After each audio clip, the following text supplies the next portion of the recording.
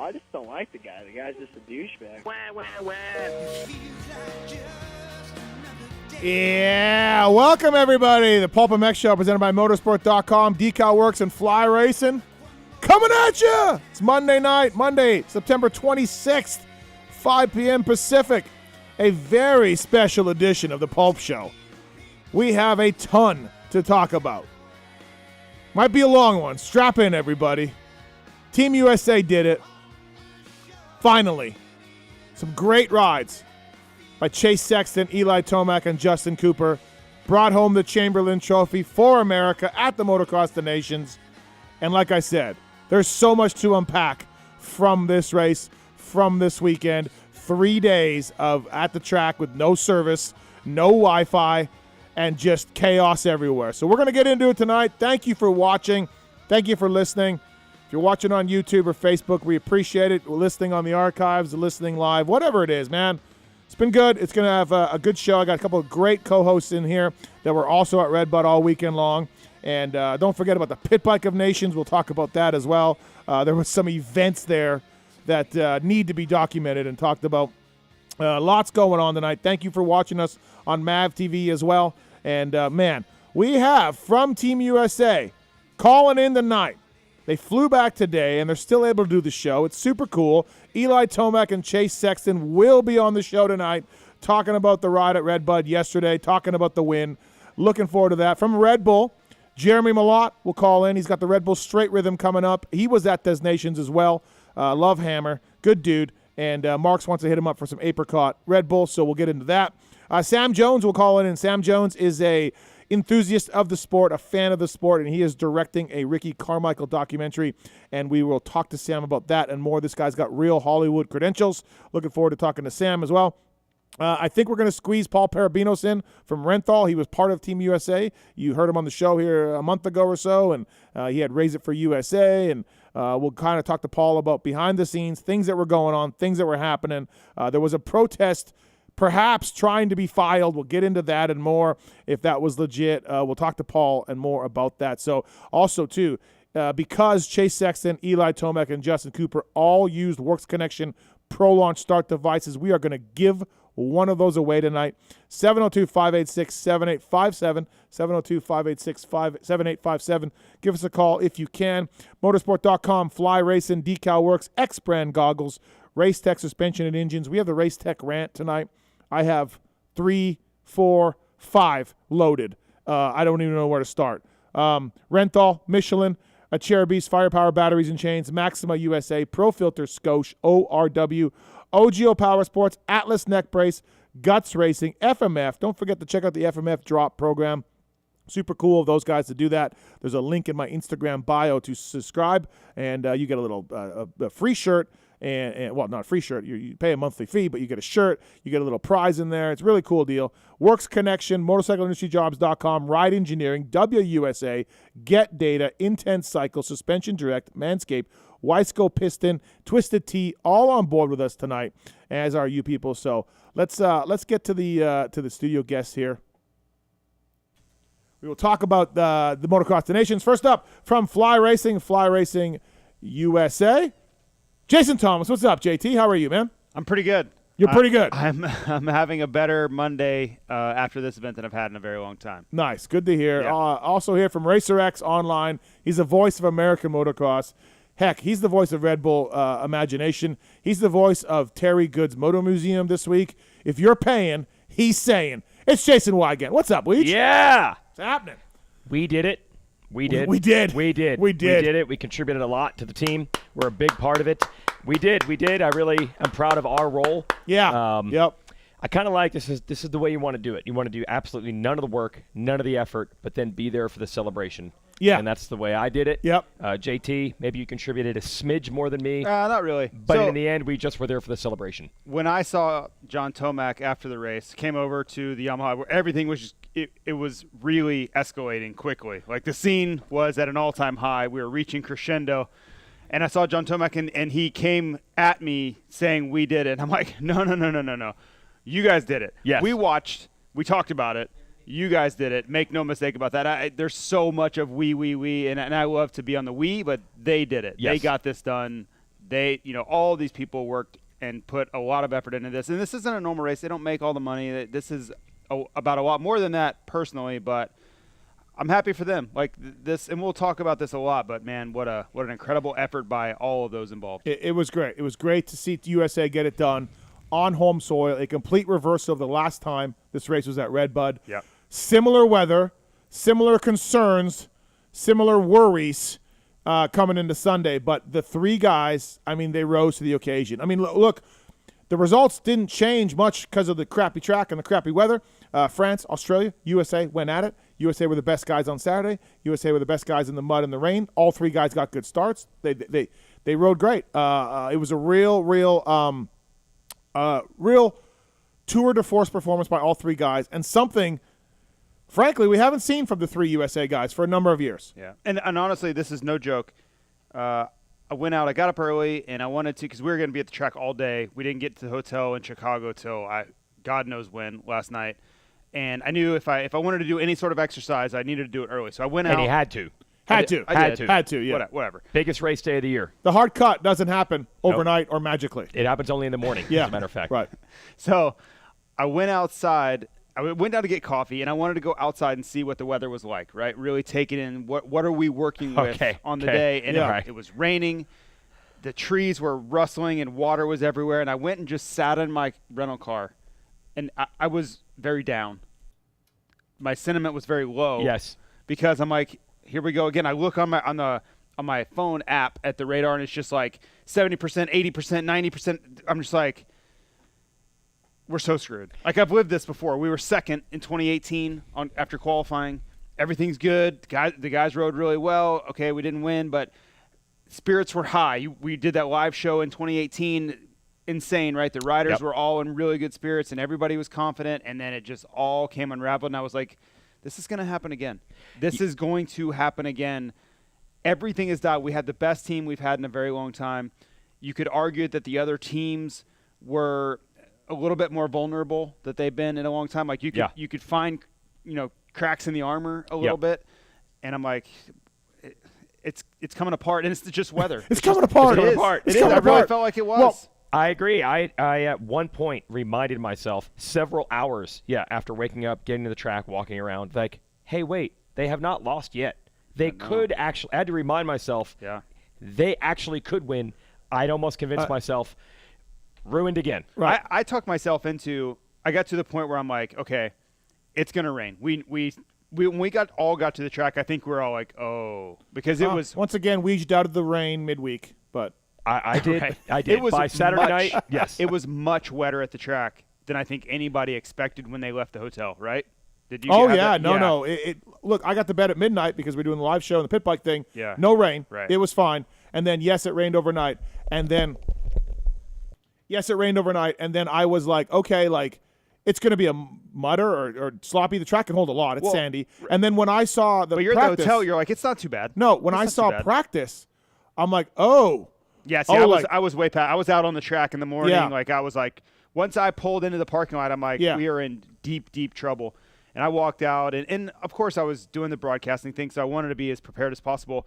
So I was checking out the track, and I was like, man, it is really wet. Yeah. And that's when my spirits really went to the bottom. What it does, but to me, honestly, and it's easy to say this because USA won, but to me, leaving Saturday, as I said, Australia, France, really good chances, but Team USA were the odds-on favorite. They rode great. Yep. And then when I saw the track, I'm like, okay, well, what it does to me, it brings it down to 5 countries now can win instead of, say, 3, because anything can happen. Yeah. I mean, you could go 30 minutes and not have one goggle issue. You can go 20 seconds and have a goggle issue and have to throw it, right? So to me, I was like, well, I don't think they're not the favorites anymore on Sunday, but it is now level. Well, and to me, I agree with that. But I also thought it was like, okay, this is motocross, man. Like, you're going to deal with inclement weather.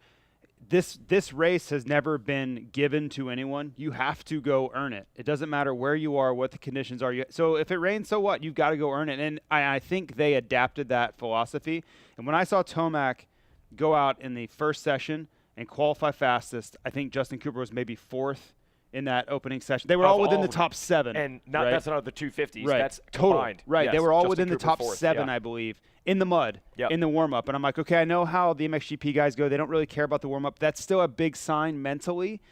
Even if the MXGP guys don't care, Team USA came off the track in the warm-up going, we can do this. We can ride the mud. The way they split up the countries for the warm-up, it meant nothing to me. Very strange. No, I know, but I'm just like, okay, I'm with you. But to me, half the good guys were in the other practice, I know, but I and just the track wanted to was see them different. come out and ride with confidence in the Right. warm-up and not be intimidated by the mud and not fall into the 2018 thought process. So they only won 1 out of the 3 classes overall, and that was Justin Cooper. And we, all of us say for a long time, the MX2 guy is where this race is made or broken at so many times. And Justin Cooper's 4th in his second moto. The next MX2 guy, 9th. Yeah. Hunter Lawrence, 10th. Yeah. And you look at all the scores, and you're kind of doing the math, and you're looking at all of it. They ended up dropping Cooper's first moto score. But that 4th against the 450s in the mud was huge. Huge. Yeah, and I'll show you how that worked out mathematically. The French team didn't have a disastrous moto. They were okay. But when they started the third moto 1-2, they were going 1-2. It still wasn't enough to get them back to 2 points, right? And Tomac was 12th. Yes, and you knew Tomac enough. was moving up. So, yes. yeah. The French started 1-2, and I immediately did the math, and I'm like, wow, even if they finish this moto 1-2 and Tomac's in the back, Team USA still wins. That 4th for Cooper is a huge advantage. He really rode well. Yeah, he did well. He rose up. All the guys. I mean, they all rode great. I think Justin Cooper had a chip on his shoulder, right? So Tomac and Sexton were shoo-in from the get-go. Really, you leave the opening couple rounds. Maybe Tomac opener wasn't so good, but after a couple rounds, we all knew the 2 were going to be those 2, I think. Right? It just came down to, would they say yes? Right, exactly, yes. right? So I don't think they had this feeling like everybody's doubting me. I need to have something to prove and show everyone. Justin Cooper absolutely had that. Everybody was like, whether you liked Barcia at the beginning or Christian Craig or Cooper, everybody had different thoughts at different times because the results were – what? No one was like, Justin Cooper's a terrible choice. No one say thought that. No, I know, but for him to have a chip on his shoulder, like literally no one thought he was – if you thought he was a terrible choice, you didn't really – you're not really educated. Okay, well, calm down. All I'm saying is I think he came in with a little bit of a different mindset because he wanted to validate the choice. That's it. I'm not saying he said so himself. Right. He said more than half of the comments he heard were American fans saying, I want someone else to be on the team. Well, and people are always going to have their favorites, okay? Yes. But I just think his mindset – my only point is his mindset was different. The other guys were like, we need to win. But they had great years and everything was they knew they were going for months. Where Justin Cooper was like fighting for it, asking for it, saying he was going to do the right thing, and he was dealing with this controversy within his own team of who was going to get to go. So I think he was like more motivated personally than maybe the other 2 were. I know everybody wanted to win, but I just think there was a little bit of a different edge to him than the other guys had, where for him to win the MX2 classification, I think meant a little more. Like, does Sexton want to win? Of course. Did he want to beat Jet Lawrence? Yes. I think there's something to that too. But I think for Justin Cooper to be standing and be like, I won this class against everybody, when there are a lot of people, nobody's saying a terrible choice, I get it, but there are a lot of people pulling a lot of different ways for other riders to show up, and he delivered. He did. He did exactly what I would say he did more than he was asked to. Well, he over-delivered. That 4th is, like we just said, it's huge. It made a big deal against the other MX2 guys. As you said, Steve, the weather didn't really impact the results. The 3 best teams remain the 3 best teams. But as we'll get into on the show, it did change probably how the racing played out and who was battling and how much they were willing to risk it. Yep. So, we didn't get the Sexton Tomac 30 seconds ahead of everyone like everyone was dreaming of. Yeah. That wasn't the mission once it was raining. But so, that might have played in where Cooper had a little more edge to him, where those guys are more conservative. But I do feel like the thing for me with Cooper was he is so feast or famine in the starts. He is a better starter, I believe, than anyone in the 250 class. I don't think there's any way you could argue it. Yes, but if he does not get those starts, that neutralizes his greatest strength. So I'm like, if you could tell me for sure that he's going to nail one of these starts, you're all in, right? But it was an if, and damn it all, he did it. That start in Moto 2 saved them. Yeah, I was very happy to see the other teams put their MX2 guys down there with him. Yeah. Because if you're going to tell me it's 250 versus 250 for like 5 out of 7 guys down there, great. Yep. I'm okay with those odds every time. Of course, it can still go wrong. Yeah, and let's be honest, Hunter Yeah, not the best shades starter, to a weakness, right? yes. Yeah. But you load the inside with 450s, and then now you're going to ask Cooper to get that start. I'm much more worried. Yeah. So I think that played in our favor a little bit. So I didn't see Hunter go down in Moto 2. It's on camera. Yeah, but he took a run at Coop. Oh, yeah. They were 6'7", 7'8", something like that. Yeah. They don't like each other. That's a big part of it. And so that Hunter's aggressive. He's aggressive on Joe Schmoder. He's aggressive on everybody. And there's bad blood there anyway. And then you add in I'll show you. They knew that they were behind. Yeah. Right. So to me, it wasn't surprising. But talking to Paul Malin, he didn't know that there was bad blood between the two. But he was like, "Man, did you see that move?" And I'm like, "Yeah, I kind of expected it. Like I knew he was probably going to get aggressive with him if he had the opportunity." Hunter's move there, and then crashing 2 more times. I mean, it was like he won the first moto, so great won the MX2 moto, so that's awesome. Cooper, they kind of yo-yoed a little bit. They were pretty equal, and then to do that shows me a little lack of maturity on that. Like, hey, just settle down here, get the job done. You don't got to knock the guy down. He was so good though. He went would he go? He got a 8-10. Yeah, he finally got up to 10th with after 3 crashes total in the moto. Which 8-10 is still pretty solid. He was shredding. He was riding really well. Yes, coming up through the pack, but it was a huge risk on the first lap to not settle in and go for the kill. It could have been brilliant if he knocked Cooper down, but he ended up costing himself. Yeah, which maybe in past years Cooper does go down the way USA things have gone. You know what I mean? Yep. Maybe he does go down, but it was great. Team USA taking the win. It was really, really cool to see that. And as at Redbud, the crowd was a bit subdued, though. A little. I think they were hungover. Or the weather. I know. I'm kidding, but the weather certainly played a factor. The atmosphere on Saturday was different than Sunday. Yes. It just was. Spirits were down. It just was. I really think that everyone was walking around saying, it's raining, we're screwed. Yeah, I think that's a part of it, but also, like, it's raining, we're screwed. Downtrodden weather brings downtrodden spirits, right? Like, everybody's walking in the mud, and you're just like, this isn't that much fun. Because Friday and Saturday weather was just all-time great. I seem to remember 2018, and this could be I walked uphill to school both ways, but even in the rain in 2018, I thought the atmosphere was pretty fantastic. I agree. I remember during those motos when Tomac's in, say, 7th, and you're kind of waiting for it, the crowd was losing their minds. And it took all day to realize it's not going to happen. Yeah. But here, even when it was going well, Tomac, I feel it took 3 laps of the first moto with him hole-shotting and leading for the crowd to finally exhale. We got this, maybe. 101 is our guy, everybody. You can cheer him. This is going good. Yeah. Oh, Weege losing his headset. Thanks to the folks, by the way, for bringing Weege in here. Decal Works. PulpMX is the code to save with decalmx.com. They do the graphics for Red Bull KTM. They do the graphics for Husqvarna Off-Road as well. They've been doing all the OEM stuff. So please check them out. They have a really quick turnaround. They can design anything you need. We'll fix that cord for you. It's better now. Okay, I fixed it. My mechanical skills, as always. Great. We'll fix we'll get it fixed when it's time.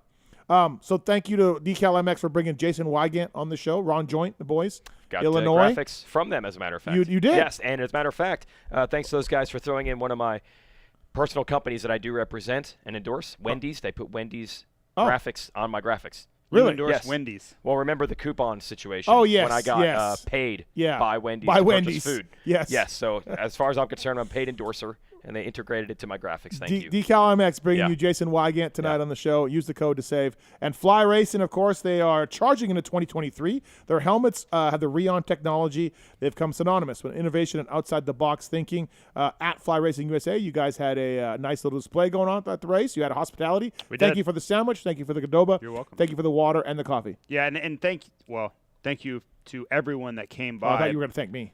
Well, I always want to thank you. You do a great job for us. But I wanted to thank everybody that came by. There was such an outpouring of just fans and Team USA people, and you expect that at this event, but it was really cool. Like, we got to interact with a lot of people, and it's different than Supercross. Like, the atmosphere is just different than Supercross, and there's more time to hang out, I guess. Like, Supercross is like this condensed time from, like, if bikes aren't on track, there's maybe 2 hours total, like in between those times where people are wandering around. This was like 2 full days of people wandering around. So there's a lot of interaction, a lot of bro down time that you weren't in a rush. You could just sit there and talk to people and get to know people. So that was cool. The MXGP program is stretched out. It is, and this was even more than that, right? I mean, I got there on Wednesday night. Yeah, so it was a really long stretch. I need. When's the new chest protector coming out? Is it out? Is it stuff? Do we have it? It is out. We just don't have inventory, but it's very soon. When can I get it? I got the World Vets coming up. I mean, I have one for you. Oh. It just I don't have inventory to sell quite yet. So. Okay. All right. Yeah. Hey, let's get to Nick on one. Nick, you were so pumped after MXdN, you went and bought a bike today. Got a freshie, dude. Well, a freshie to me, but Nice. just got a few hours on it. But yeah, Just because of the win. and Just because of the USA win. dude, USA, I'm all about it. And we're here in Oregon, and it's like 80 degrees right now. So, yeah, prime dirt bike riding weather. Nice. Good to see it inspired Yeah, you. red, white, and blue. Went with the Honda. So, Okay. Wow. yeah, That's pretty awesome. stoked about it. Yep. But I do have a question for you guys too. Now that it almost seems like the culture of the U.S. team this year was like different. More, I don't know. I saw so much more like togetherness, exposure, whatever you call it. Do you think this changes the way we kind of approach it in years to come, and like it's like a stepping stone to where we kind of hit that dominance like we had in the past championships, like 1, 2, 3, 4, and 5 in a row, stuff like that? It kind of seems different this year. I know it's home and all that stuff, but like I saw I think a post from like Cooper Webb that was talking about like super stoked that we won. Do you think we get more of like, it seems like we don't get sometimes our best riders? Do you think that maybe changes it now? I'll take this a little bit. You guys can weigh in as well.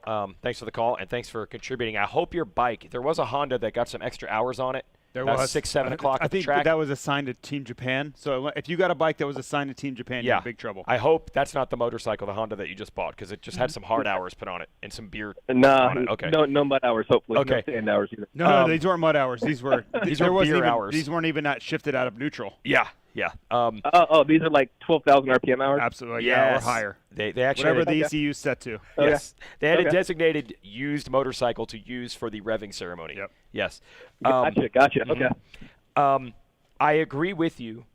We will hopefully have Paul Perebijnos on the show. I feel like the behind-the-scenes organization was fantastic and a massive step up compared to the disaster that was 2018. I'm still not sure they're quite at the level of the French team, and I think that's the problem. I think, yes, we're going to do a better job of getting the good riders on the team. I think the team is more well-organized, but these other teams are really good. All the French team could say over and over, especially Dylan Ferrandis, was, wait till next year, wait till next year, wait till next year. And they're We're in right. France. They're right. And the other team has Jet Lawrence. So good luck, everybody. It's no, not going to be easy. and I truly expect France to give us all we want and a lot more next year. Like I'm ready for it, but it's okay though. I'm good. I'm good with that. Yeah. We got our win. They have a fantastic team, and they're going to be. I don't want to say unbeatable. Who knows who even goes for our team? Jeffrey Hurlings might be back. Whatever. But yeah, they're going to be Thanks, really good and really pissed off next year too. Thanks for the call. Yeah, they're gonna be like a hornet's nest. I mean, They- Ferrandis they've been was hit. thoroughly aggravated. Yes. After the race. Yeah, Yes. he was. Let's talk about that for a second. So, give me the star of the weekend, the one star of the weekend, rider wise. We got a few candidates. Jet. Yeah, it's hard to believe that we're going to start a show where Yep. Jet makes his 450 debut, finishes in front of Chase Sexton in both motos, and we all will know that Chase said his goal was to not crash. We don't want to read too much into this, but in the end, Jet Lawrence made his 450 debut, almost went 1-1. Yeah, Without some goggle problems, I think he does. Yeah. Wow. yeah. Wow.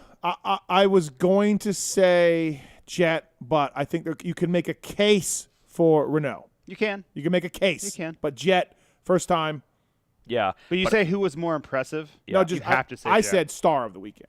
So you can go Well, whatever. anywhere you want on I that. would say Jet. I think Right. Jet star power eclipses Renault's by about whatever. I don't know star terms like a nebula versus whatever, but Yeah, it's hard to define what that is because what I was going to say, it's like hard Sleeper. to believe. It's like Sleeper.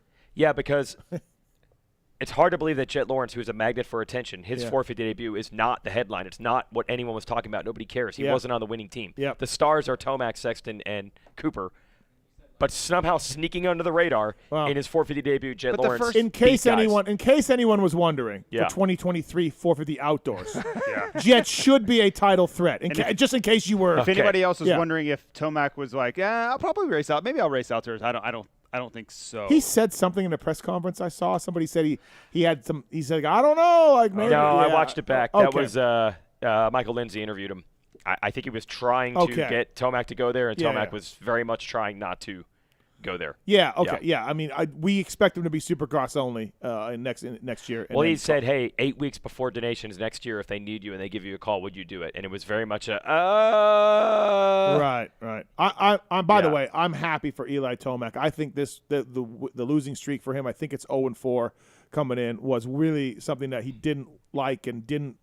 I mean, Steve, the relief that was going on at the Yamaha truck, like we all know how serious he is, how emotionless his interviews are, how the intensity is. You know, Weege and I talked about it all the time. I would interview him on the podium or talk to him before, and it was like staring at a brick wall. You know, he would literally like look through you, and there was none of that. Like, it was so much personality and so much relief. There's no better word than relief, and he could really like relax and understand that this job was done. And the last thing he'd never gotten done, the one thing you would always be able to hold over his head, is now gone. Like, there is nothing left you could ever say to him like, "Hey, but you didn't win this." That's done. Dream year for him, like Dunge. 1-1-1. You know, you win the designations, you win indoors and out. RV as well. Mm-hmm. Wait. No. 2011 RV even then came back after this and won $1 million at Monster Cup. Just a really exclamation point. And he won the Pit Bike of Nations race this year. Well, his country did. Yes. He didn't. That's true. Right. Yeah. What a year. Chase Sexton coming right up here on the show as well. Dan has a thought on why the crowd was subdued. Dan, go ahead.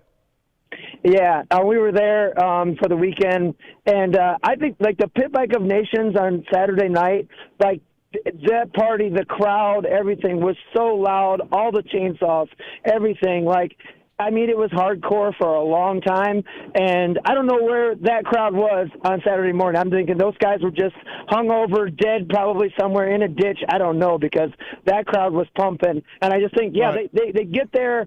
They were already like toasted on Friday, for the presentation of teams.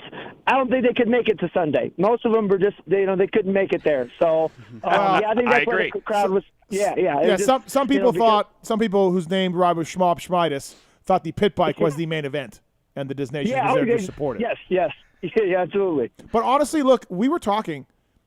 This won't happen because it's in front, but they should pay Rob to go to the Disney Nations every year and run this event and do it and organize it. They should do it. It won't happen.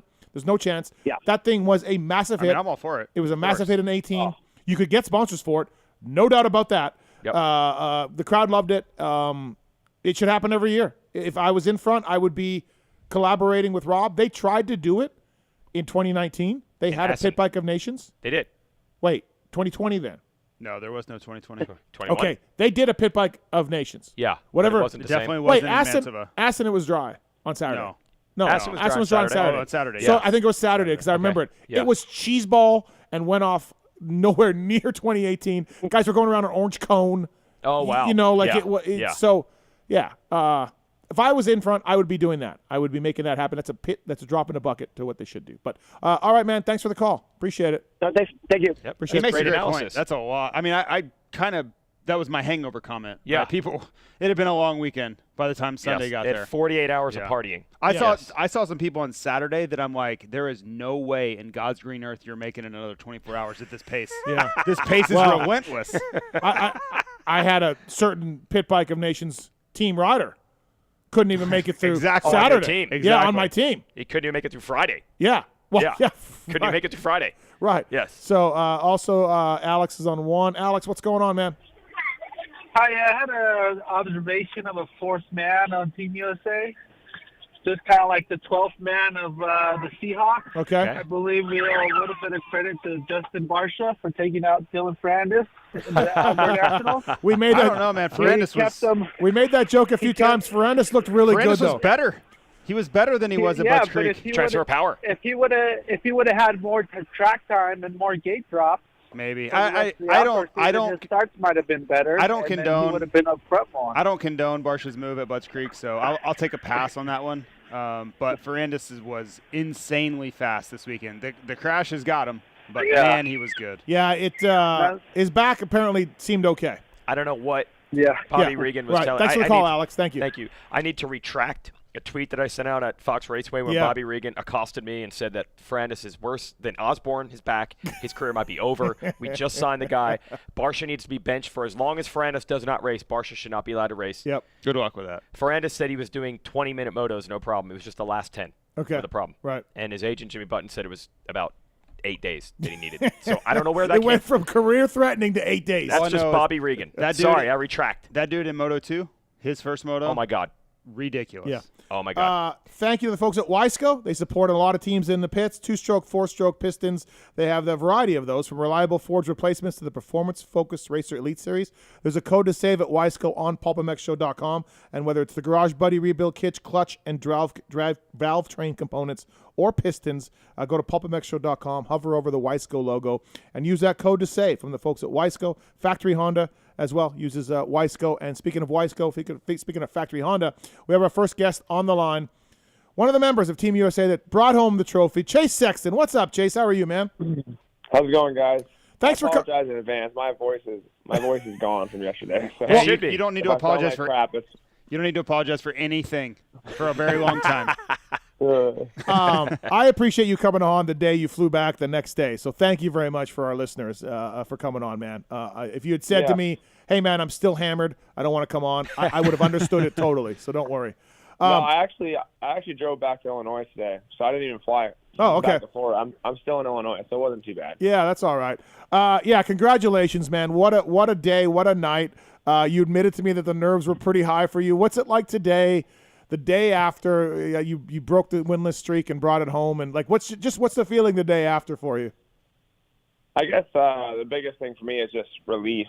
I'm glad that it's over, but glad we obviously won because it was a long build up. People were talking about it. I feel like for I don't know since the Red Bud got announced. So, and I didn't want it to have a repeat of 2018, and then with the rain added onto that, there was just a lot of pressure. And that the first moto I was very, very tight.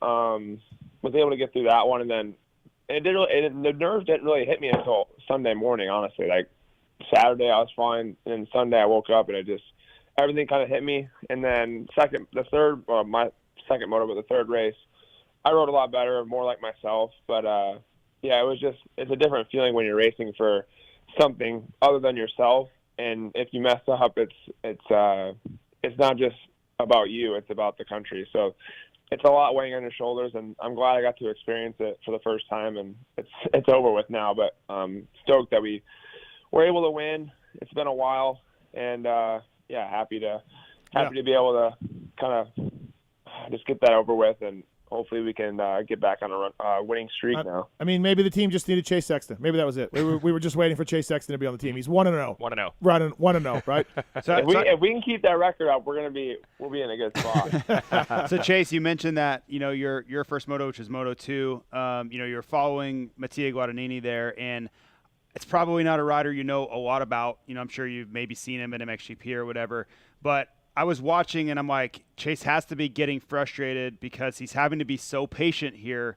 There were so many times where Guadagnini just kind of cut you off, and every time you're like making a move, he would just kind of move over on you. And I was thinking if this was like a month ago, he either just blows by him or cleans this dude out for the moves he's making. I'm like, I knew you were in this tough spot, and I just kind of wanted to know your thought process going through that, because to me it looked like you were so hesitant because you didn't want to blow it, but at the same time you're just like, dude, get out of my way already. Yeah, it was really just a mixture of the track conditions with it being wet and sloppy. It's really hard to kind of move out of the main line and at least trust something to make a pass stick. So that was on my mind. And then obviously, like I said before, it's different when you're racing for the country and it's not like a personal thing. Like if this was me racing for an outdoor win or anything else, it would have been a different story. But even third moto, I wanted to go after Renault. I felt like I was faster, but at the same time, I'm like, to make a pass and not kind of ride on the edge is probably not likely. So I just honestly was just kind of sitting back and being patient, because like I said, it's one thing if I make a mistake and it's just for me, but when I make a mistake and the whole country's on your back, it's a different story. So you kind of I had to not I guess, by my ego a little bit, but I just had to be thinking bigger picture yesterday. It was definitely a different feeling than I've ever felt before because I didn't really feel like I rode good in the first moto, but second moto, I felt like I had the speed to win the moto, and I didn't obviously go after it. So if it would have came to me easier, or if I felt like it was somewhere I could make a pass for sure, maybe it was a different story, but it wasn't really, I felt like, in the cards, and it was just a different mentality that I haven't really dealt with before because it's always usually for me and my individual, I guess, benefit. But like I said, for the team and for the team, it's the better thing was for me to be patient, and I didn't really know where Eli was, so it was kind of like I didn't really know what to do, so I just try to be bigger picture and kind of hold back. But first moto, I was being very patient because I didn't want to do anything stupid like I did on Saturday. 702-586-7857. You want to call in and talk to Team USA. Chase Sexton, go ahead. Brought to you by the folks at Wisco Piston. Yeah, you also, and we can almost see it as you're riding in Moto 2. Did you have goggle problems? Yeah, the first moto, I had like really bad sweat issues, which is weird because you guys hear me? Yeah, we're good. We got you. Oh, sorry. Someone called me, but I thought it hung up. First moto, I got like really bad sweat for some reason, and it was like I don't usually wear roll-offs, and I was getting like super bad, like it was really blurry. But second moto, my third moto, I didn't have any goggle issues. It was just the first one. So. Yeah, my bad. I'm calling it Moto 2. Your first Moto 2. My first moto, yeah. Yep. Yeah, I had a little bit of goggle issue. Nothing that was wrong with the goggle, just a lot of sweat. Yep. And normally when you wear a new helmet, which I didn't really think of this weekend, you tend to sweat more, or the sweat doesn't absorb into the pads, and it kind of drips down into the goggles a little bit. So it was just it was honestly on me. So but it was honest. My riding wasn't good first moto. I wasn't very, very comfortable. That track condition was very, very different. But actually, I got used to it towards the end of the day and was actually starting to have a lot more fun. So it was definitely a different Red Bull than I've ever ridden before.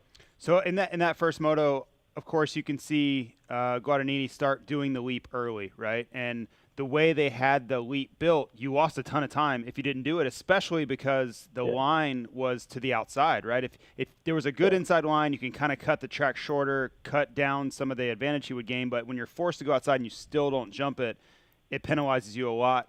Was it something where you just didn't feel confident, like gearing-wise, you didn't want to blow out a rear wheel if you came up short? Because I know you had to be like, man, every time he's doing this thing, I got to start jumping this. By the way, too, Chase, you had a wheel, a pretty good ding in one wheel, I heard, afterwards. Oh, I did? Yeah. Oh, I yeah. used it a few times the second moto. Yep. Well, Anyway. third moto, but my second moto.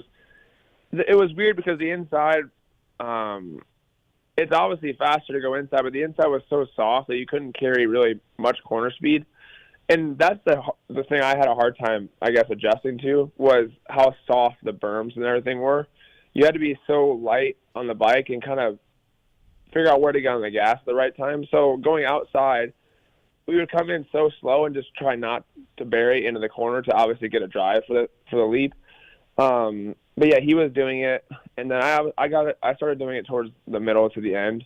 But it was just a thing where the inside wasn't really working, even just doubling it. So you were kind of forced to go outside, and then when you don't do it, you feel like an idiot because you go outside and take all that room, and then you don't jump it. It's not the best, but yeah, I started doing it consistent. The last moto, it wasn't easy. It was on Saturday. It was super easy. I felt like, but yesterday it was really soft in that turn, and you just really had to be patient was the biggest thing and to get over it. But when you get it clean, there's nothing like jumping the leap. It's so fun. Yeah, definitely.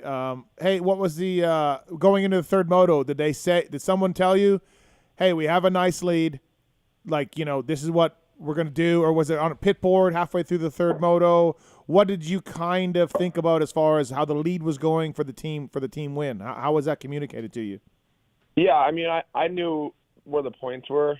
Obviously, I didn't want to think about it because we still needed a good score, at least one of them. So it was either Eli or I had to have a good moto. So they gave me the inside gate, which was a good gate. So I came out really good, which honestly, it all comes down to that start. And it's very like fine line of if you go inside, like it's good if you can get through the first turn, but everyone bottles up in there so much and it was soft. It was easy for somebody to go down and get a huge or be in a pile up either there or the second corner. So my whole thing was just to get off the start and get through the first two corners and I'd be fine. So right. I got through there, and then about 15 minutes in, I kind of knew where we were at, and that's where I just decided to kind of right.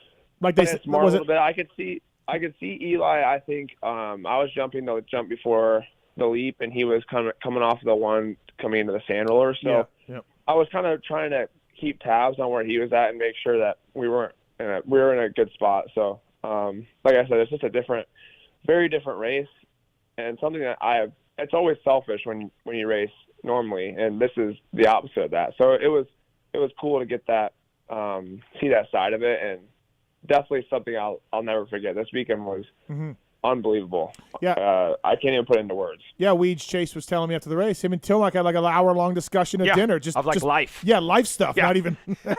That's Dude, really cool. It was crazy because Eli and we started talking about mountain biking and just random stuff. And him and I actually went on a mountain bike ride when I was probably 15. I was on Geico, and I went with him and his dad, Johnny T. And I. Did they crush you? Did Johnny T just work you into the ground? Yeah, actually, Eli is the one that smoked us. I was young, and we were supposed to go on like a pretty easy ride, and Eli kind of just motored away from us. So he knew 2022 was coming. He had to send a message early. We got up halfway up the hill, and it's called Indian Truck Trail. It's a fire road climb. Yep, we know that. We got halfway up, and we see these road workers working on the fire road, and they tell us like, yeah, we just saw a mountain lion cross through here like 20 minutes or 10 minutes ago, 15 minutes ago. But don't worry, he looked like he didn't look hungry, so you guys should be fine. So I sat in between my old trainer John Westling and John Tomac, and I was so scared going up that. But that's my first memory memory with Eli. But we talked about we sat there for an hour and 15 minutes talking about random stuff, which was cool after the season we went through. At the top of the hill, Eli's there just petting the mountain lion. Just scared in oblivion. Hey, what I thought was cool was you kept referencing, oh, man, it was like 2018 with the rain and all this. And I was like, yeah, but he wasn't on the team. I did not know. You attended the 2018 event as a spectator. That's wild. I was there, and I almost felt like I was racing. That's how – I guess I can't be super upset because, I mean, obviously I know how hard the guys work, and they wanted to win. And Eli – all those guys want to win, but I know how disappointed they were, and I was very disappointed because as an American, no matter if you're racing the race or not, you want America to win, and I was obviously in attendance for that one, and it was just a nightmare day for the team, and that is something that was replaying through my head on Sunday morning that I didn't want that to happen again. So glad that we could right that wrong a little bit. Yeah, absolutely. Did you guys got to ride Red Bud a little bit before the race? Did that help at all, or just – hey man, the conditions were so bad? Like, or did it help your confidence? Did it do anything at all to help you for the win? No, the track was so much different. If it was Saturday, I felt like I felt like I was better on Saturday than I was on Sunday, just from the track conditions. But that was more what we were used to, and especially in the fall, the water doesn't. One, it's drier, and two, it just doesn't have as much water in it, so the track forms a lot different, and that's what it was kind of like on Saturday. It wasn't even like the National at all, but it was more what we're used to, and then Sunday is obviously a completely different animal. So it didn't really help, I don't think. It just it was, like I said, a completely different track than what we were used to riding. Yep. So one thing I was really impressed with, not only you, but the rest of the team, Eli and Justin had really great starts too, but to use the scoop tire on a grate is not something that we really do, right? Like if you guys choose the scoop tire, you're on dirt and you don't start on a grate at all other than Supercross. So like I was like, those two combinations versus the MXGP riders, they do that all the time. That combination is what they use every single weekend, almost all year long. So for you guys to be up there on the start all day long, really all weekend long, was really impressive. It wasn't something I expected. Did you guys feel confident with that setup? Like, it kind of played out that way. Yeah, I actually, in my personal opinion, I thought I actually like starting with the scoop tire on the grate more than like starting with it on the dirt. Okay. I think it's more predictable. And I've always been a better grate starter than dirt for some reason. I guess it's just more consistent, and it's something that you can replicate every single time. So I'm really comfortable on the grates, and those things have so much grip. It's hard for me to, I guess, I don't know if the Supercross one has more grip or this one. They feel similar, but they obviously look a lot different. So that was something we kind of had to play into, but we did practice starts and all that. So, but they have unlimited grip. And then obviously after the gate, it was wetter on Sunday. But, yeah, the scoop tire was the play. I don't think anyone had a regular tire on. I rode one in practice. I did like probably 2 laps with a regular tire in practice. I said, yeah, that's not going. That's not working. Yeah. And honestly, it's not going to happen. It's something I talked to a few people, including Paul Malin, about, and I know that you had been back and forth. You weren't using it nearly as much as Eli Tomac was throughout the summer. And, you know, from my perspective, I was actually a little bit happy that the track was soft on Sunday, because I'm like, Chase is going to use the scoop tire now, which is going to help him on the start. Whether he wants to use it or not, his hand is going to be forced, which I think will help him on the start. So it was like this weird dynamic that I was having in my head. It's like, well, I want him to choose a scoop. He probably doesn't, he wants to have a little bit more side grip and all these things on the track. But I just thought on the start it would be a huge kind of game changer. Yeah, I actually, after I rode it in practice on Saturday, I pretty much rode off the regular tire. So okay. I was going to stick with the scoop, I think, no matter what. And it's honestly not even the side traction on the scoop that I find harder to ride. It's more of the ride height and the rear end. Yep. For me, if my rear is tall coming in the corners, that's when I struggle. And I had a little bit of that on Saturday in the qualifying race. It's getting tight because then I use a whole bunch of upper body. So that's something that I'm trying to get used to with the Pal tire, is getting used to having your rear a little bit taller coming in the corners, so it has that a little bit more height to the tire, and it makes a big difference on how the bike reacts to braking bumps and whatnot. So it's not even really the side bite for me. It's just more, it's easy in practice when you're riding with a scoop because you're so comfortable and you know where the bumps are, you know where to let off and all that. But when you're racing, it's a little bit harder to,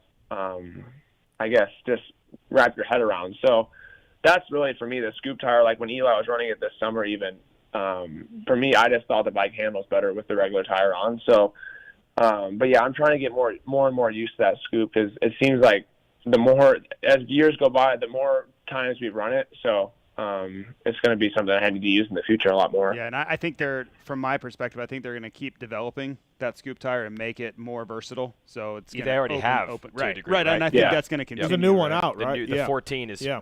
You maybe, I don't know if you've ridden the old one. You probably did, right? But it's not as much of a disadvantage, right?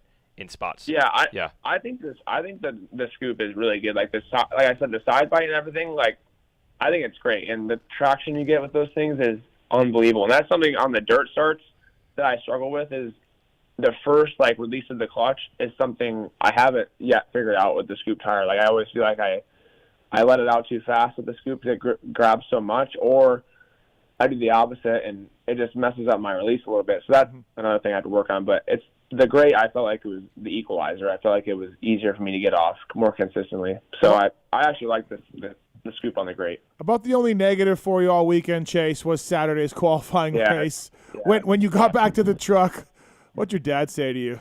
What did anybody say to you? Or did you just go, yeah, I know, and sit down? So I get back to the truck, and my dad, he wasn't there. So okay. I get back, I go to the back, because I had a motorhome this weekend. Yeah. So I get in there and I see his shoes sitting outside. And so I'm like, oh boy, he's already in there. So I get in there, and he cracked open a Coors Light, and it's just kicked back in the recliner, just sitting there doing nothing. I'm like, oh yeah, this ain't good. But he just basically said that it was stupid, obviously. So right. I already knew that it was dumb. You're like, yeah, got it, Dad. Just keep drinking the Coors Light. Yeah. Don't worry about it. Right. Hey, honestly, the thing I was most mad about was like Ferrandis thought that he like caused that mistake like in his interview, and I'm about to rip my headset off and go have it out with him on the podium. Why? What'd he say? Well, He basically was just he looked back at me on the leap, and I was like, here we go. right. Well, he's just like, yeah, you know, I put pressure on him to close the lead down, and then he made a mistake, and I'm just like, stop it, dude. He was 4.6 seconds ahead of you. Ferrandis is low-key cocky. Ferrandis is low-key cocky. He deserves to be cocky, but I was like, that's not what happened. That's just Dylan. Yeah, Dylan is that way. He's awesome. He's a good interview. And I was fired up. I was like, no, no. Yeah, he likes it. But yeah, that was just me being an idiot. The line blew out, but I should have been.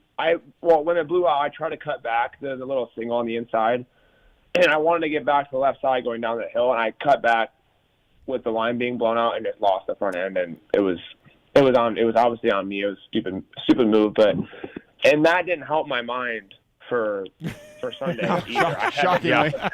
I had to put that behind me, because if that happens on Sunday, for the next year, I'm gonna be hated by, or not hated, but I'm gonna get a lot of harsh comments on me and USA if they don't win if I do something like that. So that was something I had to kind of just mentally overcome and really focus in, because the track was easy to make a mistake on Sunday. So that was good. I didn't fall over on Sunday, so that was a positive. Off the track, one of the funnier things I always like talking to Team USA guys about, and this is more in Europe than here, but did other teams, other riders come get your autograph or get photos with you? Because this happens more than a few times. Did anybody come and see you? Yeah, a few riders, or not a few riders, but a few team members came over. I gave a jersey to one of the crew members or of the other team, and just it's kind of cool because one thing I thought was really cool about this race is racing other people and seeing different people at the races. I thought it was really refreshing, because normally we go to the races and we see the same people every weekend, and it doesn't get boring, but it's the same thing every weekend. So this weekend, it was just cool to see different people and meet new people, and I really honestly, I loved how the MXGP, like all the format, how everything's ran.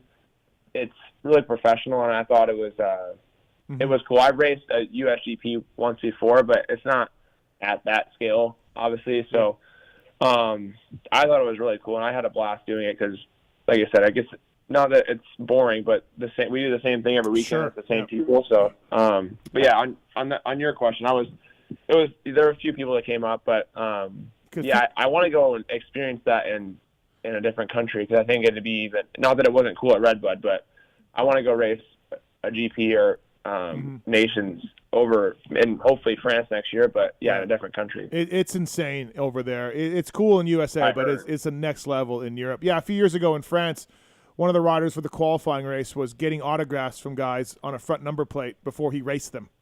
He was on his bike. He was going in the Parc Fermé. And no, he had a spare number plate. Oh, okay. And he was going in the Parc Fermé and getting riders to sign the plate before the qualifying race. Yeah, in his gear. Yeah. So it's always funny to. He's not afraid. No, it was great. I love that stuff. For you, since it was a home race, so to speak, did you have extra people that would not be there, like they wouldn't be there next year if you race in France, for example, or even if it had been at a different national track? Did you get to soak in the victory with some old friends and family, things like that?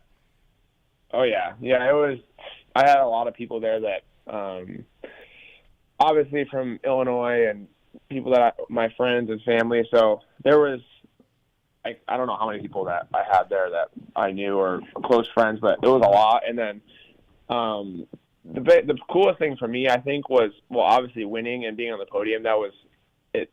It felt like an F1 race or a MotoGP, like that kind of like hype on the podium, which was cool. And then the parade on Friday was something that I will never forget. That was probably hands down the coolest thing I've got to experience ever. So it was cool. The Redbud fans are obviously wild, and that was just Redbud basically on steroids. And it was, like I said, something that I'll never forget. And I'm glad we were able to win because it made it that much better.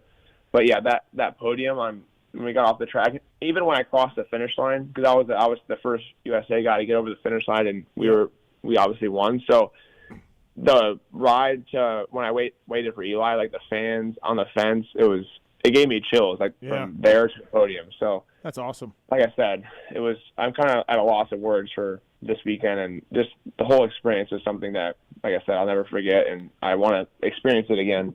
I wish the only thing I wish is someone, anyone, any member of the 80 people I saw wearing Team USA shirts could have got to Justin Cooper to put his gear back on for the podium.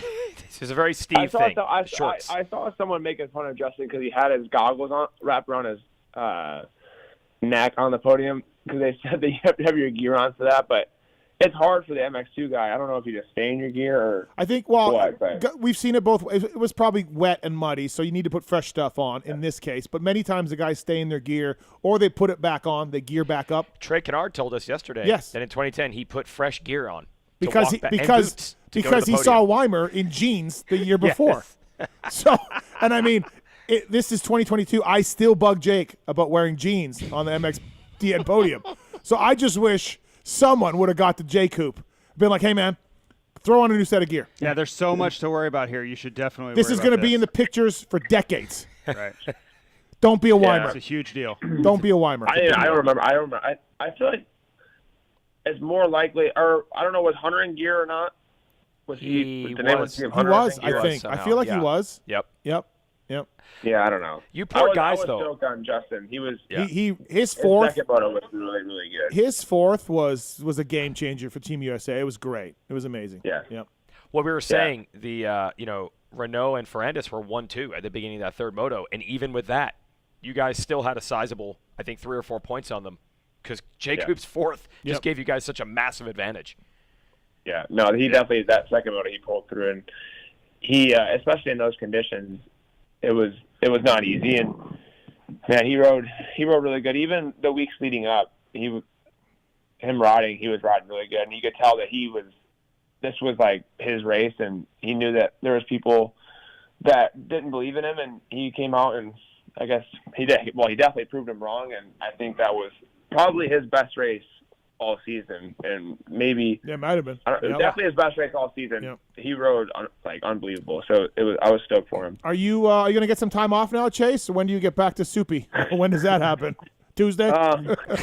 Yeah. So I'm off for this week, and then I'm staying here in Illinois just to kind of relax. I was here obviously before the race, but I was still training. So now I'll be able to relax, and then I'm going to California on Sunday, and I test Supercross next week already. Yeah. So, but after that, I'm going on vacation I probably won't ride for 3 weeks or so. Okay. But I need to get tested. I need to get we have a big test, like I guess this bigger stuff that I need to get out of the way before, so they can get it all. Yeah, they got to order the parts, right? Yep.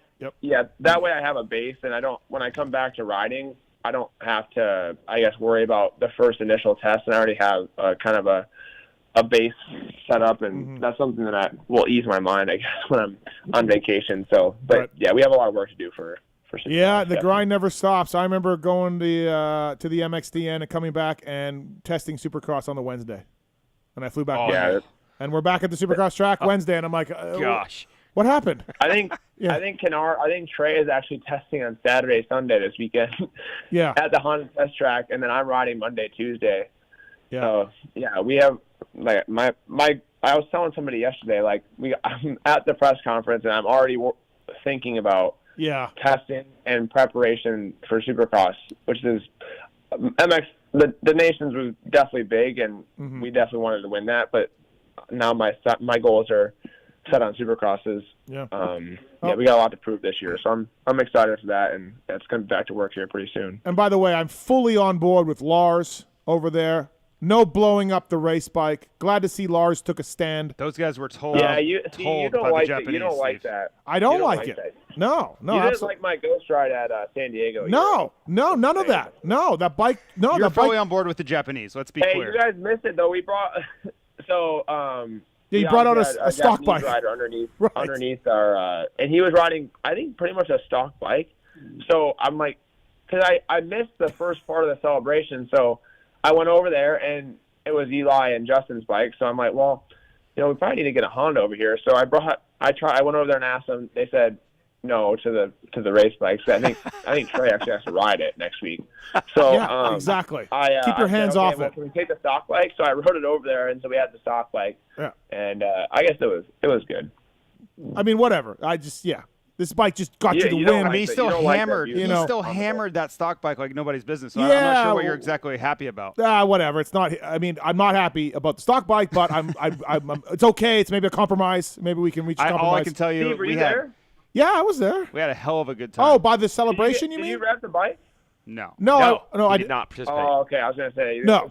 that's hypocritical if you rev. No, if you I would have revved it. if they had done that and Weege and JT got to do Tomac's bike. We'll talk about that later. I saw JT's video, If and I they- think I was there when Weege got on it. Okay. Yeah, I did not realize. I saw these photos today, and I'm like, oh, I didn't know Sexton was 2 feet to my left. I was focused Yeah, on no, I other was things. there. I was- if someone had brought me over there, I would have went rum rum and walked away. That's what I would have Not done. tried to blow it up. Nope, I would have just Yep. went rum rum. Great. What Let's is go. your thoughts on that? You just don't like the abuse on the bike? Okay. This bike, it's the loving, tender. So many hours are put into it by the mechanic, by the motor guy, everybody trying to make It's this an thing great. inanimate object. Doesn't have emotions. Everything is there's a lot of money in that bike, a lot of parts, a lot of expenses, and also, so why blow it up? Why treat it badly? That's one. Two, you could have an injury. We had one blow up and hurt Paul Delorier. A moose blew out in Jet's bike. We've seen these things happen before. You could literally create an injury by the bike blowing up. That's no good. Oh, Destinations 2018. The KTM guys, somebody kicked it into gear. It shot rocks everywhere and hit like 20 people, just a bunch of rocks. Just bang, bang, bang, bang, bang, bang. They're like, so now you're like literally injuring people. Two, you just did this a remarkable thing, this bonding moment with your team and the fans and everybody else. Can we just sit around and talk to each other like humans and celebrate this and say, man, thanks Hell for your no. help. Hell no. Thanks Don't for think very that'd be much. quite the same. You know, You gotta get but- riled. You gotta get a little bit of Instead, you Thank you. can't have a fucking conversation with anybody because No. everyone's revving the shit out of the bike. The Yeah. emotion and the joy that was going on. How about you in just this hug each celebration, other? Hug each other. There's your emotion. There's your joy. Honestly, though, I know you guys were there. That was probably Eli was loving it. It was so much fun. Yeah, great. Okay, I have great. not Well, seen that side of him. I don't think anyone's ever. I don't know if seen that side of anybody him. has. Yeah. It was super cool because even after that, we went over to the Alpine Star thing and we just kept the vibe going, and it got even better under the tent over there. So Yeah. it was. Dude, Listen. it was. He had the tear offs and he was putting them in behind the pipe. It was, Yeah, and then next thing you know, it blows up and we lose Tomac or Hey. whatever. You just never All know. I can- all I It's can- just like yeah, a meteorite. Yeah. All I can tell you is that Jelly, Eli Tomac's Yeah. mechanic, was leading the That's charge. fine. Leading That's the charge. fine. That's all you need to know. That's fine. That's all you I'll need to speak know. to Jelly about that. I think but, you're going to lose that You know, one. I've been in the A Stars thing when USA wins and the limoncello shots and everyone's having a great time. Let's just keep it to that. I stand with Lars. Lars and I are united. Lars stood on the orders he was given. No, Lars. Absolutely. No, Lars thinks it's dumb also. I've had conversations with him. So I stand with Lars. But I actually think my bike was over there at one point. Well, we'll speak to somebody about that. It was over there because I think I saw a video of my mechanic Zim revving it. So I'm like, so it was over there, but I think they took it away. 'Cause That's good. they weren't so. I like that. don't Well, think. listen, that's one about. of Steve's worst takes. We're experiencing. Thank That's you. saying a lot. No, it's not. No, it's not. It's a great take. I stand with Lars. It was awesome. Chase, good job, man. Way to rise to the occasion. The weather was crappy. It didn't matter. Great work for you and your teammates. Thank you for doing the show tonight, too. Thanks very much, man. Yeah, Yeah, we appreciate it. Thank Congrats, you. man. Yep. Yeah, so awesome. No problem, guys. Thank you for having me on, and yeah, stoked we could win it for you there, Steve. Yeah, fantastic. Thanks, Yeah, Chase. we. Thanks, man. We. All right. That's Chase Sexton, everybody. Brought to you by the folks at Wisco Piston. Coming up with Sam Jones right away. Todd's on one. Todd, what's up, man? Hey, Steve. I just wanted to call into the Shit on J Coop show. Okay, thank you. Welcome to the show. Yeah. I wanted to talk about just how I feel like everyone kind of not disrespected him, but he was talked about as like the weak link going in. No one thought he would do that good, and not only does he go out and win the 250 class, but he goes out and gets fourth overall. Okay, hold on. In the motor. Hold on, Todd. What's up? He rode great. That fourth, we just talked about it for 20 minutes. It was fantastic, and he really was a big part of this bringing this team home. But when you say weak link, I mean we had Tomac and Sexton beating everyone by 30 seconds in the American 450 Nationals. They were the stronger riders than J Coop. J Coop He got fourth in points. He got fourth in points. Right. So you had the 1-2 in points, winning everyone by 30 seconds. In a tougher class. Fourth. In a tougher class. Yes. So Jay Coop, maybe not, but weaker. He was the weaker rider of this team. Everything we saw all summer lent itself to that, and that's fine. He's still a bad dude, but let's and the USA dropped one of his scores. Again, he rode amazing, and his fourth is a huge reason why the team won. But I mean, when you say he's the weak link, he was the weaker rider on the team. He got beat by 3 other riders in the points, right? Okay, but so some of the criticism, or not criticism, but some of the thoughts of Jay Coop's spot on the team are accurate. Yeah, no, I see what you're saying. But do you, looking back, hindsight's always 20/20, but do you think that there would have been a better person to put in that place? And I know it's hard to say because he just went out and won, but no, I don't. I was for Christian Craig. I don't think Craig does what Coop does this weekend. He got fourth overall. How do you that's awesome. I don't know if Craig can do. Craig could probably do that, but I would think Coop outperformed Barsha or Craig, or RJ Hampshire was in the mix, right, for a little bit. But it was one of the better MX2 performances we've seen in a long time. Yeah, that's true. That fourth. We'd have to look that up. In those conditions, I would have liked to have it be Anderson. I don't think Cowie was raising their hands to let him go. I feel like Anderson was the third best rider this year in motocross.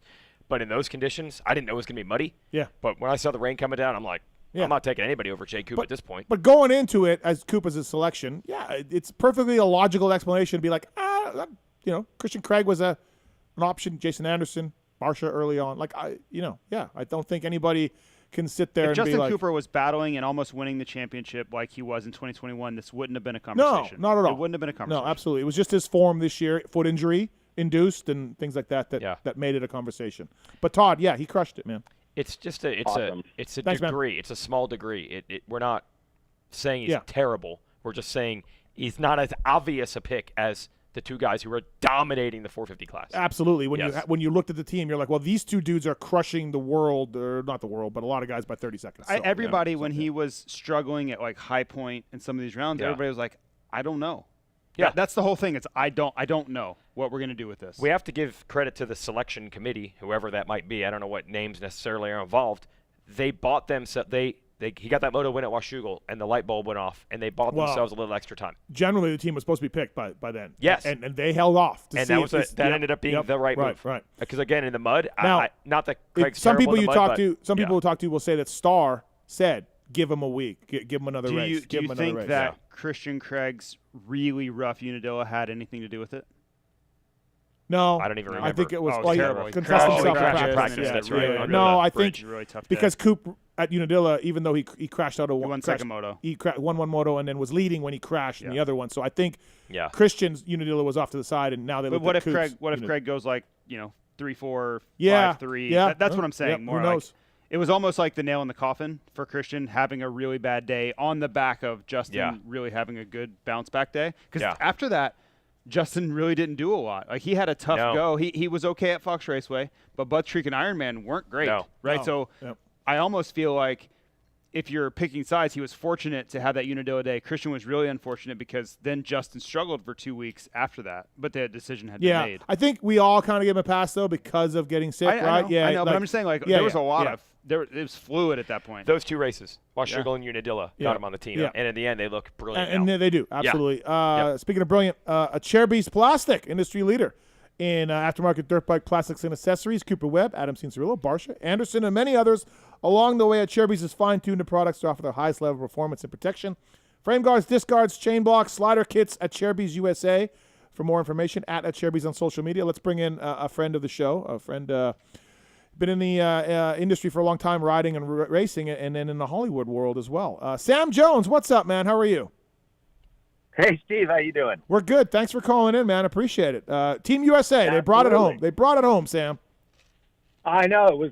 I watched the whole thing. It was great. And, Cooper had such a weird year that I can understand why people were unsure about having him on the team. But the thing you realize the minute you start watching that race is the start is so important. And he started great every time, and he maintained his position, and it was brilliant. Yeah, Yeah, it was good, really good job by him. So thanks for calling in, Sam. So you've got my buddy Ricky Carmichael. It's unbelievable. You're a good friend, yeah. I don't know what has happened, Sam, but over the weekend, Carmichael would not let Carmichael wanted Steve Mathis's analysis and predictions. You would think that Steve was the 15-time national champ. Well, that's how much Carmichael loves Steve now. I'm so confused. Yeah, this is incredible. We're so tight, Sam. So it's you know what? amazing. Everybody experiences growth at different parts of their life, and I think Ricky just realized that without Steve in his life, he would be, he wouldn't be as Sam, why do you don't do it, Sam? Thank you. Don't do this. Love Sam Jones on the show. Oh no. It's the one thing he didn't have. The more I'm around Ricky, the more I talk about education, vocabulary, self growth, learning, awareness. The more he says, well, I just got to talk to Steve more in my life. Yep, man. Yep. Thank you. Know what I mean? Thank you. Wow. Yep. This better not be in the documentary, please. So you have a Carmichael documentary coming out that to me, we've seen your stuff. HBO Tony Hawk doc dropped 2-3 months ago. It was fantastic. Great job on that. You directed an episode of Ted Lasso, of course. You've got some stuff coming out. You've done some music videos. You got a Smartless documentary coming out, the podcast. You've been around Hollywood. You're an enthusiast of the sport, and you've turned your attention to Carmichael. And this seems, I went in and did a part, so hopefully I make the cut, Sam. This seems like you're trying to not do a documentary about how great Ricky Carmichael is as a racer. This is going to be really something that gets behind the scenes. Well, there's no denying that he's the greatest ever. And I think everyone knows that, especially within the bubble of the industry. But what fascinates me about Ricky is what he had to give up to get to that place, and how early he started giving those things up or sacrificing or,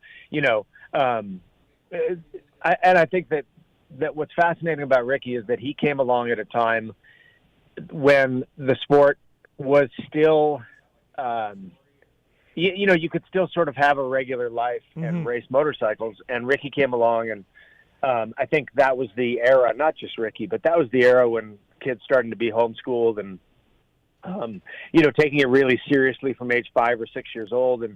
And looking at that and the toll that took on him and what he had to overcome to do what he did, that's fascinating to me. And hopefully I can tell that story in a way that, people who aren't a champion at something or the greatest in the world at something can relate to the sacrifice and hard work that it takes, because his winning and his record is inherent in the story. But what I think is interesting, and what I tried to do also with the Tony Hawk movie, was to get to the human being inside the icon or the legend or whatever. Yeah, and it seems like it's going to be good. When are you looking to drop this? What are we looking at? Still a ways away?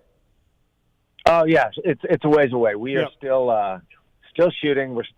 We've started to edit, and right now we're trying to kind of comb the industry for as much archival material, photographs, footage, old home movies, broadcast stuff, all those things, all the usual suspects, but also trying to find things that haven't been seen or put together in a way that can tell the whole story. And we still have some interviews to do with some of the people he raced and some of the people in the industry. So it's definitely a work in progress. But to me, this is where it starts to get fun, when you've already done a lot of interviews and your story starts to take shape, and you start honing it down, So our listeners, if they have things of Carmichael back in the day or anything, do you want to reach out, or is there somewhere they can reach out to you?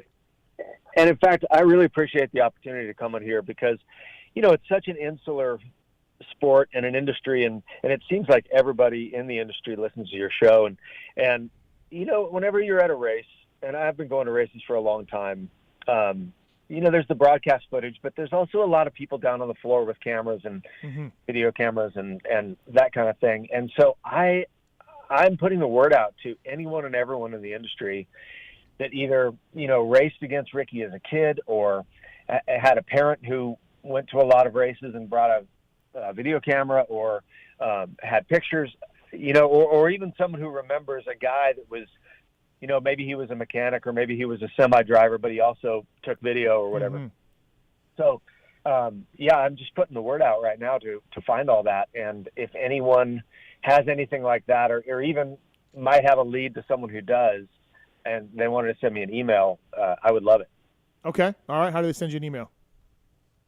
So info@offcamera.com. Okay. All right. JT, Frank, Cindy? And you could also DM me on Instagram. I'm Sam Jones Pictures. Okay. JT, Frank? I obviously have endless stories about him, and I used to stay at his house when we were, 15, 16. But, man, back then it was so hard to have footage. Like, it's just not the digital age, so I don't know that I would have anything. I got that Chris Haltner photo of James and Ricky together at World Minis, and James is 8, Ricky's 10, or what. Like, it's a phenomenal photo in Fox. We had video of us two racing against each other, and he was much better than I was, but we would be on 85s, and we would be together on the first lap, and then he would just be gone after a couple laps. But who knows where that is now. That's gone. It's gone now. I don't know.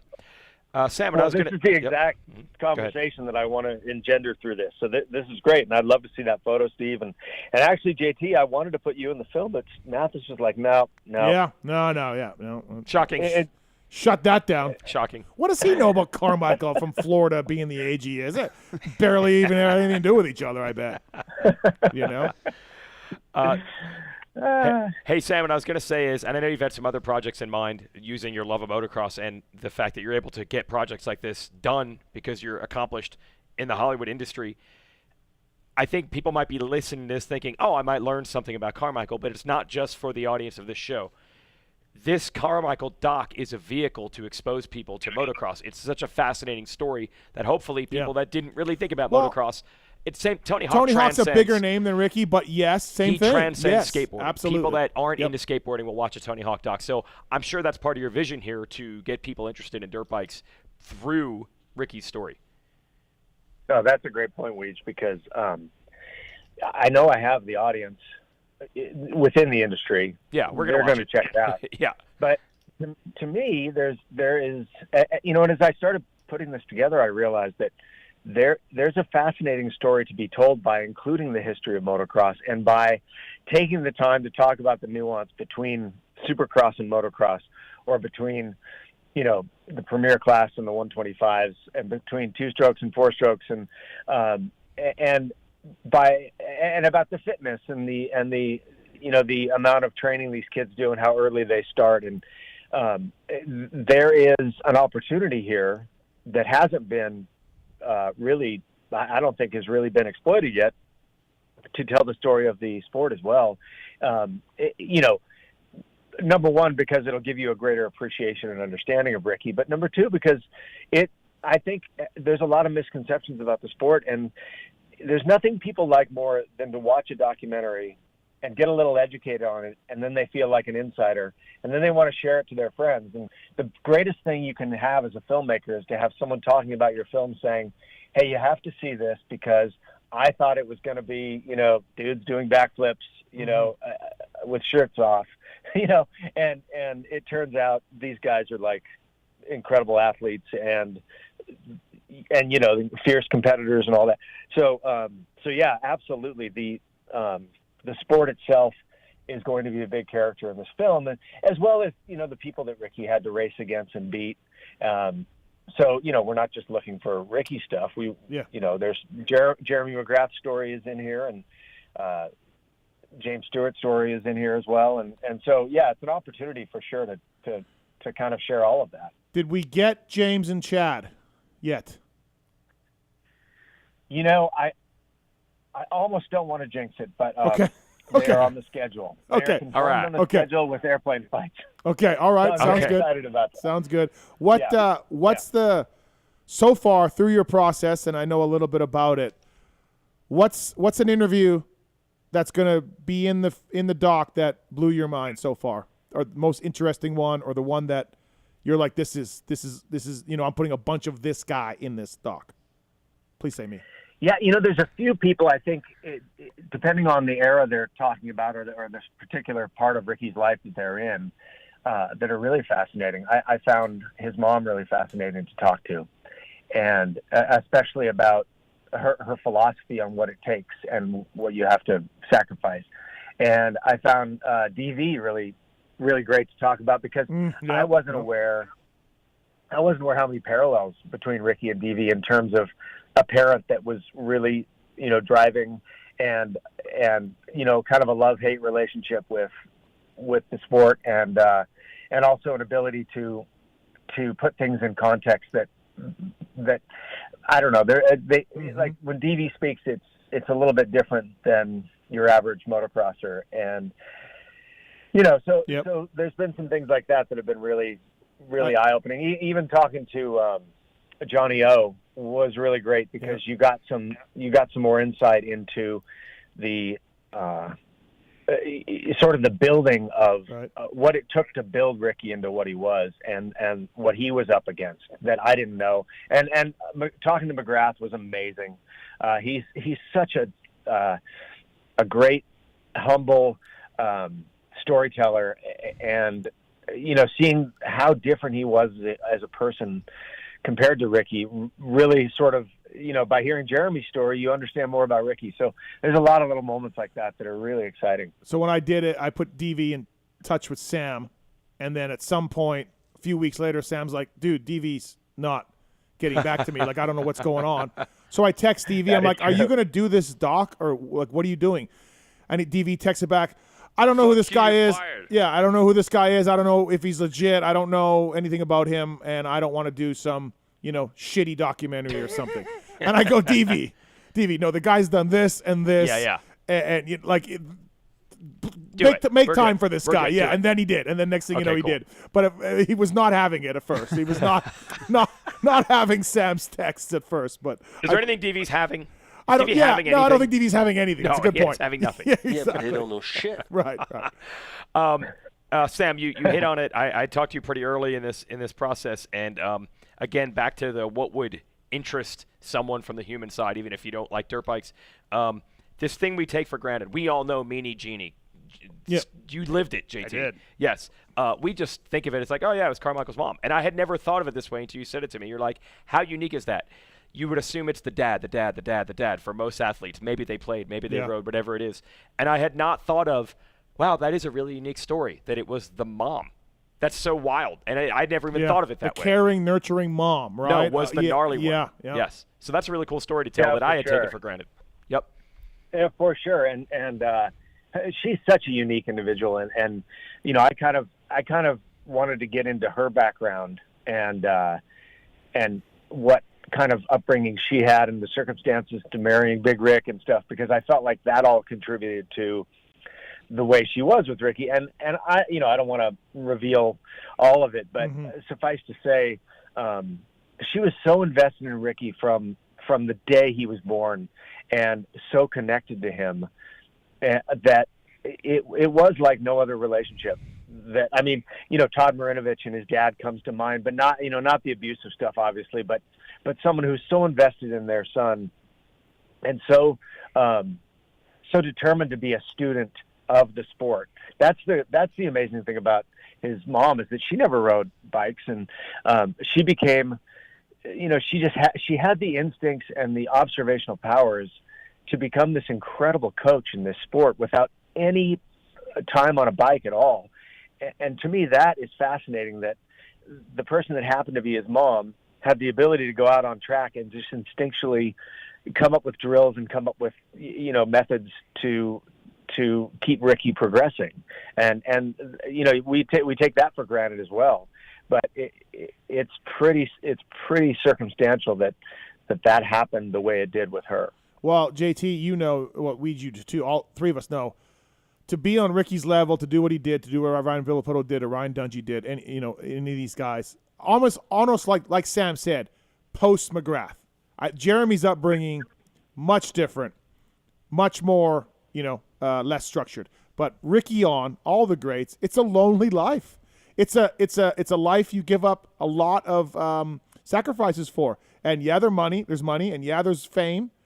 But on a Wednesday and a Thursday, deep in the woods of Florida, no one's there with you. Ricky rode I still have never seen or heard about anybody ever riding as much as that guy did. Yeah. It was mind-blowing. To me, too much. And I know when Alden came around, because I was there before and during, Alden was like, we got to back this down a little bit. Right. We're riding way too much, Yeah. right? And he brought the diet and he brought the nutrition, and I think he brought a lot of science to the program, because before it was like more is always better, Right. and it was just so much riding. I don't think that I have the ability to tell people how much riding there was. Like I could show you, I could tell you exactly how much, but you don't even fathom. You can't fathom how much that is.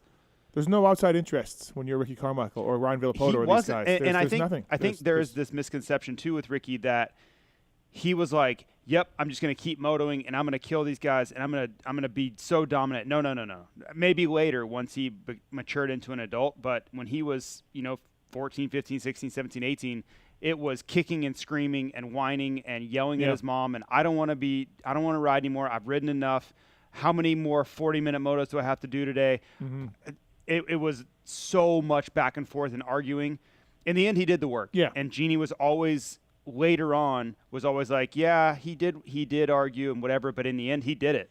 Like he suited up and did it. Where guys like me, guys like Ernesto Fonseca, guys like Matt Walker, whoever, Brock Sellers, whoever was around, we're just like laying on the ground, like we're smoked. And Ricky would still be out there doing more corner drills, doing more starts, doing sprints.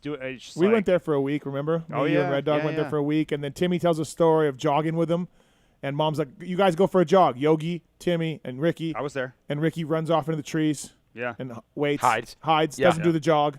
You know what I mean? Like things like that. Like he.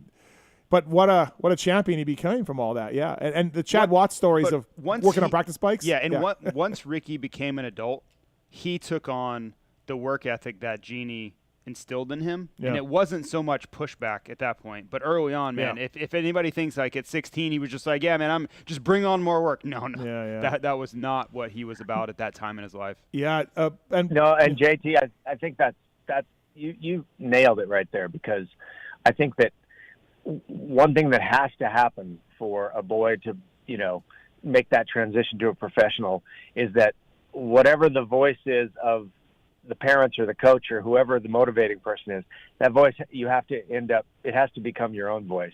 And I think Jeannie had this way of, I don't want to call it manipulation, but definitely she had a way of challenging Ricky. And I think Ricky was so stubborn and so much like her in a lot of ways that he ultimately wasn't going to give up, because he wasn't going to let Mom, kind of like, I think she knew how far she could push him, and because she was his mom, she knew better than anyone else how much he could take. Yep. And she would push him right up to that point until he internalized that, and he would push himself right to the brink and know how much he could take. And that's a fascinating thing for sure. And it's complex and it's layered. You can say all is well that ends well, and he has an amazing life because of all those championships. But you can also say, what did he have to give up as a kid that he never will get back? And that place that these athletes live in, these people that do one thing better than anybody else to the exclusion of everything else in life, there's two sides to that coin. Yeah. I wonder if Michael Jordan ever wanted to learn to play the piano. You know it's what funny.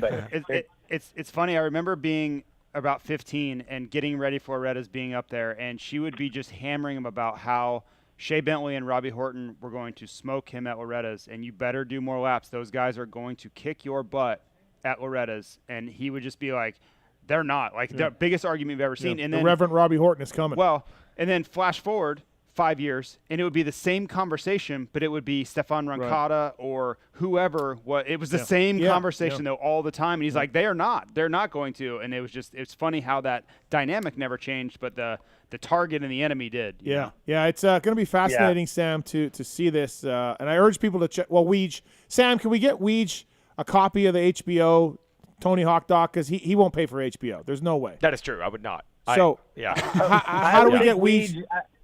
Okay. I would think Weege would have it figure out a way to have pirated it at least, right? Like, doesn't he have a friend? I did. Marks could do it. Marks could get him the technical HBO expert doc. Weege. Yeah. Well, similar to Carmichael, it comes back to my mom. She had HBO. I borrowed her password. She dropped it like 2 years ago. So really, it comes down to the mom. Okay. It's all her fault. Right. It's all her fault. My life is it's what she makes it. Well, I urge people to check out. We'll get you a copy. Okay. For free? Sweet. Thank you, Sam. For free. Yep. Yes. I urge people to check out the Tony Hawk doc on HBO. Please check it out. And if you have any information, videos or photos, contact Sam, as he said earlier. And I can't wait, man. I'm looking forward to it. Thanks for calling in. It's going to be good. So I hope I make the cut, Sam. I really do. Oh, you're going to make the cut. You were great. And, nice. you gave me a lot of your day, and that was a long session, and then we went on a great mountain bike ride. We did. So I only did it because you promised to take me on a mountain bike ride. That's why I drove all the way down there. Because that mountain bike ride was great. It was awesome. So thank you for that. Yeah. And everyone should know that's listening to this show is that Steve is a badass on a mountain bike. I mean, he is good. He's good. Quite honestly, he will go down single track faster than normal people are willing to. Thank you, Sam. It's true. It's not true. Totally true, but I do appreciate it. I was impressed. The one time I rode with you, I was impressed. All right, thank you. I appreciate that. We need to end this segment. We do. I don't want to say these. Sam, I appreciate it. I don't want to say any of this, especially since you just got me booted from the I did not get you documentary. booted from the documentary. Sam's full of shit. I did not. Sam, thank you for calling in, man, and best of luck with everything. I can't wait to see it. And you got a long accomplishments in film, and of course, don't forget Maybe people want to put a face. You did an interview with Ricky on your show that was on DirecTV for a long time. That's right. Yeah. So a long time ago. Maybe people would have saw that and not realized you're the same guy that was doing that black and white interview with Ricky. So it was like Jennifer Aniston one week. Yeah. Ricky Carmichael the next. I'm like, what is going on? Matt Damon. Yes. Yeah. I got good street cred with you one time because shortly after I did the interview with you, or before, Matt Damon posted a photo with you somewhere. It was around that time, and I said to my wife, "That's the guy with Matt Damon." And my wife, very impressed with celebrities, was then impressed that I knew the guy in the photo with Matt Damon. So yeah, it was. Well, listen, if I can make things a little smoother with Pookie, I'm happy to set that. Thank you. I can facilitate that. I'd like to ask Matt Damon what's going on with crypto. If you could pass that message along, if he could give me a crypto update, I'd love to have that. Sell. Yeah. Thanks, Sam. Thanks for the time, man. Appreciate it. We'll be in touch. Thanks for having me. No problem. All right. Thank you. That's Sam Jones. Everybody can't wait to see the documentary on Carmichael. Should be great. It's gonna be like more than, hey, here's a Supercross title and here's another one. It's gonna be behind the you scenes look at his and the relationships. Library of work. Yeah, it's gonna be good. Yeah, it's gonna be great. All right, next up on the PulpMX show, brought to you by the folks at Ogio. Love the guys at Ogio, and whether it's the travel bags that carry on, whether you want to check a 9800 for 2 days like Kiefer, whether you want to just bring a backpack with a laptop sleeve or pockets in it. It's great. Thanks to the folks at Ogio Power Sports. Email us using the contact form on PulpMX.com to get a deal from the folks at Ogio. We'll pass it on. A lot of products they have. I got to break open the Camelback on my off-road riding adventure last week. So thank you to the folks at Ogio. Our next guest, another member of the winning Team USA team, Eli Tomac. What's up, Eli? How are you, man? What's up, guys? Congratulations. Congratulations. Yeah. I know how much this must have meant to you, man, because you've been there, rode your balls off, lost the event. This had to have been just a cherry on the top of an amazing year for you. Yeah, I got to say, like, winning this thing, it hits different. Yeah. It's just like it's like no other race, and it straight up hits different. And I don't want to sound too arrogant, too cocky, but damn, it feels good to be on top. That's this race. No, you deserve it. Yeah. Look, it's and then doing it on your home turf too. Yep. And seeing all those people, like the crowd is so big there. I mean, like when they all flood out onto the starting line and you're up on the podium, it's like, I would say it's like 3 or 4 times, any other crowd we see. Yeah. Even the Red Bud National itself, it was crazy looking. It was so cool. And listen, and Weege and JT can't stop talking about getting to rev your bike. It's awesome. And the part that you played in it, Eli, this is their highlight. This is a career highlight. It was. Yes, I almost feel as accomplished as you because you allowed me to be part of it. I cannot thank you enough. I just keep posting the same video, different angles of the same video. Oh my gosh, yeah. I know. we were stuck in the press tent, right? I swear it was like over an hour, and we're like, oh my gosh! And like it got to the point where like everyone just wanted to get out of the press tent and then get over to the semi, and then whatever. Had a couple drinks, and then the fun started happening. So revved up some motorcycles, and I think everyone had a good time.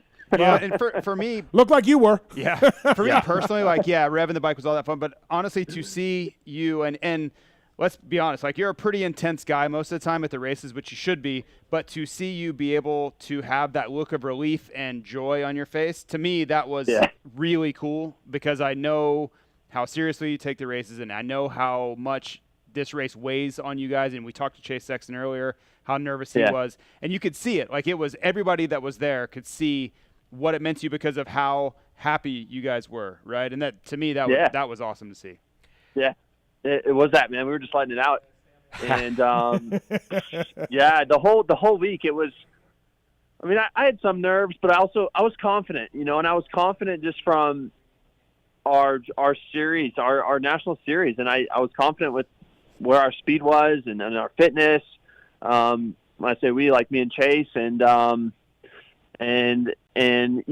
what was awesome about Justin Cooper is he basically shut everyone up, and totally stepped up to the plate, and it was just good performance by everyone. So. And what's neat about the celebration at the end, we all talk about the race is unique. It's a team, it's a team, it's a team. But also that ending, that celebration, I mean, think about it. There's Honda bikes under the Star Yamaha tent. You guys are designed to beat each other. There's Lars under the Yamaha tent. There's, even our relationship with you. I mean, we have to say the good and the bad, right? But for that 1 3-hour period, suddenly everybody's on the same side. There are no adversaries, and you're never going to get that atmosphere at any other race. Nope, you don't get it. You don't get it anywhere else. And it was amazing this week. It like everyone did flip the switch as to, hey, we're all in this together, and like we're gonna make this happen. So it's a cool feeling, and it's because we don't ever get that, right. You're wanting to go beat the other guy, so when you have to work together. It's a cool deal. It's something that motocross racers don't ever get to feel. Yeah, we're not playing football. We're not playing baseball. I'm sure it's just a different feeling. When everything's got to work, when multiple people got to work together, and for it to work out the right way. We were talking about the race for Team USA, and we said, hey, I don't think anybody crashed. I think everybody stayed up all day long in the mud. But then someone tweeted us and said that you did fall in the third race. But you forgot that you fell. And I even forgot I fell. Yeah. Okay, all right. After it all. And then someone was, I was talking to Dylan and Dylan Ferrandis in the press conference. He's like, hey, where were you? Blah, blah, blah. And I was like, dude, I was almost catching you. And then I was kind of creeping up on him. And then anyway, I wasn't getting anything on my pit board that was, telling me that I needed to go forward, right? And really charge. So I was like, I kind of put in cruise control. And then sure enough, when I was cruising around, I dumped it after the sand rollers just plowed my front end and just fell into the mud, into the muck.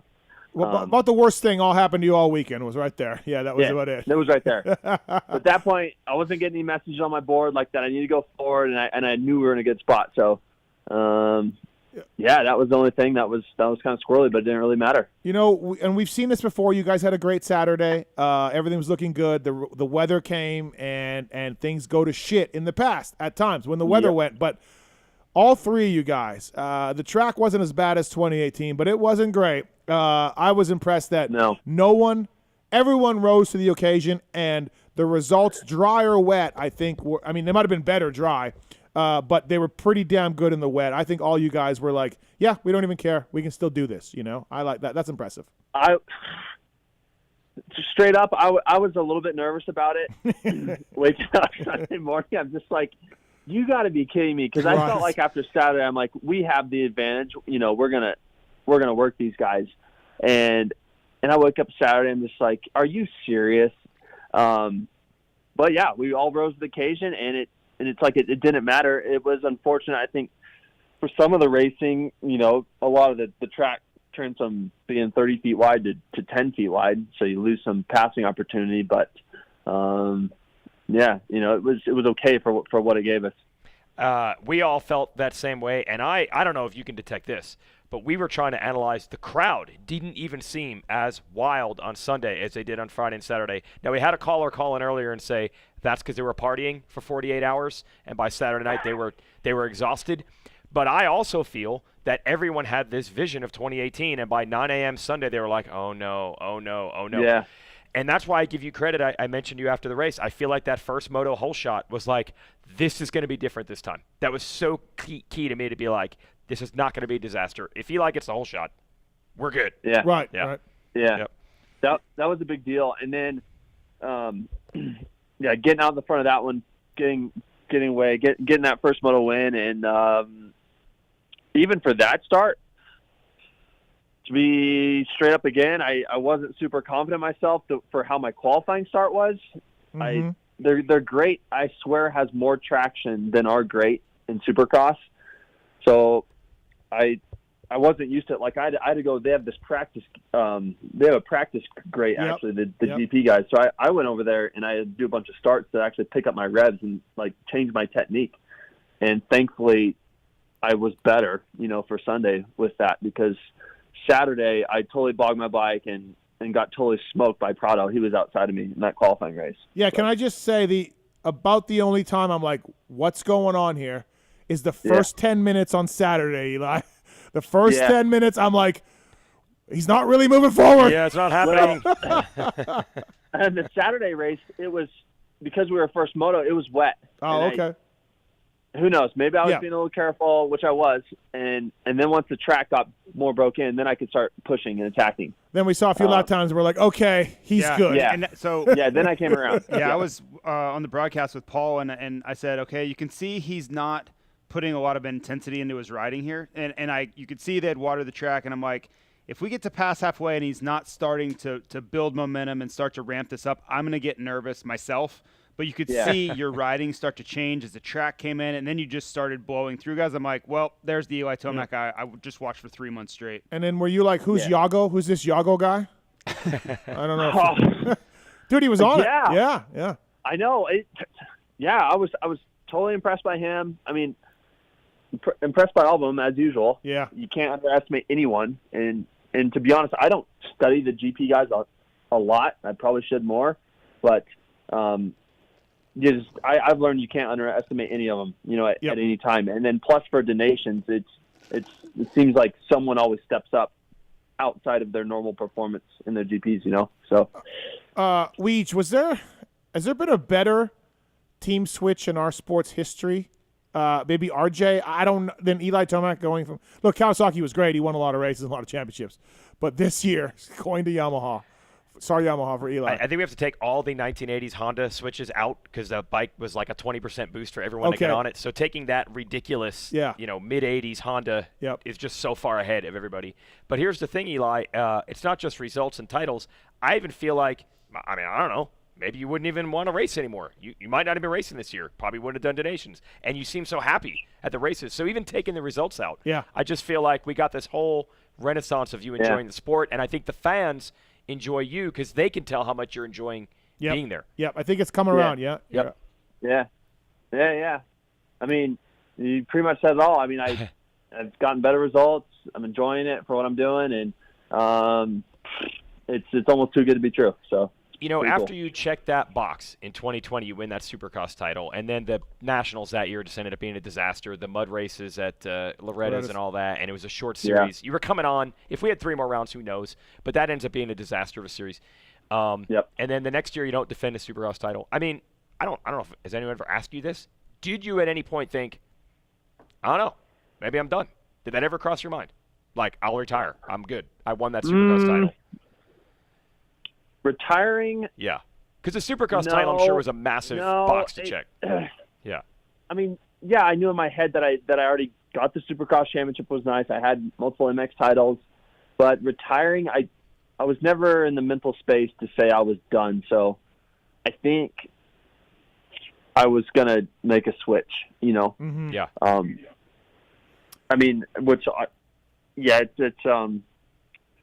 I was never.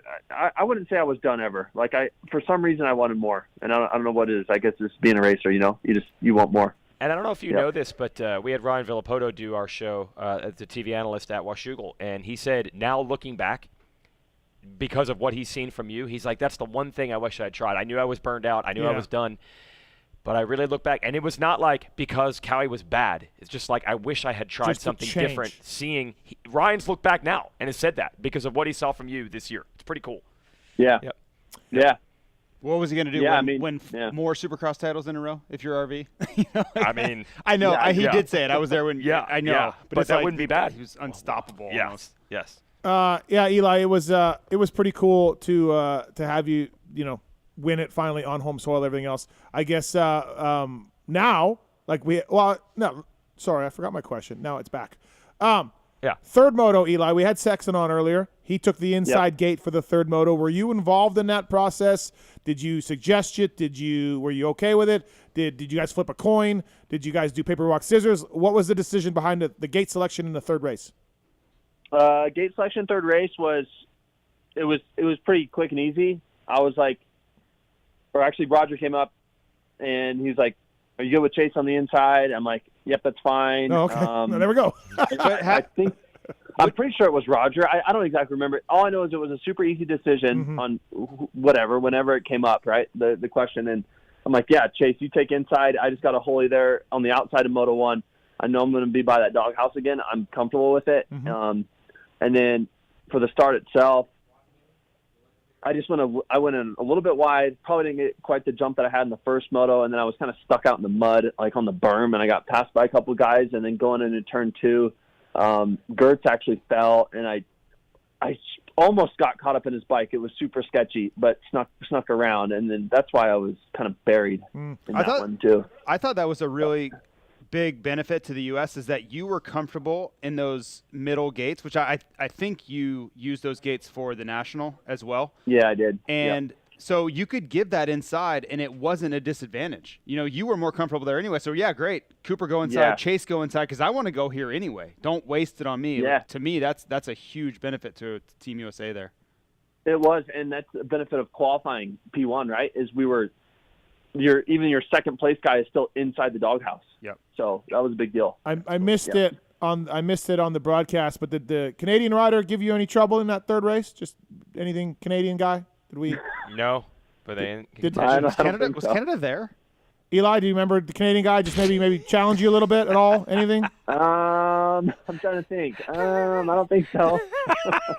Just wondering.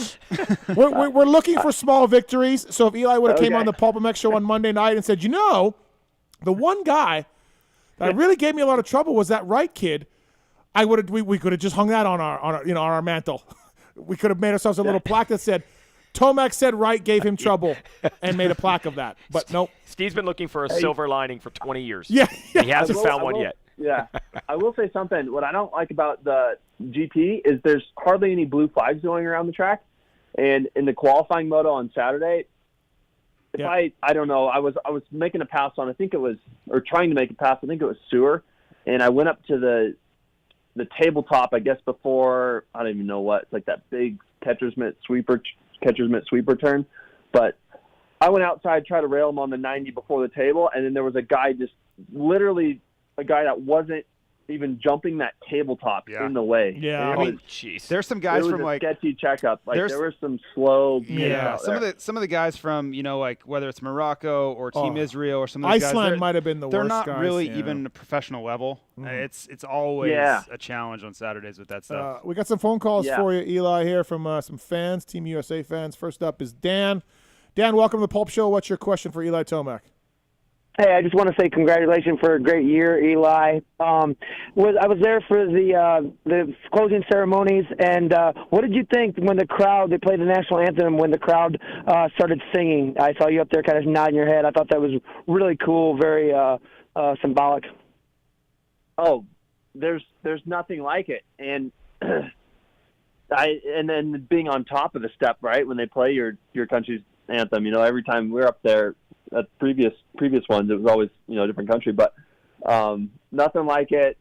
Like I said before, the biggest crowd I've ever seen, and just one of the most special moments I've had in my career. So, totally awesome. Thanks, Dan. Thanks for the call. Thank you. Appreciate it.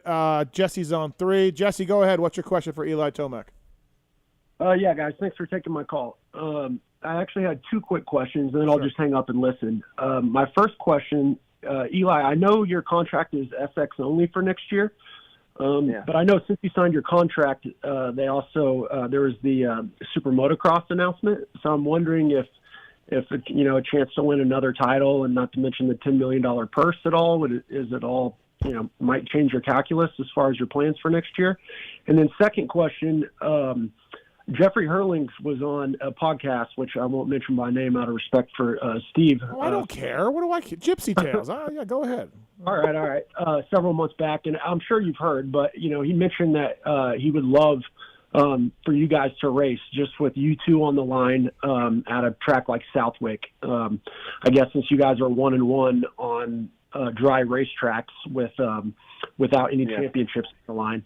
So, yeah, just curious, if you heard the interview and if there's any chance of that actually coming to fruition. And, congrats on an awesome year, and I'll just hang up and listen. Thanks, guys. Jesse. Go ahead.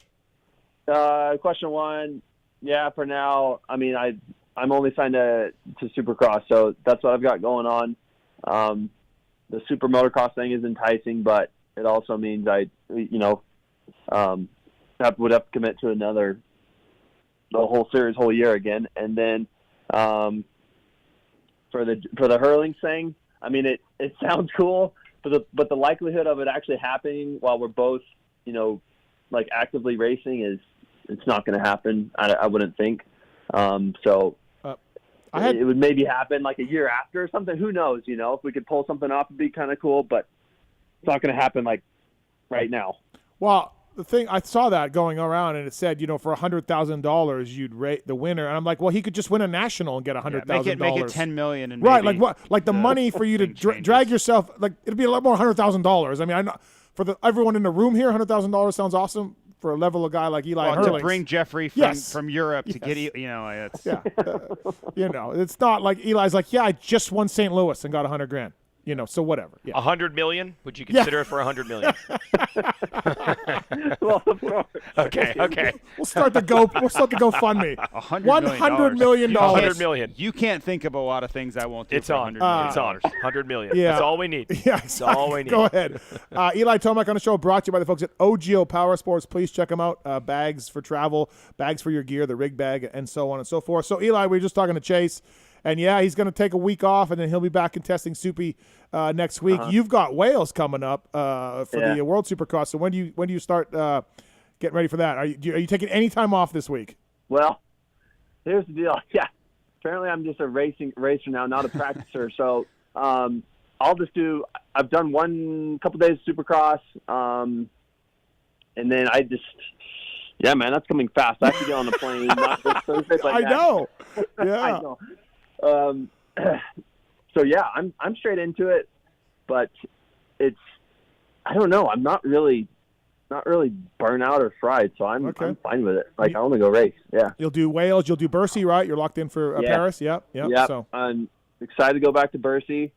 Tell Jeffrey to haven't been come there to in a few Bercy. years either, so yeah. We can have that showdown at Bercy. Come on, Jeffrey.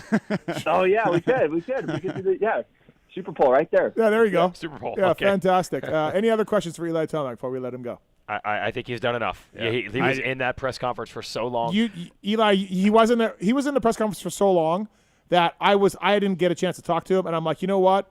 He can go. Like he can go because it's been an hour, like he said. I was like. I promised Jamie over there from Yamaha, I'm going to keep it to 2.5 minutes. We need to just say we talked to him and let the guy have his fun. He's waited a long time for this. Yeah, so absolutely. thank you. No, for sure. Thank you for making JT and Weege's maybe year with revving the bike. They're both very happy. The bike. Oh yeah, it was awesome. Well, it wasn't just revving the bike. Eli, that you invited us over. We contributed absolutely zero to your success. Nothing. Gilly made it happen for me. Yeah, Gilly helped a lot. Gilly got me in there. Gilly was definitely instigator, but whatever. We were all ready to send it. That's great. That's awesome. Appreciate it. Well, and thank you for all your years of doing it. If you never do this event ever again, I don't know what the plan is, but if you never do it again, thank you for all the years of going. I've been there through a lot of suffering. I know you guys were disappointed a lot, and I know it had to feel good for you guys to get this done. Yeah, I think it is. The more I think of this event, like it's healthy for the world, or whatever, the whole community of motocross, and pumped to bring it back for USA. Yeah, absolutely. We saw John and Kathy at the hotel last night, by the way, when we checked in too. John was still very excited. That was cool to see. It was awesome. Thank you for calling in. I won't bug you for the rest of the year, I promise, because I know you flew back today. Oh, you'll be bugging him in Wales. I promise. Yeah, I'll bug you in Wales, but in just in Wales. person, but not for coming on the show. So thank you for your time for the show too. You've been great. Fantastic. All right. Everything. Okay. All right. See you guys. See ya. Thanks. That's Eli Tomac, everybody. Brought to you by the folks at OGO Power Sports. I'm glad you brought up. We talk about the darn 2018 Redbud so much, but there were other Eli rides at today. 2018 was bad. For everybody. But you did mention he rode great. Latvia with the battle with him and Roczen on 250s. He was always coming from the back in those races. Yes. Always. Wasn't there a Latvia moto where he just took off on a 450? He won everything? No, he didn't win. He didn't win? No, he came from Paul was like last. unstoppable. Oh, you know what? He came from dead last 2 And he passed seconds. Dungey. We were like, Dungey, go with him. Yes. And Dungey was like, no, I can't. Yeah, he didn't win, but he rode amazing. Unbelievable. I think he stalled. We were doing the math like, it's 2 seconds a lap. There's 4 laps, and he stalled, but he had come from last? He was ripping. Yes. And you're like, okay, we're in for many more of these, and if you keep this up, it's going to work out one time. And damn it all, it almost didn't. Yeah. He almost didn't get this. Absolutely. Thanks to Eli for calling in. Thanks to Chase Sexton as well, Sam Jones. We're going to go commercial break here. A shout out to Cody Grams. He gave us $4.99 on YouTube. He wanted to ask us a question about Tomac racing MXGP in 23 or 24. That is not happening. Cody, I saved you the question because that's not going to happen. And shout out to Fedub, who gave us $99.99. Wow. But he wants Marks to get half and Tallon to get half. Oh, that's cool. Nothing for me or Tits Legendary. You're doing fine. Chanceability that we see it? In your normal paycheck, you'll see it. Okay. I do not pay without a record, so if you invoice me, I will send it. Oh, I'm going to invoice for everything. So so hard. thank thank you to those guys for calling in. I'm sorry we didn't get to all your calls. Half of $99.99. Yeah. Okay. Yeah. Figure that math out. I'll work on it. You know what? I'll probably get Marks a little more. Oh, okay. A couple cents more. So thanks for listening, everybody. We're going to commercial break here. We'll come back. We got Jeremy Malott from Red Bull coming on as well. We're going to talk to maybe the Newf about the pit bike race. Paul Perebijnos from Renthal also. Big part of Team USA. We have many hilarious. We talked the serious stuff. We bench raced about wins and points and riders. Yep. We've got many hilarious stories to share, so Yeah. stay with us. So stick around. We'll be right back after this, everybody. Thanks for listening. Last time I do this goddamn show.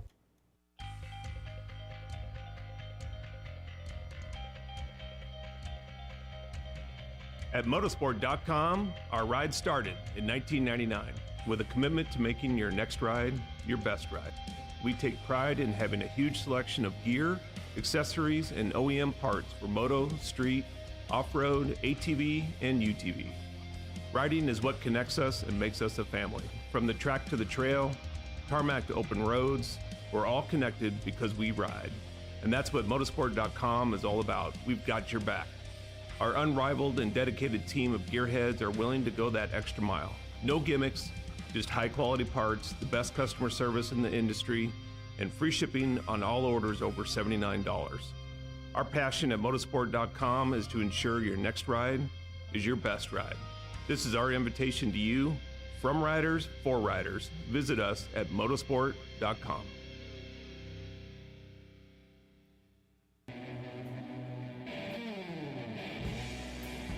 Hey, in case you didn't know, Racetech is the world's largest aftermarket suspension modification company. All Racetech products include award-winning gold valves and settings are 100% guaranteed and made right here in the US of A. Racetech also offers state-of-the-art precision engine services and parts to all engine builders. The staff has over 65 years of championship winning experience. It's so good that many of the top privateer teams such as SGB Honda, Team Solitaire Nuclear Blast Yamaha, and Motul AJE Gas, as well as Jerry Robin, Kevin Morans, and many more, choose Racetech for their superior performance, reliability, and their customer service. Hey guys, what's up? My name's Kate Clayson, and I choose Racetech because I love their desire to strive for perfection. I think we all know that perfection isn't possible, but getting to perfection is always the goal, and I think that is something that both myself and Racetech have always worked towards, and I think they can help you get there too.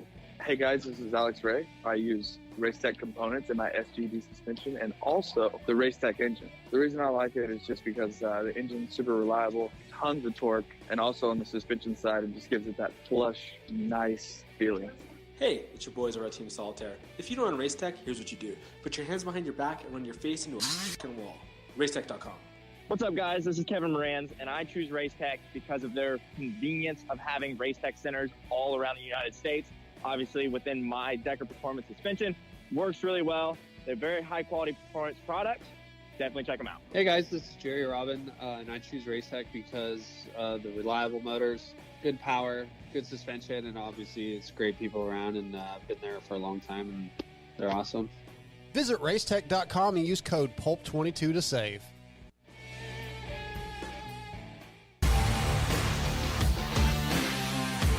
Love the guys at Works Connection. They continue as a 10-year sponsor of this show because, yeah, just like you, they're committed to the sport. For 33 years, they've been designing and distributing leading-edge performance products like the Elite Axle Blocks, Elite Clutch Perch, Pro Launch Start Device for performance, radiator braces and skid plates for protection, along with a shock pump, a tack, hour meter, and more for maintenance. Works Connection, great guys up there in NorCal, and super cool company. We're stoked to be associated with them. When you take a look around the AMA pitch, you'll see Works Connection proving ground for products under the canopies of Team Honda, HRC, Star Racing, and other top teams. And the best part of this whole deal is if you use the code PulpMX20, you get 20% off your order. Visit your local dealer, check out motorsport.com, and ask them to see the Works Connection product line for 2022. Great company, great products. Check it out. Thanks to Works Connection for coming on the show. PulpMX20, the code to save.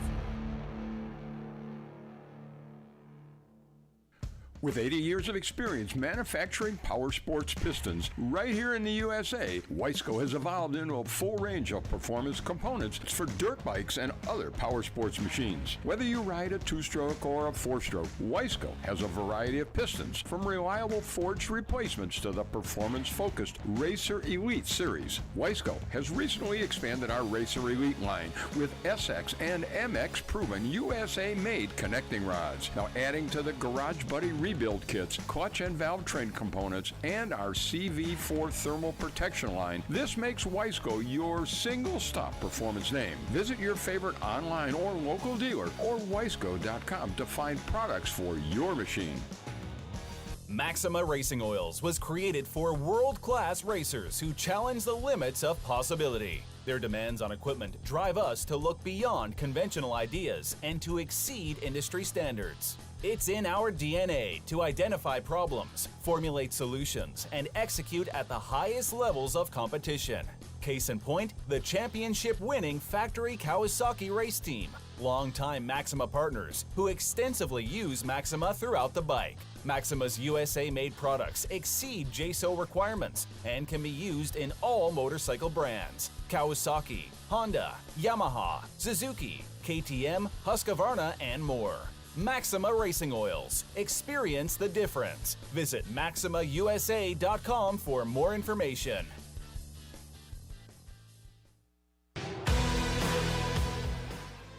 In 1990, my dad, Jamie Gregg, started Guts Racing. Guts stands for Greg's Ultra Trick Seats, because I was just a little kid that wanted a trick seat. And if you're out there looking for a trick seat, go to gutsracing.com, your local dealer, or Motosport, and place your order. Support the people that support PulpMX. You can use Pulp 2022 for 20% off at gutsracing.com.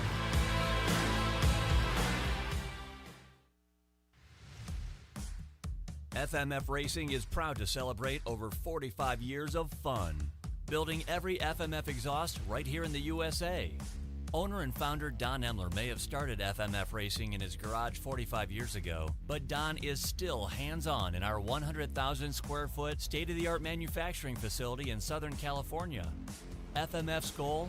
Design and manufacture the world's best performance exhausts 100% in the USA under one roof. FMF is a proud sponsor of the Lucas Oil Pro Motocross Championship for over 25 years.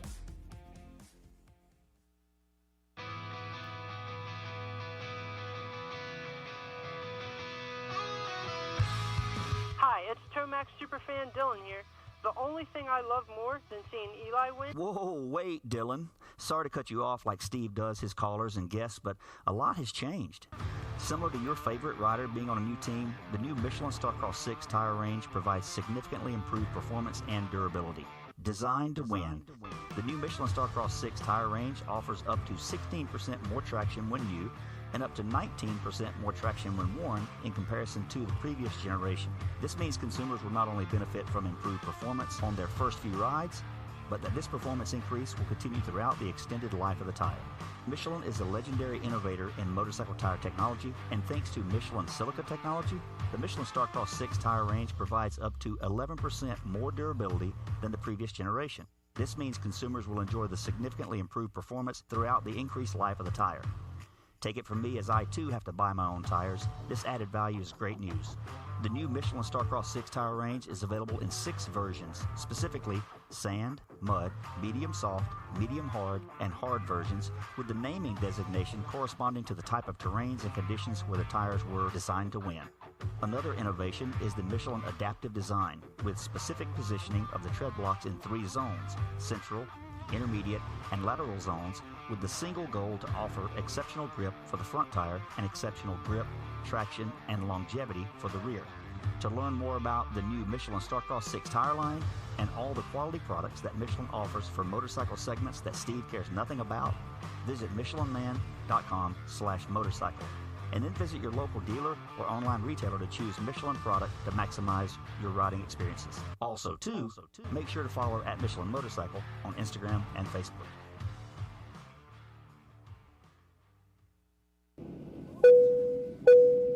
Attention riders! Welcome aboard the all-new Atlas Vision. We hope you enjoy the added mobility, quicker flight time, and additional views. Please follow along as we outline the safety features of this revolutionary device. The first thing you will notice is the added headroom. The fore and aft positions no longer come with annoying restrictions, so feel free to move about the cabin. Quicker flight times can be achieved by unmatched comforts and unencumbered movements. Yes, we're built for speed and comfort. And now available to all customers is a 360 panoramic view. Go ahead and look around the cabin. These new angles are available at no additional charge. Located on the underside of the frame is the gold standard of impact absorption, D3O. In the event we accidentally take a trip to Indonesia, we suggest that you remain with your neck in the underextended position and allow this proven material to do its job by reducing the forces over 50% better than ever before.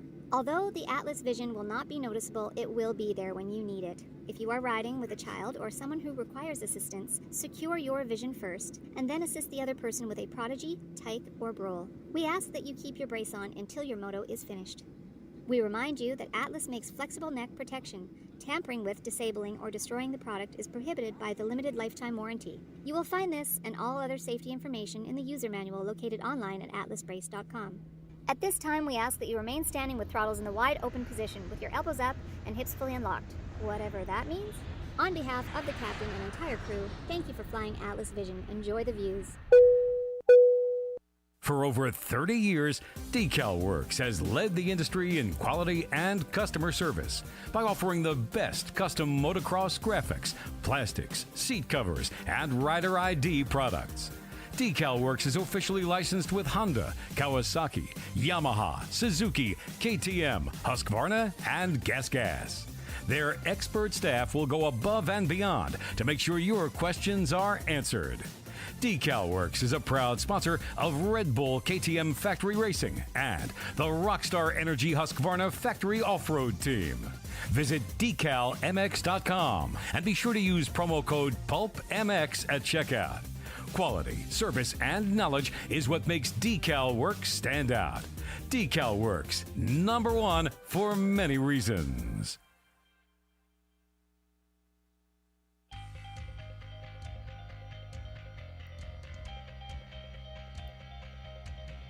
At motorsport.com, our ride started in 1999 with a commitment to making your next ride your best ride. We take pride in having a huge selection of gear, accessories, and OEM parts for moto, street, off-road, ATV, and UTV. Riding is what connects us and makes us a family. From the track to the trail, tarmac to open roads, we're all connected because we ride. And that's what motorsport.com is all about. We've got your back. Our unrivaled and dedicated team of gearheads are willing to go that extra mile. No gimmicks, Just high-quality parts, the best customer service in the industry, and free shipping on all orders over $79. Our passion at motorsport.com is to ensure your next ride is your best ride. This is our invitation to you, from riders for riders. Visit us at motorsport.com. Maxima Racing Oils was created for world-class racers who challenge the limits of possibility. Their demands on equipment drive us to look beyond conventional ideas and to exceed industry standards. It's in our DNA to identify problems, formulate solutions, and execute at the highest levels of competition. Case in point, the championship-winning factory Kawasaki race team, longtime Maxima partners who extensively use Maxima throughout the bike. Maxima's USA-made products exceed JSO requirements and can be used in all motorcycle brands: Kawasaki, Honda, Yamaha, Suzuki, KTM, Husqvarna, and more. Maxima Racing Oils. Experience the difference. Visit MaximaUSA.com for more information.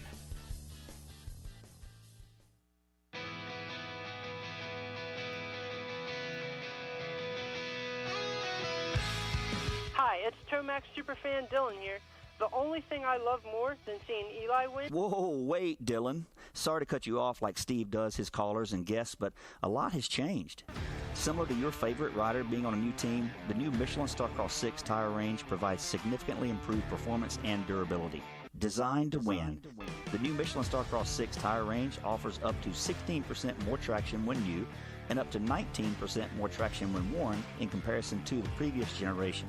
This means consumers will not only benefit from improved performance on their first few rides, but that this performance increase will continue throughout the extended life of the tire. Michelin is a legendary innovator in motorcycle tire technology, and thanks to Michelin silica technology, the Michelin Starcross 6 tire range provides up to 11% more durability than the previous generation. This means consumers will enjoy the significantly improved performance throughout the increased life of the tire. Take it from me, as I too have to buy my own tires. This added value is great news. The new Michelin Starcross 6 tire range is available in 6 versions, specifically sand, mud, medium soft, medium hard, and hard versions, with the naming designation corresponding to the type of terrains and conditions where the tires were designed to win. Another innovation is the Michelin adaptive design, with specific positioning of the tread blocks in 3 zones: central, intermediate, and lateral zones, with the single goal to offer exceptional grip for the front tire and exceptional grip, traction, and longevity for the rear. To learn more about the new Michelin Starcross 6 tire line and all the quality products that Michelin offers for motorcycle segments that Steve cares nothing about, visit michelinman.com/motorcycle. And then visit your local dealer or online retailer to choose Michelin product to maximize your riding experiences. Also, make sure to follow at Michelin Motorcycle on Instagram and Facebook.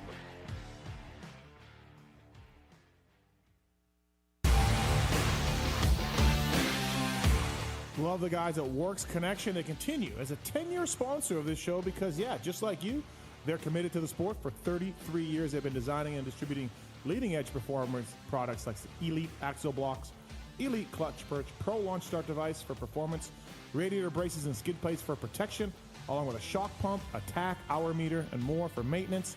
Works Connection, great guys up there in NorCal, and super cool company. We're stoked to be associated with them. When you take a look around the AMA pitch, you'll see Works Connection proving ground for products under the canopies of Team Honda, HRC, Star Racing, and other top teams. And the best part of this whole deal is if you use the code PulpMX20, you get 20% off your order.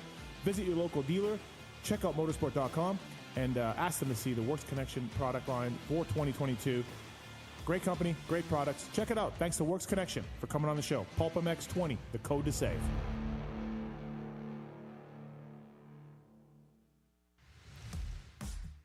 FMF Racing is proud to celebrate over 45 years of fun, building every FMF exhaust right here in the USA. Owner and founder Don Emler may have started FMF Racing in his garage 45 years ago, but Don is still hands-on in our 100,000 square foot state-of-the-art manufacturing facility in Southern California. FMF's goal? Design and manufacture the world's best performance exhausts 100% in the USA under one roof. FMF is a proud sponsor of the Lucas Oil Pro Motocross Championship for over 25 years.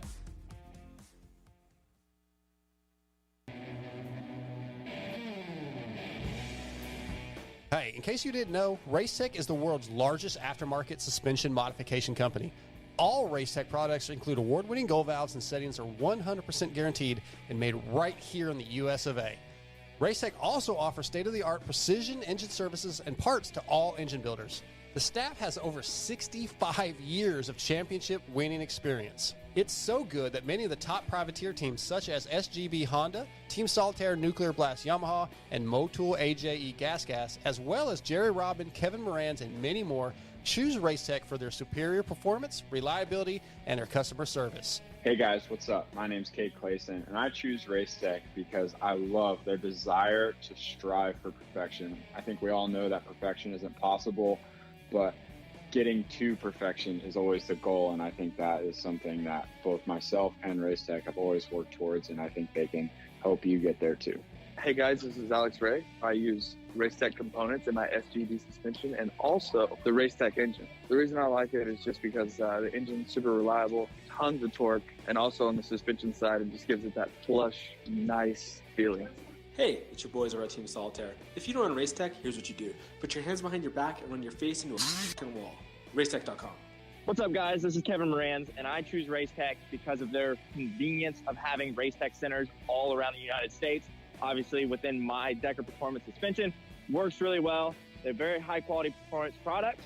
Definitely check them out. Hey guys, this is Jerry Robin, and I choose Racetech because the reliable motors, good power, good suspension, and obviously it's great people around, and I've been there for a long time, and they're awesome.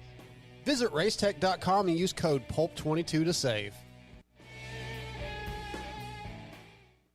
With 80 years of experience manufacturing power sports pistons right here in the USA, Wiseco has evolved into a full range of performance components for dirt bikes and other power sports machines. Whether you ride a two-stroke or a four-stroke, Wiseco has a variety of pistons, from reliable forged replacements to the performance-focused Racer Elite series. Wiseco has recently expanded our Racer Elite line with SX and MX proven USA-made connecting rods. Now adding to the Garage Buddy rebuild kits, clutch and valve train components, and our CV4 thermal protection line, this makes Wiseco your single-stop performance name. Visit your favorite online or local dealer or Wiseco.com to find products for your machine.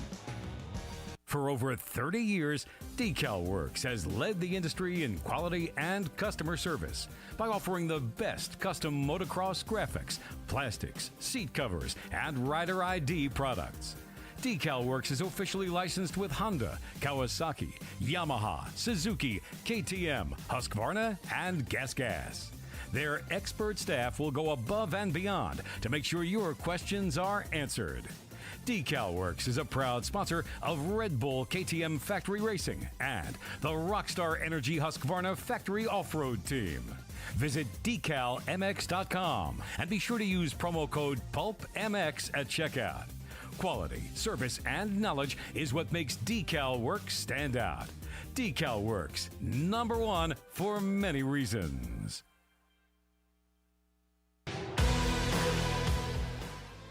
In 1990, my dad, Jamie Gregg, started Guts Racing.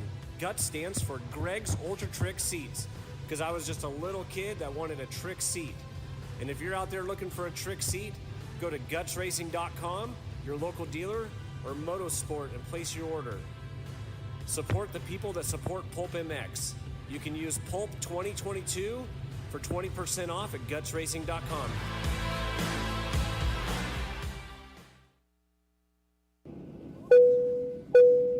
Attention riders! Welcome aboard the all-new Atlas Vision. We hope you enjoy the added mobility, quicker flight time, and additional views. Please follow along as we outline the safety features of this revolutionary device.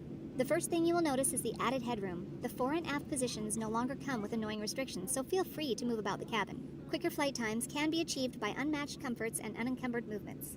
Yes, we're built for speed and comfort. And now available to all customers is a 360 panoramic view. Go ahead and look around the cabin. These new angles are available at no additional charge. Located on the underside of the frame is the gold standard of impact absorption, D3O. In the event we accidentally take a trip to Indonesia, we suggest that you remain with your neck in the underextended position and allow this proven material to do its job by reducing the forces over 50% better than ever before. Although the Atlas Vision will not be noticeable, it will be there when you need it. If you are riding with a child or someone who requires assistance, secure your vision first, and then assist the other person with a Prodigy, Tyke, or Brole. We ask that you keep your brace on until your moto is finished. We remind you that Atlas makes flexible neck protection. Tampering with, disabling, or destroying the product is prohibited by the limited lifetime warranty. You will find this and all other safety information in the user manual located online at atlasbrace.com. At this time, we ask that you remain standing with throttles in the wide open position with your elbows up and hips fully unlocked, whatever that means. On behalf of the captain and entire crew, thank you for flying Atlas Vision. Enjoy the views. Welcome back, everybody. PulpMX Show presented by Motorsport.com, Decal Works, and Fly Racing. Jason Thomas not happy with the jersey alignment in the studio here? Not satisfied? Well, it's very strange. Strange choices you've made. Really? Yeah. Huh. Yeah, I remember the conversation initially. Hey, the jersey's kind of going in the other room. Like, is that cool? And I'm like, well, yeah, I understand. But, like, when I look at the wall, there's some strange choices. I feel like those choices are awesome. And your jersey's framed. It's framed. Right. But I didn't make the studio. Well, sure, you right up the curtain right there. Just go the curtain. I'm on some railing. Yeah, that's fine. The green room. Only the VIPs get to see those jerseys. Yeah, right. Yeah, there we go. That's what it is. No, his jersey's out here, Weege. It's not in there, not in the green room. Where? I'm not even seeing. On the other side Right, of this exactly, curtain. Weege. Exactly. That's the point. You pull the curtain. Oh, God. And the better that railing balcony thing? Yeah. Again, only those have access to the studio get access to see those. Yeah. I don't know. I didn't know this bugged JT at all, but maybe. Well, you know what? The jersey wall panel reconvenes in a few months. The committee. The committee. All right. I'll run it by Augie and Mrs. Mathis, and we'll see what we come up with. Okay. Maybe you'll put like I don't know, Willie Browning or somebody throw them up there. Please just don't talk another about random choice. Please don't talk about Willie Browning right now. Carson Brown. Neither. No? I'm Okay. not familiar with those gentlemen. 702-586-7857. Jeremy Malott coming up here on the show. The guys at Verb Moto, everybody there but Chase Stallo, really good dudes. Shout out to Verb Moto and Jessica Patterson. They're hosting a Verb Classic at Next Level 101 in South Carolina, not far from you, Weege. October. They've asked me to go. And? I've been 20 weekends deep already. Yeah. 20 straight weekends. I might be good. 20 straight? 20 straight. No way. With, Yeah, with street since bike ACL. racing? With straight bike racing? Yeah. Since 2 weeks off the ACL surgery. Yeah. And 20 I'm glad you didn't 20. bring the brace with you. Yeah, you finally It ditched was the muddy. brace. I kind of needed it. It was muddy. I might have needed it. A YZ250F. Again, Blue Crew stepping up for the racing in America. So check out verbmoto.com for details and to purchase a raffle ticket for a YZ250F. Tickets are $25. The drawing will be held live on site at the race, but you do not have to be present to win. So log on to verbmoto.com and help those guys do something cool for women's racing. And also thanks to the folks at Firepower, JT. Firepower is a WPS company, and they are crushing it right now. Firepower Honda, of course, with Urive, will be making their WSX premiere. Had a tough weekend this weekend. They did. Max they Hansen. did. Yeah, Max Hansen, not good. Whole team GB. Tommy Sorrell ran out of gas. Last lap, both motos. Dino. Unbelievable. Dino and his gimpy knees. Dude, every time Dino sits down, he just goes, like he. Did you see him walking through the pits after the race? He could barely walk. He's got the body of, I don't know, an 80-year-old. Of his dad at this point. Yeah, Like Andy. Andy's probably in better shape. You think Andy has fewer aches and pains? Yeah, I think so. Yes. I think Andy does. Andy was feeling great after the race, by the way. Oh, yeah? Yeah. Oh, yeah. Yeah. He's a gem. He's a He beaut. is. Yep. Yeah, that was good. Mom was there. I had not seen them in a long time. Oh, I hadn't seen Mom there. I didn't see Mom there. I did. Yeah. It was awesome to have them Great back. people. Yep. Firepowerparts.com, whether it's batteries made in Japan, featherwhite lithium batteries. Please check them out, firepowerparts.com. They got warranties on them as well. Go to motorsport.com and check it out if you can.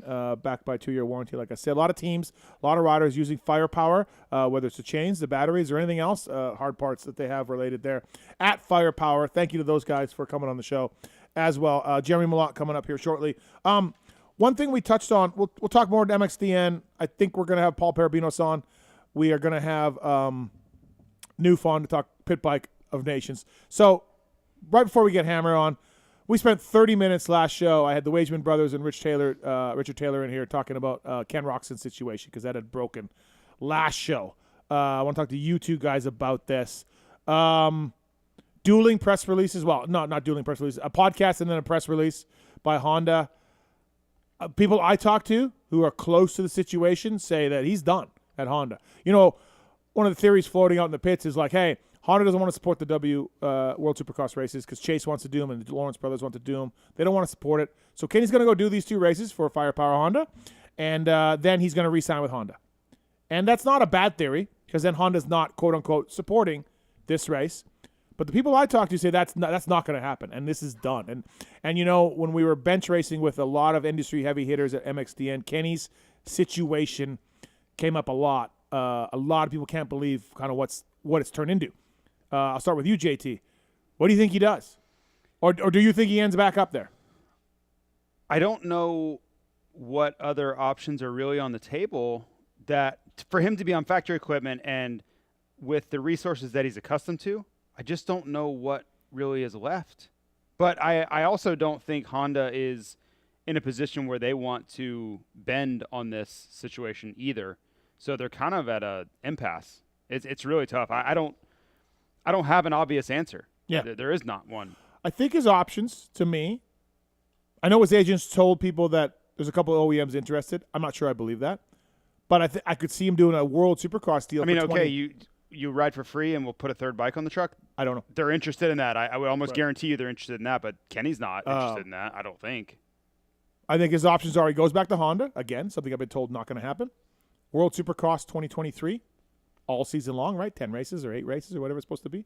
Weege, what's your take on this? I don't think Ken wants to do that. I mean, he's on the record that he even wants to race Supercross and motocross again. Like, he does not want to be done. He does not see the sun setting. He wants to race like he's always raced. You know, he wants to race Anaheim. He kept saying, I want to race Nationals next year. I don't see how this Honda thing can be mended because I'm glad it's out in the open. And everything I've learned about this World Supercross deal, I think people want to pitch this as, oh, it's the guys at Feld and the folks at MX Sports and the folks at Global Supercross, they hate each other. I'm not saying they're stoked on each other, but I have definitely seen much more heat from the teams and the FIM factor as well.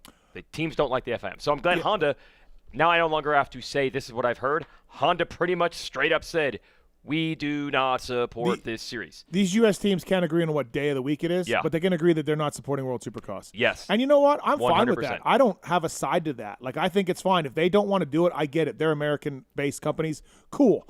I also see no reason to not like and see the World Supercross as a cool thing also. Yeah. So it's great. It's going to give opportunities. But back But to knowing Kenny, how entrenched, the reason I bring this up is knowing how entrenched these teams are. Yeah. And we are supporting the series that we've always supported. Yep. I don't see how Honda can then a month later be like, it's all good. Like, because that essentially, okay, he wasn't under contract at the time he raced. Letting him race Anaheim in a factory Honda back on the team is essentially saying this is fine. Kind of, yes. Yes. So what do you think he does? What do we see? What is I think Ken to Roczen? JT's point, he still has value, and for someone to add a bike, to have that Ken Roczen carrot dangling out there from September through January, for someone to be like, let's go for it, I could see it happening. You know, Estefan, his agent, Steve Estefan, was a instrumental. There's no A there. It's just Estefan. What did I say? Estefan. There you go. Okay. He was instrumental in starting Chad Reed's team. He was. I don't see that going with Kenny, though. In this climate, I can tell don't you. see that happening. Well, I shouldn't take it time. I know for a fact at the time, Steve was like, please don't do this.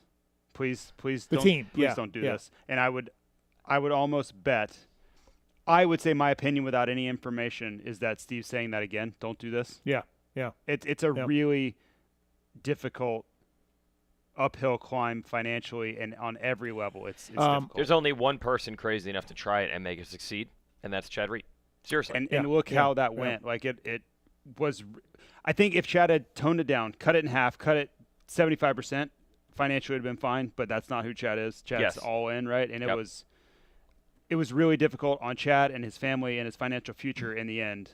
Doing that. Yeah. But it did work awesome. I mean, he made it successful as far as he was able to. Yes, he was able to compete with the factory teams. I don't know how many other guys are built like Chad to pull that off. Now, I heard from somebody that would know that what Estefan and Kenny are saying is I can't pull out of these World Supercrosses. I have to pay if I pull out of these World Supercrosses. There's something in the contract. He negotiated this contract with Honda, from what I know. Honda guys saying we didn't know he was announcing that. Yeah. We heard rumors Yeah. of Kenny agreeing to ride World Supercross, but we didn't know. They did not come to us. Their side is, hey, we're out of contract. Why do we got to come to you? It's after October 1st. But come on. But you can also say if you're Honda, no problem, but you don't have a contract now. Yeah, no, exactly. That's both sides are split. No one technically wronged anyone. No, here. no, that's the whole thing. Yeah, no one technically wronged anybody here. They didn't fire him. Right. They just, Honda's even saying we didn't even pull your offer. Yeah. You just can't race these races. Yeah. In the end, I feel like it wasn't dueling press releases. They kind of agreed. They kind of said the same thing. But then this World Supercross thing we're at an impasse. But then Steve's telling people, I can't get out of this deal. We have to pay to get out of this deal. Oh, really? Okay. So I could see that though. Why wouldn't you? And for whatever reason, with these international races, it normally does not work that way. But why would you not? You're trying to sell tickets to these races with Ken Roczen on the billboard. Maybe you do put that in there, like we need your promise you will show up. Yeah, no, absolutely. At some point, you're like, hey, you're our star of our series that we're going to promote. So if you back out, we look like we lose credibility. So you have to pay us if you back out. Yeah, we're going to have pissed off fans that wanted to see it makes sense to me. Well, in a lot of these races too, at least half of the money, a lot of times it is half of the money is put into escrow long before they board a plane. Yeah. So that could already be the case, so they would have to pay. Yeah. Maybe they actually receive the money or whatever. And typically on arrival, they get the second half. Speaking of Ken Roczen, some more news with him as well coming up. But first, Scotia Industries, innovators of award-winning consumer tech, power sports car audio products. Pulp 2022 is a code to save at Scotia. 20% discount on a lineup of phone mounts, chargers, cables, power sport clamps, and more. I got a Scotia BaseLink charging system right here in front of me for Apple Watches and such. Pulp 2022 is a code to save at Scotia. Please check it out. Scotia bringing you our next guest of the night. This man is a very popular man in the industry. He works for Red Bull, and he's the innovator of their straight rhythm that is coming up. Jeremy Malott, what's up? How are you, Hammer? I'm tired, guys. I'm exhausted. Yeah. I don't know about you guys. I'm beat. And I didn't even do Lot B or Lot 5, whatever it's rebranded as, but I'm tired. So No, we are too, I think. It was a long weekend. Speaking of Ken Roczen, going to race your event on a Yamaha YZ250, Hammer, is the word on the street.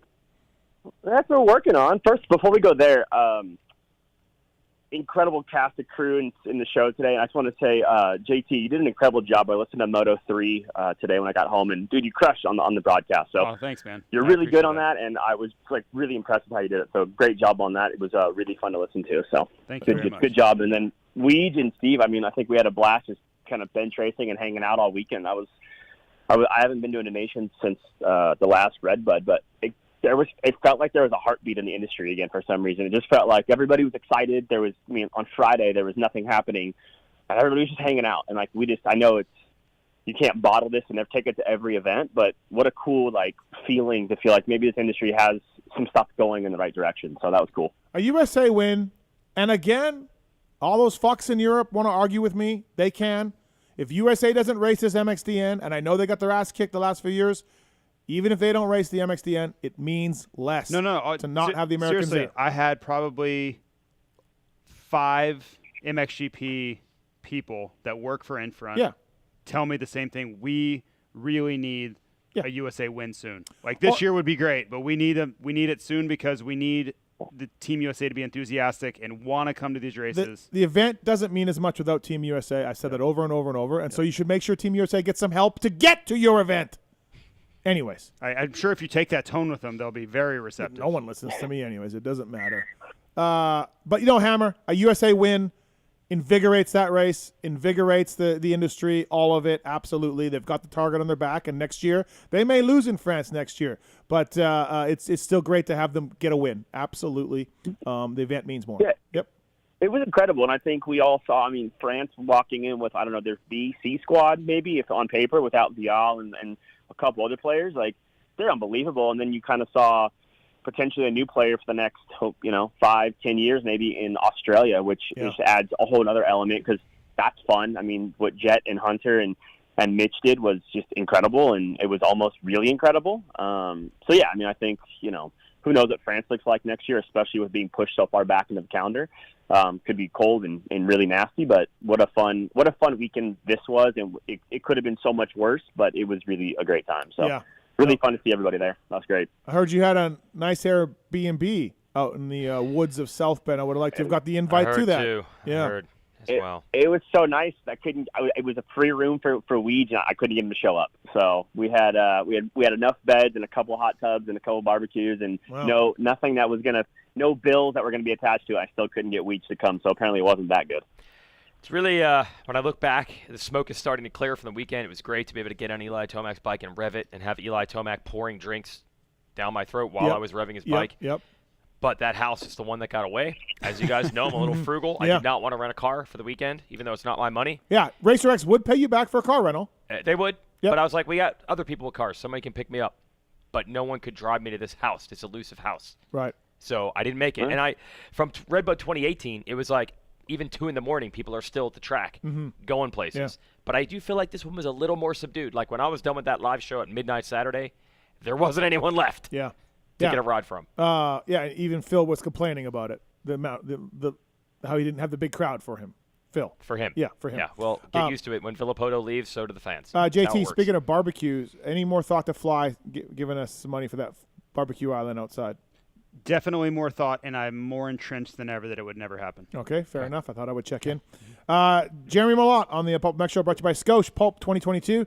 So, Jeremy, Ken Roczen on a YZ250 at straight rhythm. We're going back to that, are we? Sure. Yeah, I mean, I heard you guys talking about Ken's situation, and, again, he's got no contract with Honda at the moment, and thankfully, he's kind of stood by his word with us that he was going to race straight rhythm. Obviously, we haven't done it since 2019.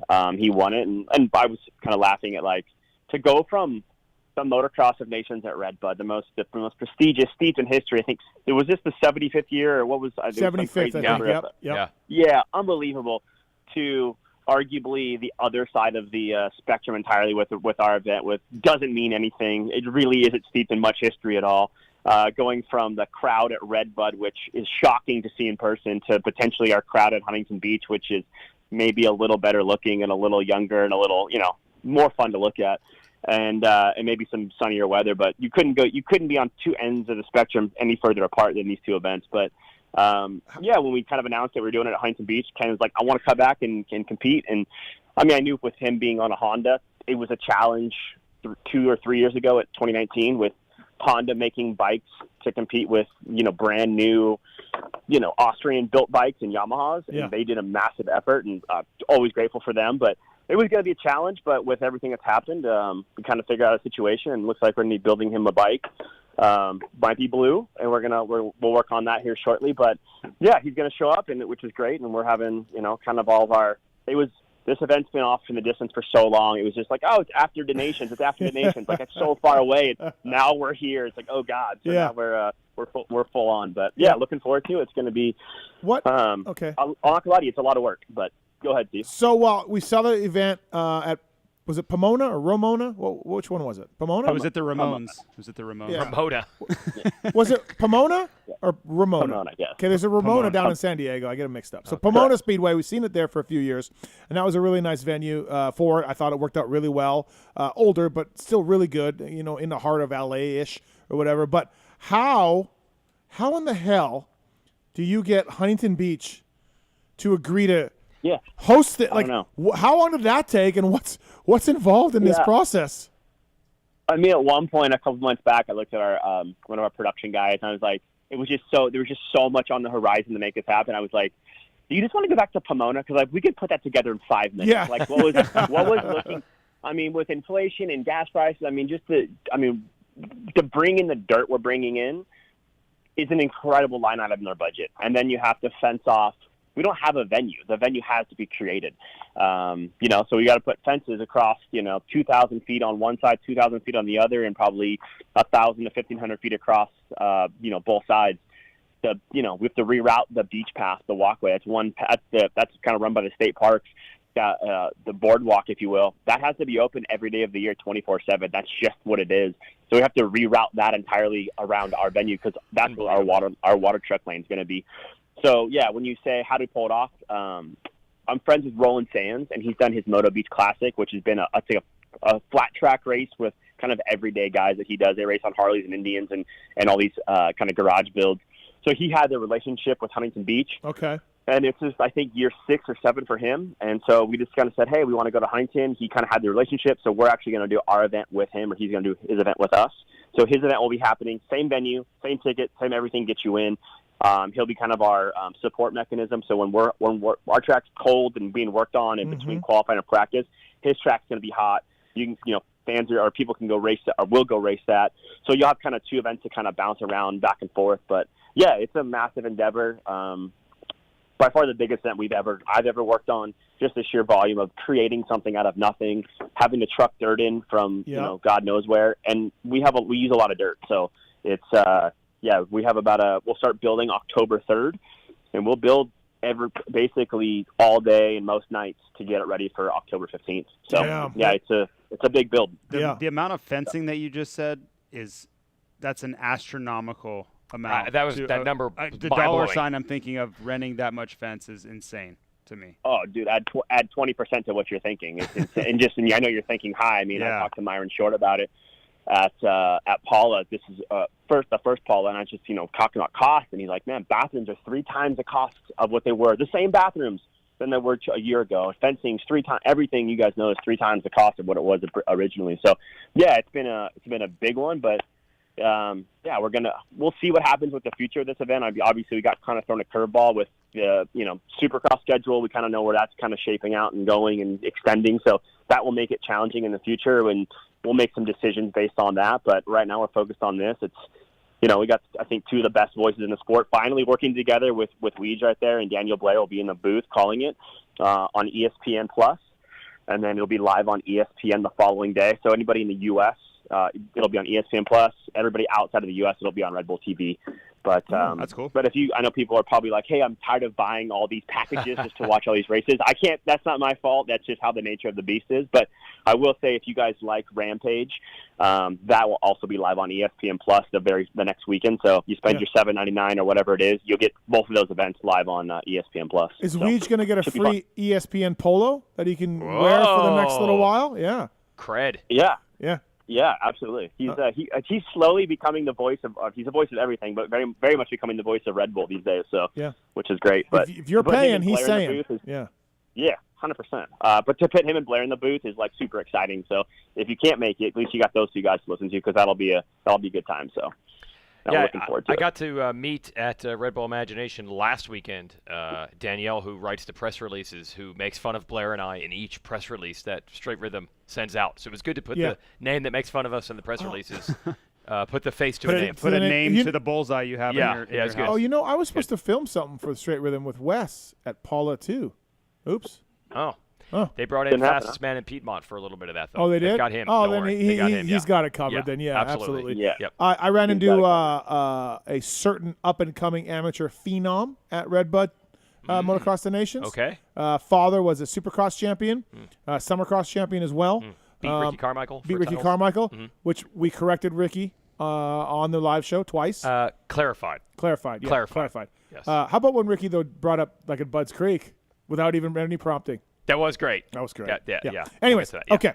So Evan Ferry is going to ride Red Bull Straight Rhythm. Yes. We're announcing it right now. Okay. Well, Steve, the catch, and Jason, you were on this group text, was, let's be honest, Straight Rhythm is a summer cross of its day, right? It's probably a pretty solid parallel, right? I did say Evan Ferry deal was contingent on you reluctantly, but you'd have to spin some wrenches on his bike. Like, we've always talked about it, right? Yeah. Like, this is the thing that you would never want to have happen. It's depressing. But this is kind of the event. Like, if you can take him to greatness at this event, that means not a ton. I mean, I'll make you an even better Summercross trophy. So. I mean, okay, well, now we're talking. I don't know if I want to do it just for the sheer depression of checking Evan Ferry's spokes. Just getting that, like, what's happened to my life? The people want this, though. Can you get one of those Verb guys to vlog this, show this? Like, we want extra coverage. A little shoulder programming of Steve wrenching for Evan Ferry. Can you make sure we get good footage of this? Absolutely. I mean, I just feel like this is the thing that Steve has said would never happen. Yes. It's kind of staring us in the face. It is. I said I was getting out of the sport before that happened. Doesn't look good. Well, yeah, you got a fork in the road right now, buddy. Yeah. You got about 3 weeks. You want to retire or not? Listen, you know the story. Once these ceilings came here, I was locked into this industry. You paid me the $100. What? You paid me the I $100. did. I paid the $100. Yep. Yeah. Lost There the was bet. a Pulp Show quote. I think our buddy Moser. Yep. And I said on the show in I don't even know. You said in 5 years I'll be gone. 2012, whatever year. Yeah. And then so our buddy Moser sent the audio clip, and Yep. I had to pay JT because I was still here. So yeah. I feel like, and I don't remember, was Summercross, was that broadcast? Was that on ESPN, by the way? I don't remember. It wasn't on TV. I do not believe it was on It TV. wasn't on TV. No, I do not believe. Okay. Yeah. Well, I mean, I feel like we can get Steve back on the ESPN, with the little logo on below it. You being Evan Ferry's mechanic would be a pretty cool, with maybe get to the old school sunglasses with the see-through lenses. Like, let's get back to it. Make sure in true ESPN fashion, either the wrong name is underneath my name, the name will be wrong, or the correct. spelling will be wrong. Because I put up a thing on Instagram maybe 3 months ago. 3 different shots of me being interviewed at ESPN. Wrong name and wrong spelling twice. Mike Weisner. Yeah. Nice work. So great work on ESPN. I was finally there, and then my mom couldn't see me. So who else do we got confirmed? Just promise me you'll think about it. That's all I care about. I will think about it. He will think about it far too much. Is the problem. It would be fun. And I mean, look, Evan's going to be, just like his dad.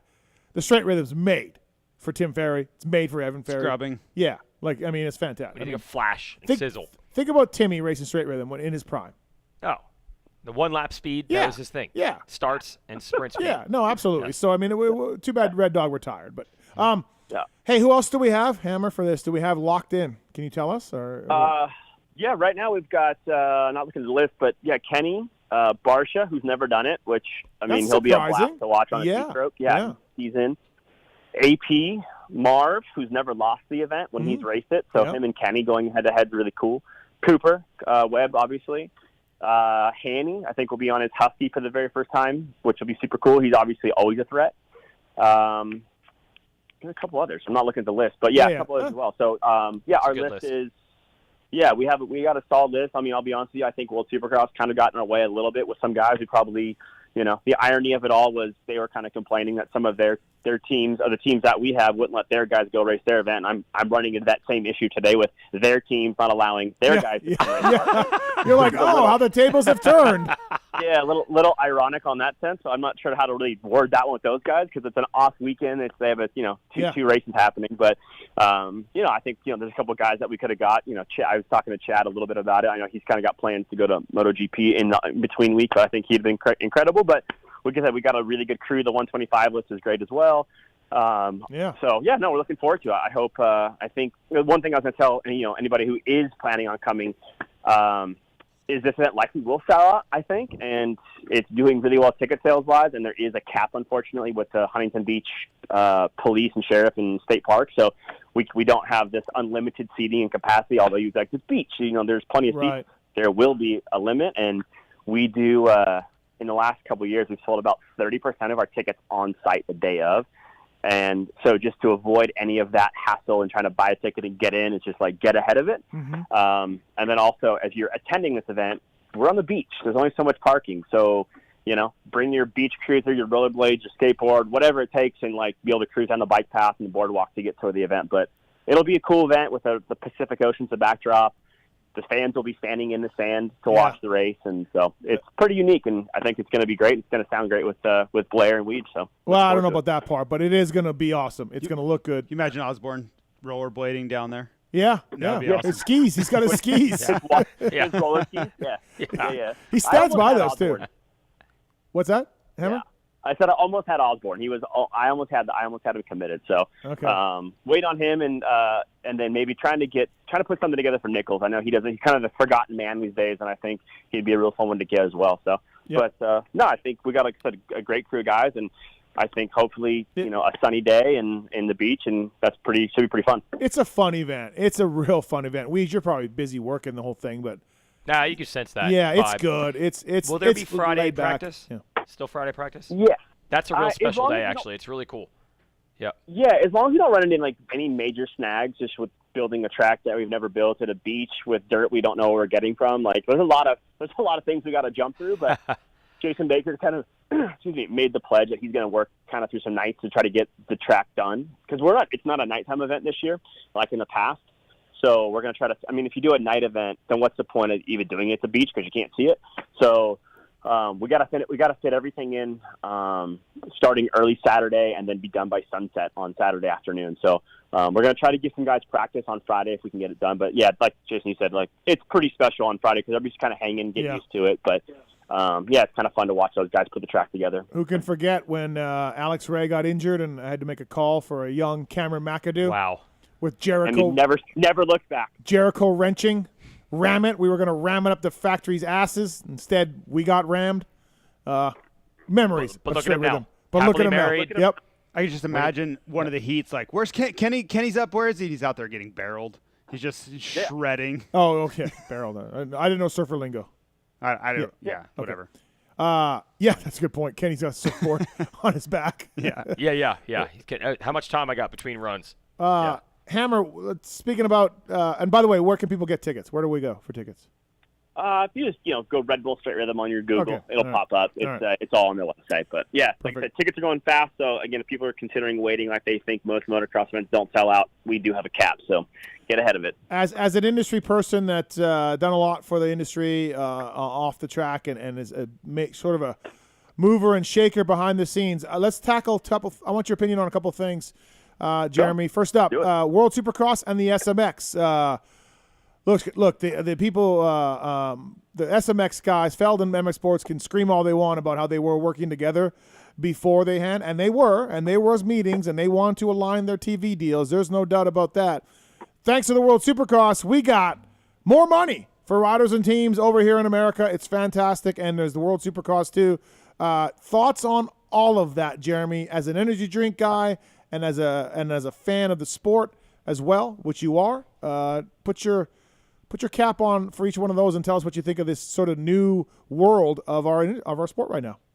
Yeah, I mean, there is some parallels to what's happening in the PGA Tour. I mean, whether the tour was going to change with or without Live Golf, whether Feld was going to change with or without this World Supercross. I mean, at the end of the day, however it got there, and it's probably the sport's better for it. I think, and I told this to a few people, and I'm usually not one shy to give my opinion when asked, but I think they probably didn't need to do everything they did. It was obviously great to align, platforms and wherever the broadcast partners are going to end up being announced. Incredible. I do think they already had kind of put those guys and did all the block and tackling they needed to do to keep World Supercross, at bay. I mean, there's the World Supercross thing. I kind of jumping topics. It's free market. It's either the consumer's going to appreciate it and support it, or they're not. I mean, anybody can try anything, but I think with what Feld had set up and with their schedule with MX Sports, I just don't think a lot of guys were going to go over there, at least not yet. Mm-hmm. But my bigger concern with some of the stuff that Feld has done and MX Sports is just the scheduling getting a little bit longer. I personally don't think World Supercross has ever really been a threat to our series here. I mean, maybe on paper it did, and there were some rumblings and people got real scared and some insecurities, but at the end of the day, I think we're going to weather that storm. But my biggest concern is just extending Jet's career, extending Chase Sexton's career. I mean, our sport, we see with Dunge, these guys don't have anything else once they retire, and then they get this weird, I didn't really want to retire. It was just so many races. So I've said it for a long time, we do need to put some parameters up, and while maybe there is some more built-in weeks off, those aren't weeks off. Jason, you know this. Alden Baker's not going to give his guys, and Johnny's not going to give his guys the free reign to go to Mexico or Cabo and have enchiladas and tacos and hang out for the week. They're still going to be doing their program. And that continues to be my biggest concern is just burnout. We cannot lose these guys, these stars. So my biggest issue with a lot of this is just the fact that the schedule did get lengthened and we did add more races. We did. That's the fact. So I'm more probably concerned about that than I ever was with World Supercross, just because, we got guys coming up, but we know what's going to happen. Nothing's changing really. We're going to burn guys out and they're going to retire at 27 or 28 again. And that our sport can't keep pushing guys out of the sport that early. We just need all of those guys. If they choose to race like a Chad, let's make sure they can race. And that's my biggest fear, is that we're going to lose some of these young guys just because they're starting earlier and grinding harder. And that's just going to fry him. We see it. I mean, we saw it with, with Cooper last year, even with, his program. He's just I needed a break and try something else. Whether last year or this year didn't go maybe as well as Cooper thought, And it gave him the break he needed to reinvigorate to want to go racing for a couple more years, which if he didn't, he might have called it a career at the end of this year, which would have been a shame. Mm-hmm. So hopefully we get more out of him. But as far as everything else, I mean, it's great that we got competition. But again, my biggest thing is just like, it doesn't feel like we can ever really, we all know a lot, but who's ever making these schedules, like they're still not nailing it. And that's my biggest concern. And I've kind of told a few people, but I don't think, and I'm definitely not traveling to all the races, but if you're going to add races, you can't vote on that schedule unless you've gone to all the races. Like, that's just not fair for someone who goes to 17 Supercross or 12 Nationals and then says, hey, we're going to add 2 more races or another race. Like, you didn't go to all those races. Like, 31 races. I just saw the Formula One calendar. Now, their schedule's a little different. They're going in on Thursday and they're leaving on a Sunday or Monday, but they have 24 races this next year, and they're freaking out. They're like, it's the max. We won't do any more. 24. Right. They don't practice a week. We got 31. Yep. So, we just got to protect our own guys from ourselves. I know, people want to make money and events make money, but at some point we got to give a little to keep these guys around. So that's probably my biggest fear of everything. And it's a legit fear now. The MX Sports Feld people will tell you it's just one more race because Monster Cup is there, and then they're taking one national away, so there's like one more race. Calm down. But it all adds up. Look, especially next year, the Coliseum's only available on October 13th or whatever the date is. 14th, yeah. So now that's like 40 days longer. Yeah, we're going into Disnations. We're going into Coliseum.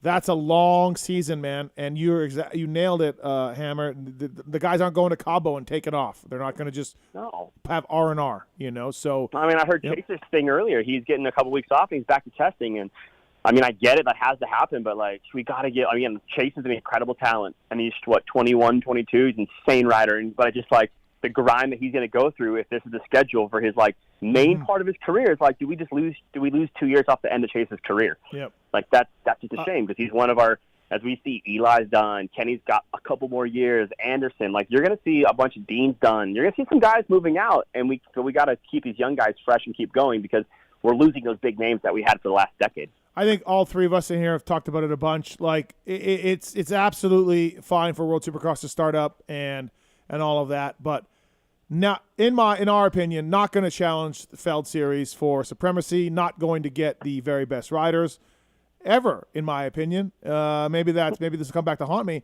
but it's a very cool series and a very viable series and all of that, and it can be a home for a lot of riders. But yeah, the industry over here is just like they are just they're not into it. They're not into it. And No. How much of that has to do with? And I think it has a majority to do with it. But if Adam Bailey and the global Supercross guys don't get the FIM sanction, don't become a quote-unquote world championship, and they just do a 6-race series in the fall or even a 6-race series in the middle of the Nationals, even that, have nothing to do with the FIM. Do we see this response? I don't think so. It's a damned if you do, damned if you don't, though. I mean, I've heard a million times, do we really need the AMA? Do we really need the FIM? Well, no one has successfully pulled off a championship series without one of those sanctioning bodies. So I feel like when that comes up for grabs, and it comes up for grabs once in a lifetime, you have to go for it. We also know that especially the American teams and fans and riders, the FIM tag carries some baggage that they don't like. But I think you just had to roll the dice and go for it and take that baggage. But now you're writing them a huge check just to be a FIM World Championship? Yep. Yep. Yeah, yep. I don't know. I'll jump in. I'll just jump in. Like, I think with them signing with them, everybody thought it was just, they saw the opportunity. FIM, we all know their issues, and we all have our issues with them. But what I think it actually did as a disservice is, and again, I like Adam and Ryan and those guys, but like, if I'm going to be honest with everybody, like, I don't see this, and it's very tough, but I don't see this as any different than the product we already have. They use the word innovation, and innovation's tough. I try it. Red Bull, all these companies try to innovate in our sport. Like, to be honest, like, from an event standpoint, innovation's probably done. There's really nowhere else to go with these little tweaks on formats. Like, we've tried everything. We all kind of know what's possible. Like, there's probably not a lot of new, if I'm just going to say straight rhythm is the most, is from a departure of being different. It's probably the most different type of event for our world. But everything else is just another kind of look at a Supercross track. So I just don't know if their product is different enough. And that might be okay for the crowds, the underserved communities of, Wales or Jakarta, wherever they're going to go. Those people might not care. They might just see Supercross and our dirt bikes and love it. But I do think with them signing with FIM, that's just so limiting to what they can actually do, in my opinion, to actually make their product potentially different, potentially change, get guys to say yes to it because it is so different. But the FIM has such strict rules that we've seen. It's like it doesn't really give you a long runway to make things different the way you need it to make. So yeah, I think it's a little handcuffing. I think the fans all over the world this year, next year, that go to these World Supercross rounds are going to be stoked to see Brayton, Roczen, Josh Grant, Chad Reed. Heck yeah. Oh, yeah. Chad Reed. These guys, I think it's cool. Like, they're going to be stoked. Like, I've been to Paris 8 million times in Geneva, and I've been to – where the fuck did I go with Phil and the JGR guys? What was Bulgaria. Bulgaria. I went to all these countries. They love these guys. They love anybody that's like an American Supercross star. I'm using this word star loosely with Phil. But, I think these people are going to be stoked. Like, I think you can put almost any line up there, and they're going to be happy because I've seen it. Yeah. Well, here's the problem. I think that makes sense, and I've said over and over that my hope is that the sport is now big enough where when we were growing up and it was Rick Johnson and Jeff Ward, they were the two stars because if you didn't win a race, there was no way to get attention.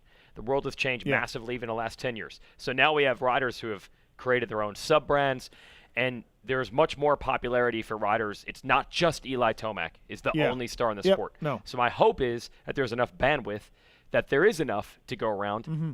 However, that's not going to happen because I think everyone involved in all these series is very proud, and none of them want to. Do you think the FIM wants to be known as the second best series? No, and but the fact that they put up a website with Cooper Webb as the champion, I mean, that's just laughable. It's just laughable. It is laughable, but it shows what their intention I know. We don't want to be the what 40-year-old Supercross series. Right. Our intention is to eventually be the premier motorcycle dirt bike racing series in the world, and obviously the series that already aren't going to give that mantle up. So that is what leads us where we are. There's just no way. I think I'm the most curious on how, the money that some of the teams are being offered and how they're going to put this on. Like, how are they going to generate returns on this money, right? Like, that to me is the biggest question. Like, we're down to – looks like it's going to be 2 events this year is what I'm seeing. I don't know. I know they wanted to do more than that, but maybe just 2 for 2022. Yeah, 2. Yeah. Right. Yeah. But the amount of money that they're promising these teams over a time horizon, they're going to have to get that number up really high really quickly to generate money if whoever is funding this, and it's not my business to say who's funding it and who's not, but they want to get returns out of this. Like, they're not investing into this series just to throw money away. Hammer's bosses at Red Bull at some point are going to be like, hey, man. But that's different. That's different. That is to promote the image and the product of Red Bull. No, I'm saying any company is going to be like, what? I just use Hammer as an example. Right. But any Red company Bull can say there is a marketing loss. There's a marketing cost. WSX isn't promoting the WSX brand. They're trying to generate returns based off of these events. Yes. Sometime. Yes. They don't have anything else to sell. Yeah. So I just don't understand the math, and I'm not privy to all the books either. That's fine. I'm sure there's a business plan here. I just look at it and I'm like, man, that's a lot of money being paid out to a lot of teams, and you're assuming a lot to think that this is going to generate money over time. There's 2 parts of that conversation. Every Supercross motocross fan who loves the sport on earth believes the sport should be bigger. I just wish the sport would grow. They are making the bet, I guess, that the sport isn't as big as it could be. I'm very skeptical of that. I actually feel like and I know you agree with me, Steve, we're very lucky to be as big as we are. There are many other racing series that would kill to even be this big. The assumption that there's 3, 4, 5 times more growth out there. The industry is holding it back. I vehemently disagree because I go to many other racing series that wish they could be this big. But that's gamble number 1. And gamble number 2 is we do know if you hold an FIM-sanctioned World Championship event, you can get nations to pay you to come. So those 2 things, I think, are the revenue streams. Hoping for growth, but look at this year. Look at this year. Some of the events, happen. Right. It did not That's happen. what I look at. It's like if you don't get that funding, you don't get those appropriations, you're done. You're in big trouble. And one thing we've seen in our sport is the energy drinks are on us like flies on shit. They love our sport. We've grown these energy drinks, not so much Red Bull, but the other ones, but Red Bull a little bit too. 100%. Red Bull's a motorsports brand. Yep. Like this scene is one of our target demographics. I mean, like I said, it's a cool scene. It's well, I'll put a caveat. After going to Red Bud, I don't know who those consumers are because I've never seen them before. The guys jumping on porta potties and like all of that stuff during the middle of the night. Like that's a wild consumer to think that's our consumer. But yeah, this is a massive segment for us. That's why you see the big 3 all investing so heavily in this world. Well, I think the big 3 are not investing in World Supercross. Yeah, that's I think those people were drinking your product, Hammer, but there were some other things involved. in the Red Bull product. In that product, yes. Right. I saw a gentleman walking around Red Bud with a Puerto Rico flag and shorts and a ratio right and a mustache, and he had your product look like in the ratio right. I would stay away from that gentleman at all costs. That guy's selling product. That guy's moving. He is moving. I would not associate with that company, with that gentleman if I was a brand, but that's your own decision, Hammer. Yeah. But no, I don't see an energy drink sponsor on this WSX, and why wouldn't they be interested in something like this? They're worldwide brands, all of them. It's Rockstar. Rockstar's a worldwide brand, right? Yes. Rockstar. So, like, why not? And they're not. And they're not. I still think, and this is crazy to think this, and maybe I'm wrong in saying this. You probably are. Okay. But I think they're still in the proof of concept phase. Like, they're moving forward. Yeah. They're going to make a go of this thing, but I'm still, for me personally, my perspective, they're in proof of concept. That doesn't mean anything to anybody else, but in my mind, I'm still waiting for them to prove that this is going to work. If Justin Brayton takes the win, it'll be a proof of concept. I'm not saying they're not going to have a race. I'm saying long-term, is this viable? Yeah. Is this plan viable? Yeah. However, yes, they're definitely in the proof of concept now. The industry clearly is not on board, and they're going to need to have the events be great, maybe to flip that. But I don't think they thought they would need proof of concept. I think they thought Supercross is awesome. We're going to take it global, and people would say, sign us up. And many people have chosen not only to not sign up, but to actively not participate. Most companies are at max capacity as far as spend. Yeah. That's a part of the problem, too. Oh, yeah, you know? absolutely. Yes. I'll just jump in real quick, but one of the things, and I see if you have to hang up with me because you have other people to get to, totally fine, but one of the things that I've always struggled with is Formula One and MotoGP have to go global because they need tracks to race at. Like, that's one that you can't have a series that doesn't have tracks, so they have to go find tracks. We don't need that. We can build 17 Supercrosses at Anaheim Stadium. So for them to say, like, oh, you got to go global to be credible, it's like all the best riders in the world are here. We don't need to chase tracks. All the best German riders here. The best Japanese rider is here. The best French riders are here for the most part. Like, we have the best. And so when I think they're saying, they're touting that whole, you're not a world championship on the U.S., and like, I don't think anybody cares really where, at least in our sport, where they race. We just want to make sure we have the best people. And I think we can check every box. I mean, I'm hoping we can nail down that Morocco guy. He was that guy. If we can, come on, Fly. Can we get him over here, Jay? What do we got to do to get him in here? No problem.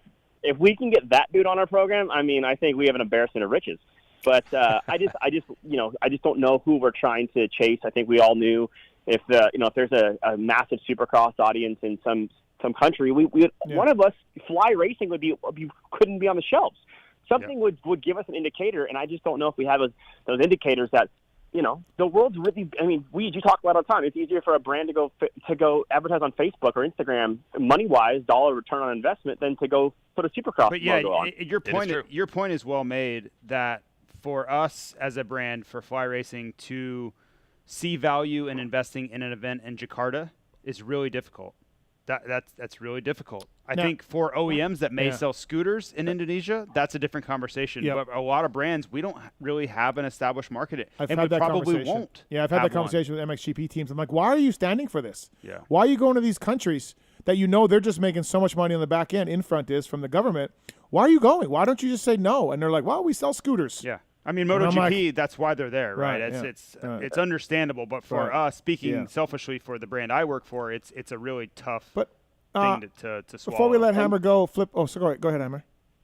No, I was going to say, Jason made a great point. Budgets are tapped. And when you look at a global property like, MotoGP or Formula One, I'll speak just kind of for Red Bull here, but like to put something on, generally you got to probably take something off. And unless you're going to tell me you're going to make a better global product than MotoGP and Dorna or, Liberty Media or Formula One, or there's a handful of other sports that are global that way as well, like it's a pretty tall task. Those have been locked in for decades and built history and heritage. No different than this, this whole Live Golf thing. Like they put these events on, but they don't mean anything. And now maybe there's an audience for it. It's a little bit like, I know you don't like the UFC, Steve, but you got the UFC, and then you've got this like other thing called Strike Force. Then you have the other thing called the PFL. Like there's all these like subcategories, and like they're okay, they're not trying to be the UFC. And I think that's the issue. Is we got two people or two entities trying to be alphas. And at one point, you got to realize, like, that's just kind of the alpha. Supercross Motors is going to always be our alpha in the sport because they've got 40 years or 50 years of history.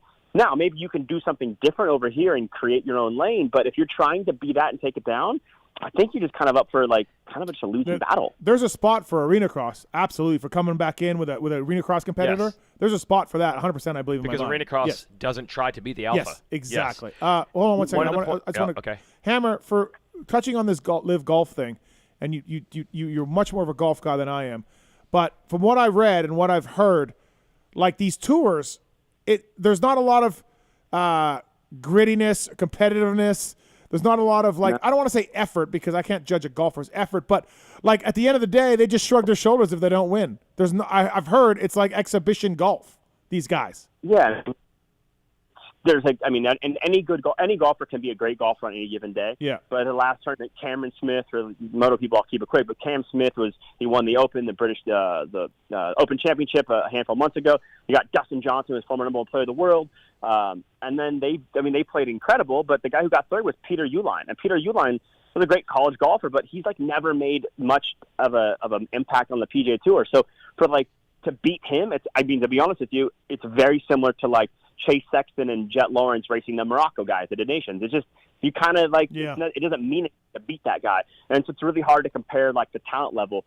But you're totally right. It's these guys are getting paid so much against the side star. They're not really even practicing or trying that hard because they just got paid $100 million to show up. Yes, and that's a different gig altogether because that's being funded by a government that doesn't even need ROI. They don't care. They're just trying to get this other thing. It's for other reasons, but making money is not one of them. Yeah. Where the World Supercross guys, to my knowledge, probably have to, like Jason said, probably have to show a return on investment because investors make those investments to make money back. So the situations definitely aren't apples to apples.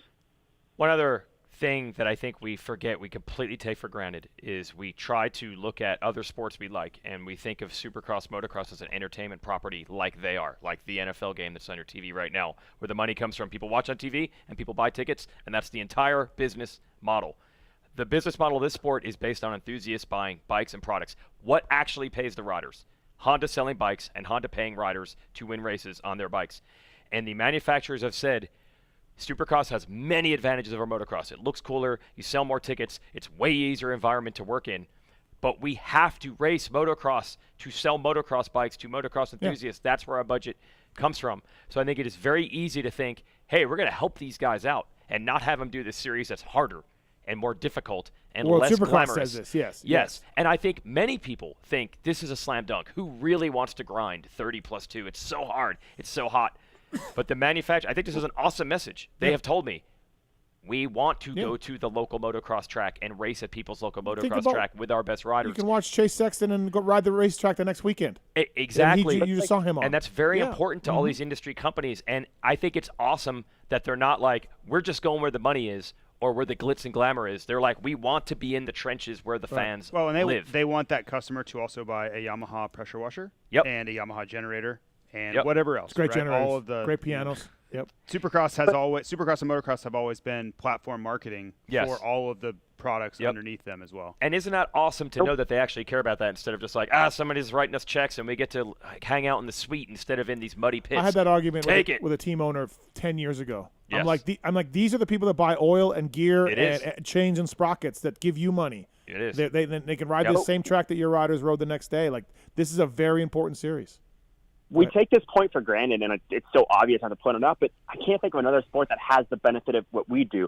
After 17 Supercrosses, I'd argue up to maybe 14 or 15, and I watch every single one of them in practice, and so I'm one of this psychopaths who do it all. But after 15 Supercrosses, I'm pretty good, if I'm going to be honest with you guys. Like, I've kind of seen everything I need to see. I know, though, in 3 weeks or 4 weeks, I get the reset button on the entire sport. We go from night to day, in to out. But everything's different. Yeah, some of the same riders will still be the same guys up front, but, like, you get a reset. F1 doesn't have it. MotoGP, baseball, none of these sports have this weird reset that we do. And I think that's one of those things that keep – and then by the time you get tired of motocross, guess what? You get to look forward to Supercross in 2 months. So, like, we have this great, like, tied-in, tied-out thing that you don't have anywhere else. And I think that's for me – is like, and Lucas Myrtle said it best. He goes, hey, if you go to all 17 Supercrosses, I looked at you at Salt Lake and said, all right, we'll see you in 3 weeks at Anaheim. We're going to do it all again. You'd be like, fuck, man, that's a lot of work. I don't really want to do this. But, like, motocross gives you that little palate cleanser for a while. Also, though, on the flip side, for me personally, I'm not very enthused about this SMX stuff. I don't like the name, first of all. 3 races at a hybrid track, like, whatever. Like, that doesn't excite me. I'm stoked for more money. I have been screaming for as long as this PulpMX show. We've seen the ceilings. We get it. What? You're stoked for more money. No, I'm stoked for more money for the teams and riders. for the riders. I have been screaming as long as this Pulp Show's been on the air about the purse money and that needs to be more and the teams need to be helped out. And there's going to be some merch exchanges, I believe, with the teams next year. So are you coming to the press conference? LA Coliseum? I will not be there. Okay. But I'm not enthused. Like this whole thing of like, hey, we're going to have these SMX races and you got to race the nationals to get points to qualify, i.e. don't go to World Supercross and race our nationals. I'm not that stoked with these 3 races either. But the money is great, so let's do it. Let's see how it goes. But don't count me as saying to World Supercross, which, by the way, I'm going to the first round. I'll be there. And don't count me as saying to World Supercross and jumping up and down over SMX. I'm not there yet. Hasn't happened yet, so let's see. But I'm in agreement with you. And again, I'll reserve judgment until I hear more about what the tracks are. I think we've seen Monster Cup. This is what that is, a version of it, and that didn't really work, or it did for a little bit, and then it didn't anymore. Mm-hmm. But if you're trying to, and I get the playoff bracket or playoff thing they're trying to create, like with all some of these other sports have done. I'm sure their broadcast partner is going to be excited by that, and it's probably why they've got more money.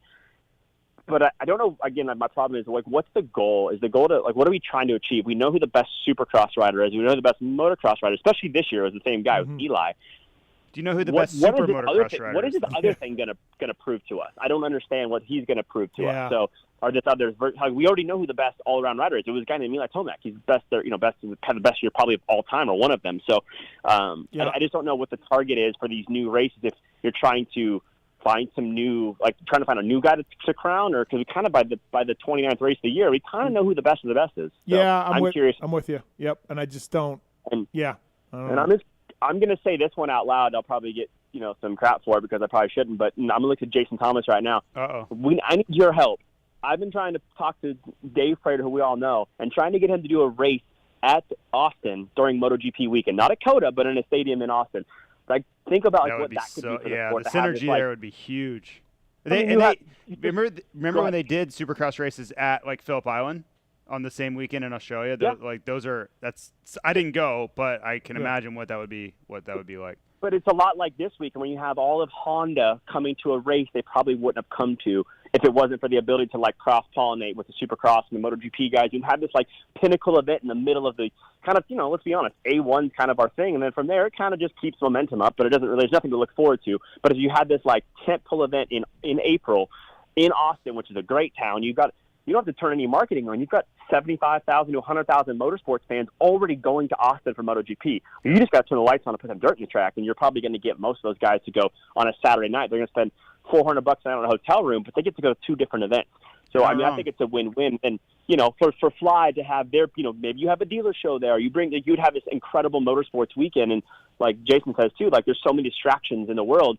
To, have one weekend where, the motorsports community truly came together, be Bike Week, but good in a good town rather than Daytona. So I wonder if I'm surprised they haven't gone there, but maybe University of Texas is just we don't want you to beat it. Knows? I'm going to be honest with you. I don't think they've knocked on the doors, but it's the same turf they have in Seattle and Detroit. So we've been there, we can do this, but I just feel like we need pushing from yourself and some people, because I think we all we're fans of kind of both sports, but what it could be from an energy standpoint. I just kind of look. This past weekend, it would be like that. But in April, we need more of those moments where you get everybody together to be stoked on motorcycling and not just, I'm not going to go this weekend. So well said, man. Appreciate you coming on. Anything else for Hammer Beach? We got a lot of proof of concept coming our way. Yeah. We have to see these events to know what we're getting. Yep. Marks would like some apricot Red Bull, Hammer. Done. So we appreciate that. Right, Marks? I love you, Hammer. You're my favorite. Oh, no worries, brother. I got you. And then I'll leave you with this, just to really show you where my head's at. If it wasn't for the World Supercross, maybe they aren't blocking him, but there's a chance that we would have had Justin Brayton shirtless in Huntington Beach on a 2-stroke. I mean, that's it. What are we doing right now? That is it. It is my crusade. I'm sorry, Adam Bailey. Right. But you better hope we don't cross paths. Yeah. You've just cost me this.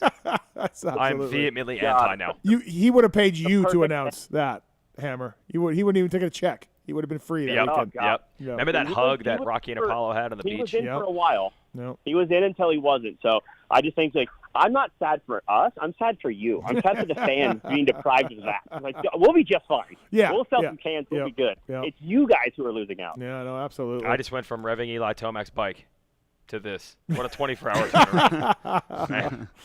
I'll be seeing Brayton in Wales or England or where the hell I'm going. Yep. Another Brayton thing that I'm not going Yep, to. absolutely. Yep. No, but yet, despite that, on our group text, he will still have your back always. Game recognizes game. Always. Game always. recognizes game. Because Brayton doesn't seem to give me any credit. Have you noticed on the group Oh, text? what's that like? Yeah. Have you noticed on the group text it's Weege, but it's spelled capital W, Yes. capital E. Yeah, yeah. EEG. Always. We are. Oh, is that why he does Yeah, it? of course. Oh, What do you mean? shit, I didn't even know. Oh, come on. I didn't even fucking put that together to right we. now. We. I You're just better thought his than caps that. lock. You're better I than thought his that. caps lock was broken. I don't know. How about Phil? Phil's great in that too. Just always bagging on him. It's great. On everything. Yeah, on Yes. everything. Yes. Yep. Thanks, Hammer. I appreciate the help with everything as always, and always good to have you on, man. Some great thoughts and some real interesting stuff to talk about. Thank you, man. And thanks for all your guys' efforts. I'm actually to listen to it today. I was sad that this is the last recap for a long time. So Okay, for a few months. well, maybe we'll recap the like straight the- rhythm or something. I don't know. Yeah, that shouldn't take very long. But the effort that you three put forth in our sport is so appreciated. The stuff that you guys do on the weekly, with Dan Truman and the fantasy stuff, like, our sport is truly lucky to have guys that hustle and passionate about the sport as much as you guys are.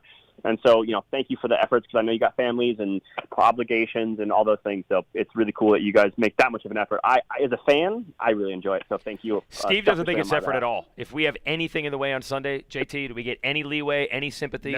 No, none. No. There are no obstacles, Relentless. apparently. Hammer, None. Hammer Unless said, he has something to do. Oh, then it's fine. Hammer said the magic word, hustle. I got it. You two don't. Right.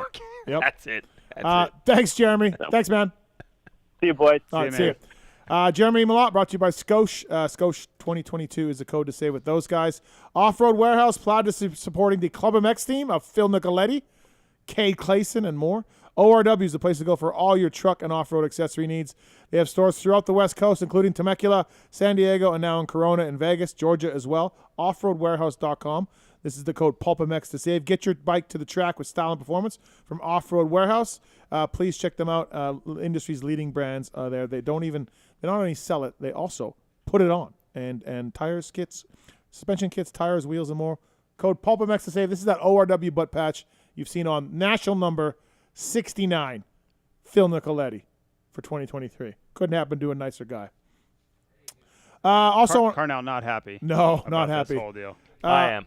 Listen, I'm happy. we're going to talk about pit bikes right now, Pit Bike of Nations. MichelinMan.com/motorcycle. I mean, that's all I got. Like, I got to contractually do this read, but Oh, okay. I'm not happy with the manager, the assistant to the team manager of Puerto Rico. They got a StarCross 6 over there, but, like, whatever, So there's rivalry here. You are the team manager of Team Canada. Is that what this is about? Yeah. Okay. Yeah, this is what this is about. And Yes. none of his riders are really Puerto Rican. I know it's a territory of America. Yeah. But generally speaking, when it comes to the Motocross of Nations, there is one true Puerto Rican on the team. Yes. Normally. Yep. Not always, but normally. I don't even know who Is these it J-Lo? gentlemen were. Is it usually J-Lo? No. Okay. No. I don't know who these gentlemen were. They were on Team Puerto Rico. Well, I know one of them. Yeah. Pooh Sipes, I know. Yeah. There were two long-haired gentlemen. I couldn't tell them apart. Yep. One said he had the longer hair than the other, and it was like the difference was 2 centimeters. I don't know. Smalls and Joe Dirt Yeah. on this Puerto Rican team. You were saying you're going to be checking for passports. I will be. Yeah. Yes. It's Michelin. Don't hold out the controversy of Pit Bike of Nations on the Michelin company itself. They're a respectful brand. They are. They're class. Thank you. Professionalism. The guy that Yeah. was repping Puerto Rico, assistant to the team manager, Yeah. not representative of everything that Michelin is. So No. please check out Michelin. If It's you very can. separate. Yes. So speaking about Pit Bike of Nations, I was the manager of Team Canada again. We bronzed in 2018. Unable to repeat the podium performance this year. I got Ryan the Newf Lockhart on the line right now. Newf, how are you? I'm doing all right. Yourself?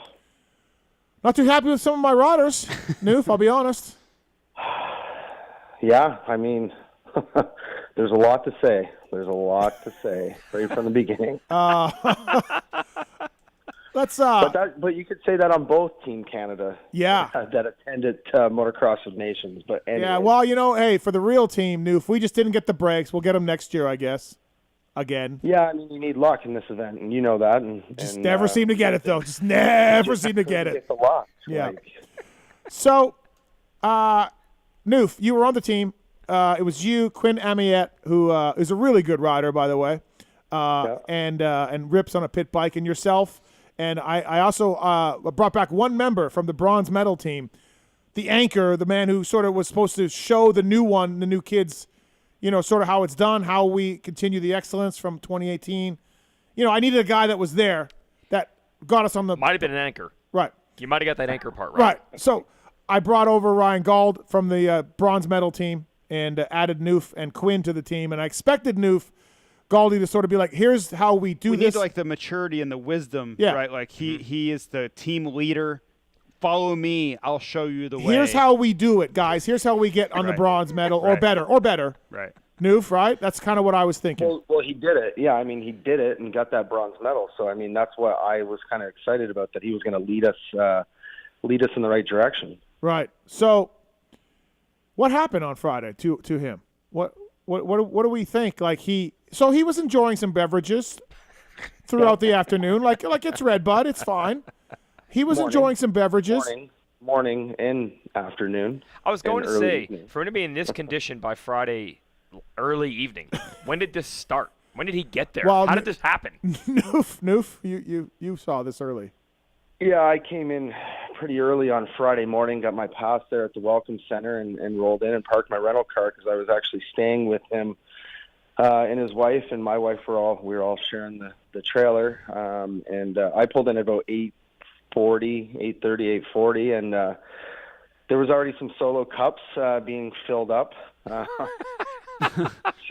I was kind of like, Gauldy, we don't ride until about 7:30, 8 o'clock tonight. So in 12 hours-ish. Better get started then. A long time. And I actually left for a good part of the day. I went up because I was working for the other Team Canada. And when I came back down at about 3 o'clock, before we started working on the bikes, I was like, we got a problem. We got a problem. Well, Newf, you can't be drunk all day if you don't start in the morning. Well, that's true. That's true. But so I went over to the camper, maybe 5 o'clock, Newf, somewhere around there, and I had a moment with my rider, Mr. Gauld. And we're naming names now, finally. Yeah, Ryan Gauld. Okay. I think I said that. You did. Maybe. I had a talk with Mr. Gauld and said, "Hey, man, seriously, slow it down." Like I said, no, I did. You're really worried about the race? No, yeah. No, because I got there and it was, it was on. The drinking was still going on. So I said, "Hey, man, seriously, are you all right?" Yeah. Back it down. I said, "We're riding in like an hour and a half. Like just back it down." And he's like, "Yeah, I'm good, man. And I'm like, "Okay." Like that was, as a manager, all I can do is said your piece. I said my piece. Yeah. And then, honestly, Newf, when he got down to time for qualifying, and he still seemed okay, and then I sort of lost track of him. Well, he was good. So where it went wrong, so after you had the talk with him, everything was all good. Yeah. He sat there, we got dressed, the three of us put all our gear on. Right. And Quinn and I were like, okay, let's go back up to the top of the hill, grab the bike, and then we all came down. They kind of did that like parade thing, and we were like, "Gauldy, you just hang here. It's all good. We're going to put you in the third group now. You got a little bit more time." And also, like, he was away from the camper, so i.e. away from the booze.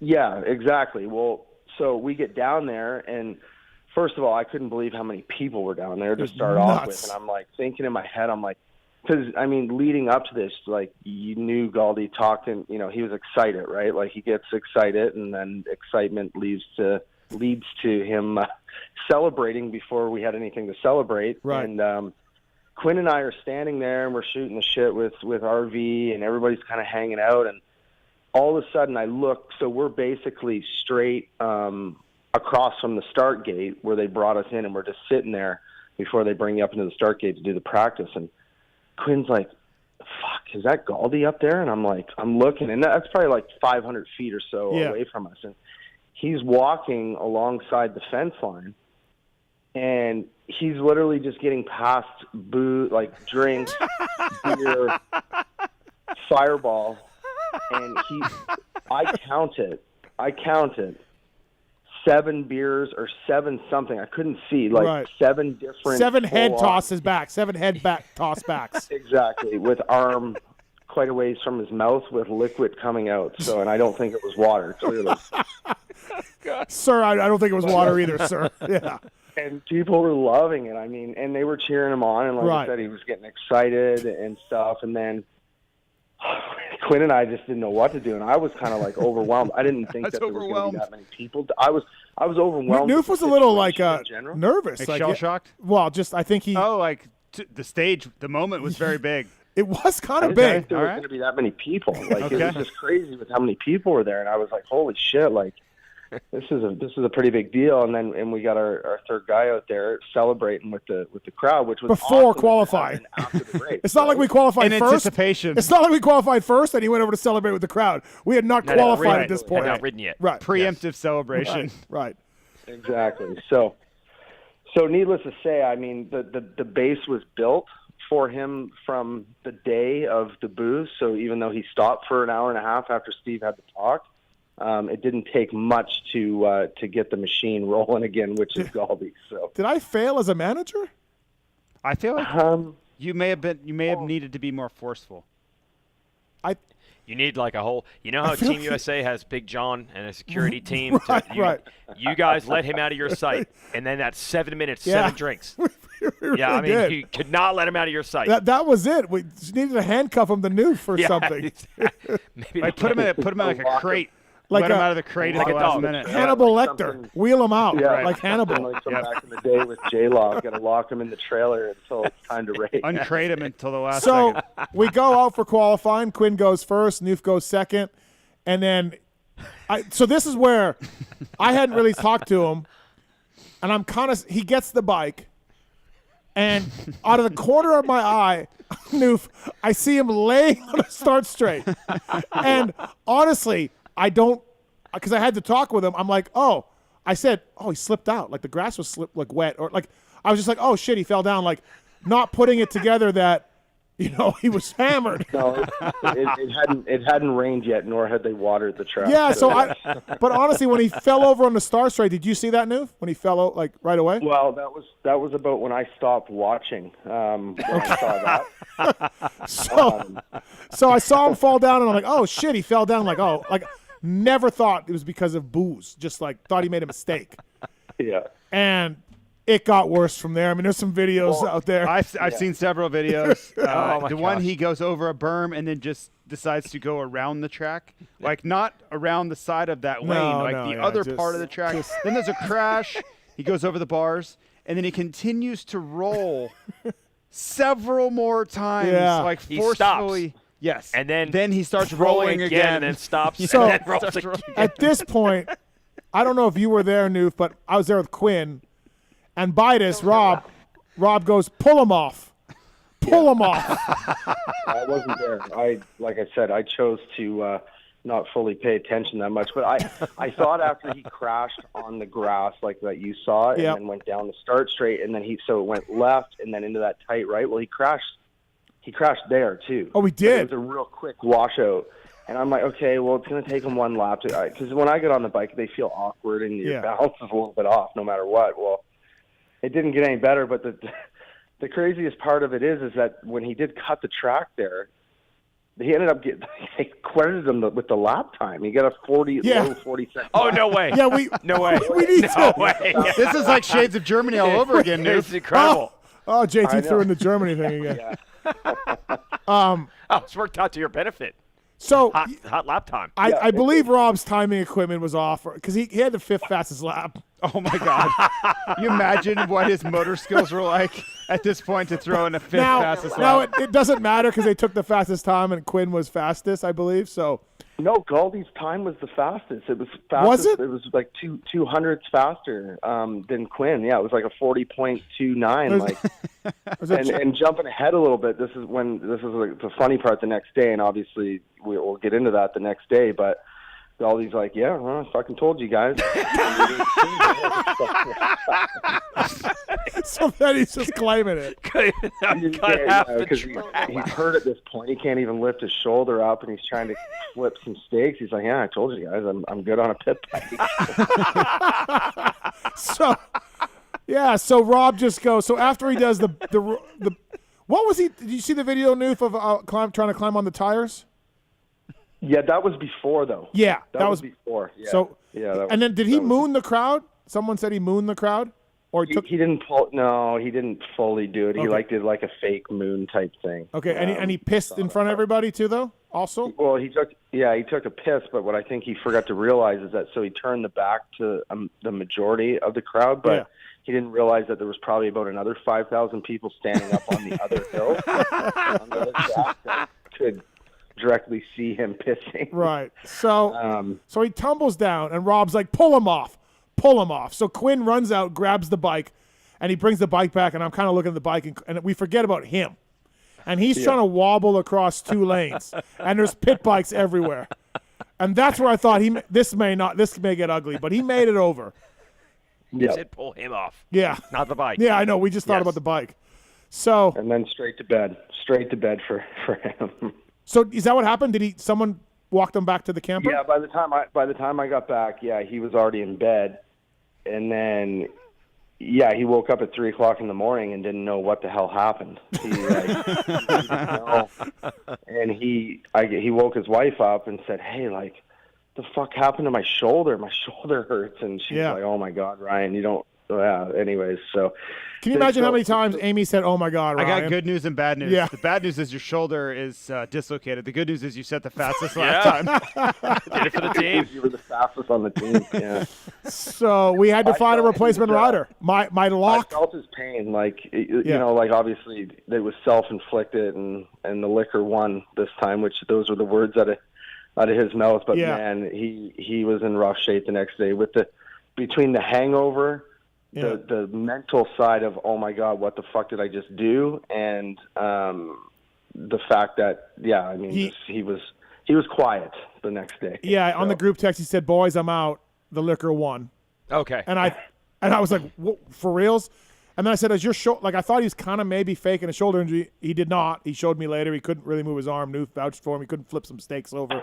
So that's the test. Our rock, our third place bronze medalist from 2018 couldn't. It's like Carmichael going down before Matterley. Yeah. 09. Yeah. Or Donington. Whatever it was. Yeah.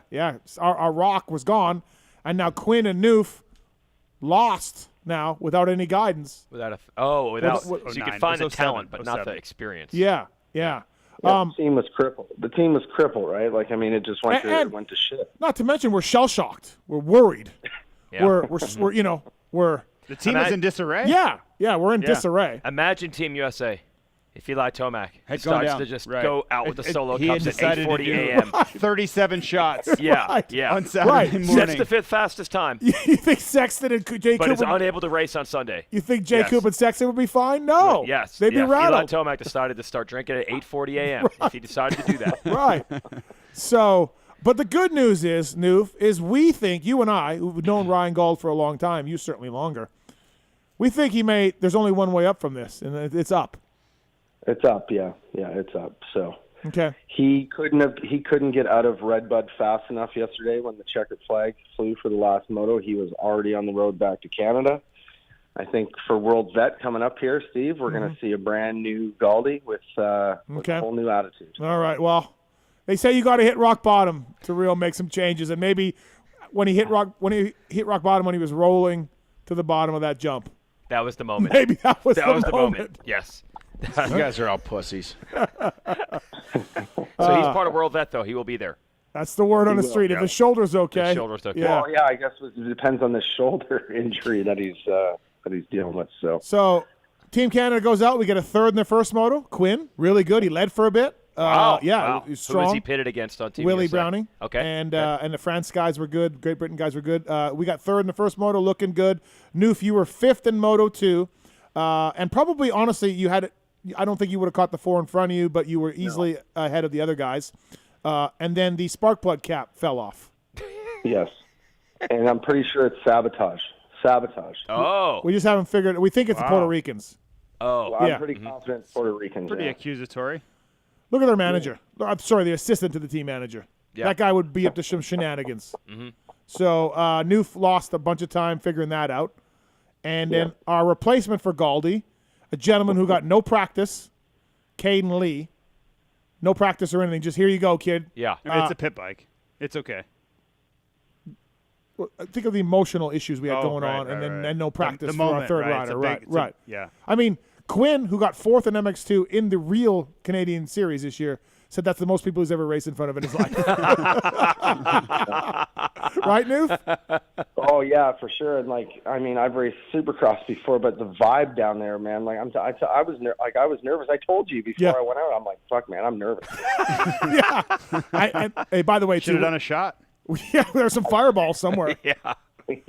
We had great helmets and thanks to Flying Colors for the helmets and jerseys as a manager. And we had a guy named Larry Enticer. He's very popular on social media. He was our chief mechanic, crew chief. Oh, spark plug clap. Wow. Yeah, not his fault. Okay. The best part of it is though, like, of course we were, the emotional drama and losing our leader. Trying to overcome. Nobody even knew.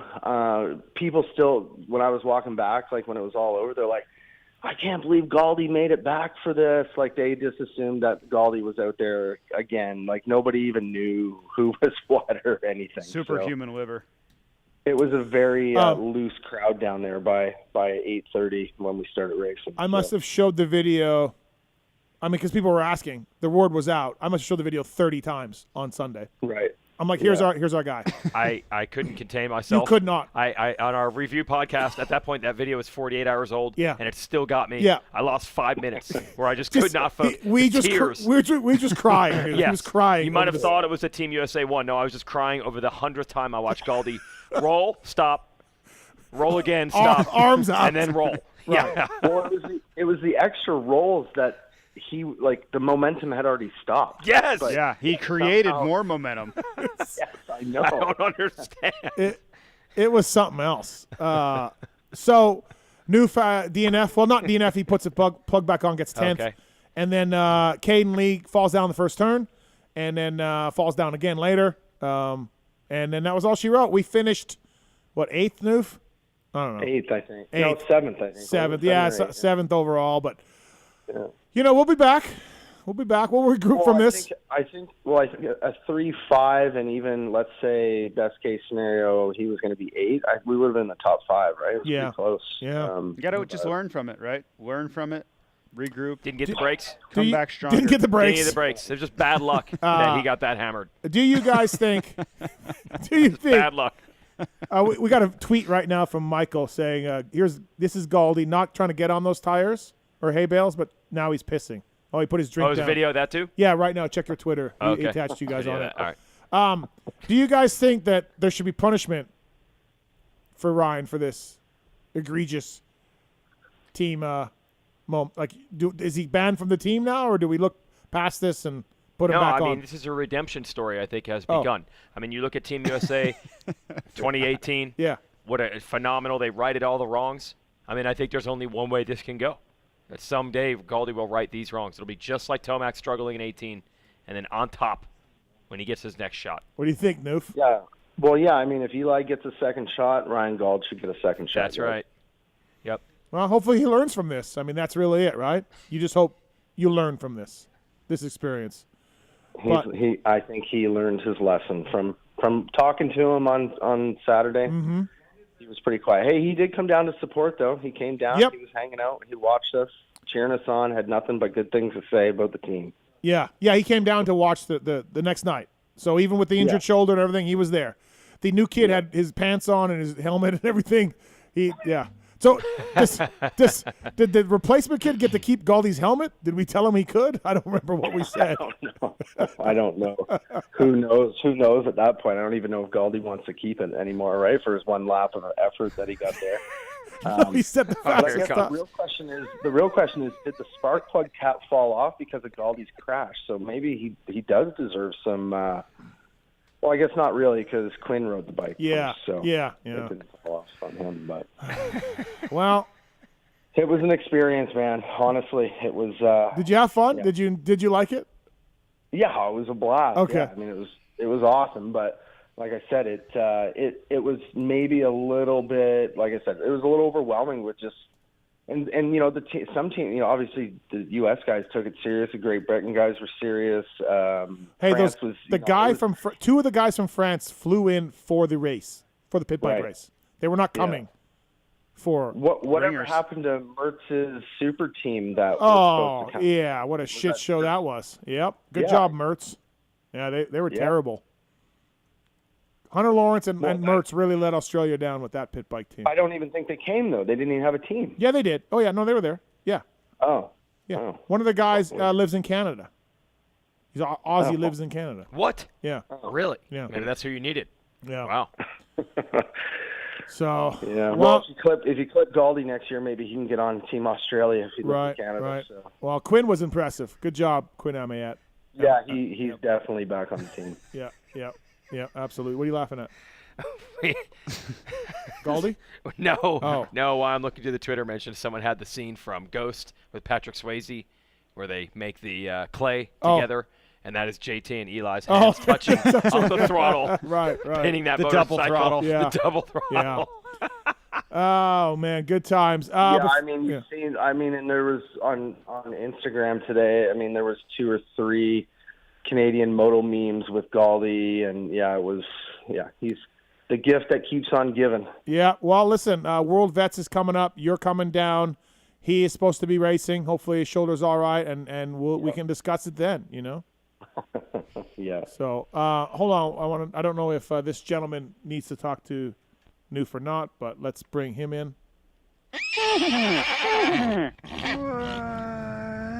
Oh, shit, that's David Bradshaw's bike. I just fucked up. What's up, Vital Jamie? What's up, boys? How's the show going tonight? Pretty good, pretty good. Did you run into Gauldy at all Friday?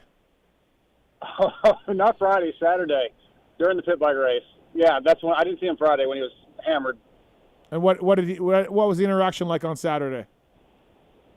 Pretty good. He wasn't in too bad a shape Saturday. You know, Amy might have been a little bit hammered, but yeah, he was good Saturday. Just I think regretting his last shot of Fireball, as he said. Yeah, the Fireball. That was all it was. Everything would have been fine if not for that. Yeah. Yep. Yeah, I think Team Canada would have podiumed if not for his bad decisions. Well, there we go. One neutral observer says that Gauldy cost us the podium. He's a journalist now for a living, full time. Absolutely. Yep. So, all right, Newf, we'll let you go. Thanks for calling in, buddy. Thanks for recapping what was a real up and down time for Canada. For Canada in general, everybody all around that came there from Canada, it was an up and down experience. It was. Dylan Wright's 10th was awesome. By the way, the great Tony Caroli's last ever professional race was the Motocross of the Nations at Redbud.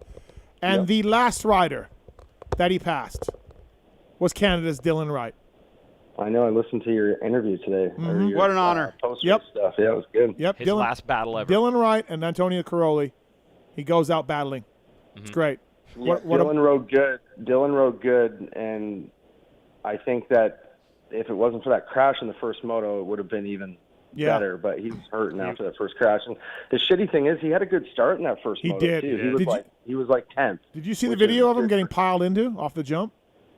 I only caught the end of it. I only saw one video, but I guess it was pretty bad. He came back. He had no crotch left in his pants. I guess it was a foot peg that went right through and just ripped his pants all to shreds. And then he said he blew his goggles off. Somebody hit him and it blew his goggles off. Yeah. It wasn't a good way to start, and it kind of went downhill. But the only thing, we could cheer for him in the last moto. It was a good ride, regardless. That was great. No, absolutely. How it started, so. Well, Newf, All right. thanks for your effort for Canada for the pit bike. Sorry we didn't get it done, but we'll just keep working for next year, buddy. These things happen, buddy. I'll talk to you soon. Thanks. Okay, thanks, guys. See ya. Yeah, have a good- That's Atlas Braces, Ryan Lockhart, everybody. Nothing he can do. Nothing he can do. Nothing he can do. No. Nothing he can do. Just bad breaks. Just bad breaks. Just bad luck. He just miraculously got hammered. Sometimes it's Nothing just he can not do. your year. No, Yes. it's just not. There really are two sides to the Motocross of the Nations at Redbud weekend. There's the Friday, Saturday shenanigans, and then there's Sunday's race. Yeah. But I don't know if anything will top the Saturday night experience from 2018. One of the wildest nights of our lives. Yeah, it really was. Yeah. Yes, but it was pretty darn good this year. It really was. Yeah, if it was not up to the gold standard, it would have. It's very good on its own. It can stand on its own merits. Yeah, after the pit bike race on the RacerX live show, Puerto Rico, British, USA, and France came up on stage. Yeah, that was great. They were. Yeah, Rob Bidas just stormed the stage. Yeah. And we had cameras set up so people could see this. Bidas could not see the cameras clearly, even though they were right in front of him. So the riders were lined up like in front of the cameras. So I don't think the fans watching live were seeing anything. Okay, yeah. I think Team Fried Tom just took the drone back up and just, I'll just show the fans. Right.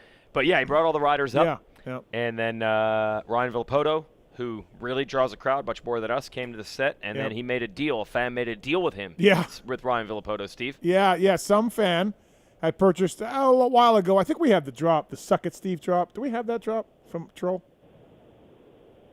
I don't know. Okay, all right. Anyway, I thought we did.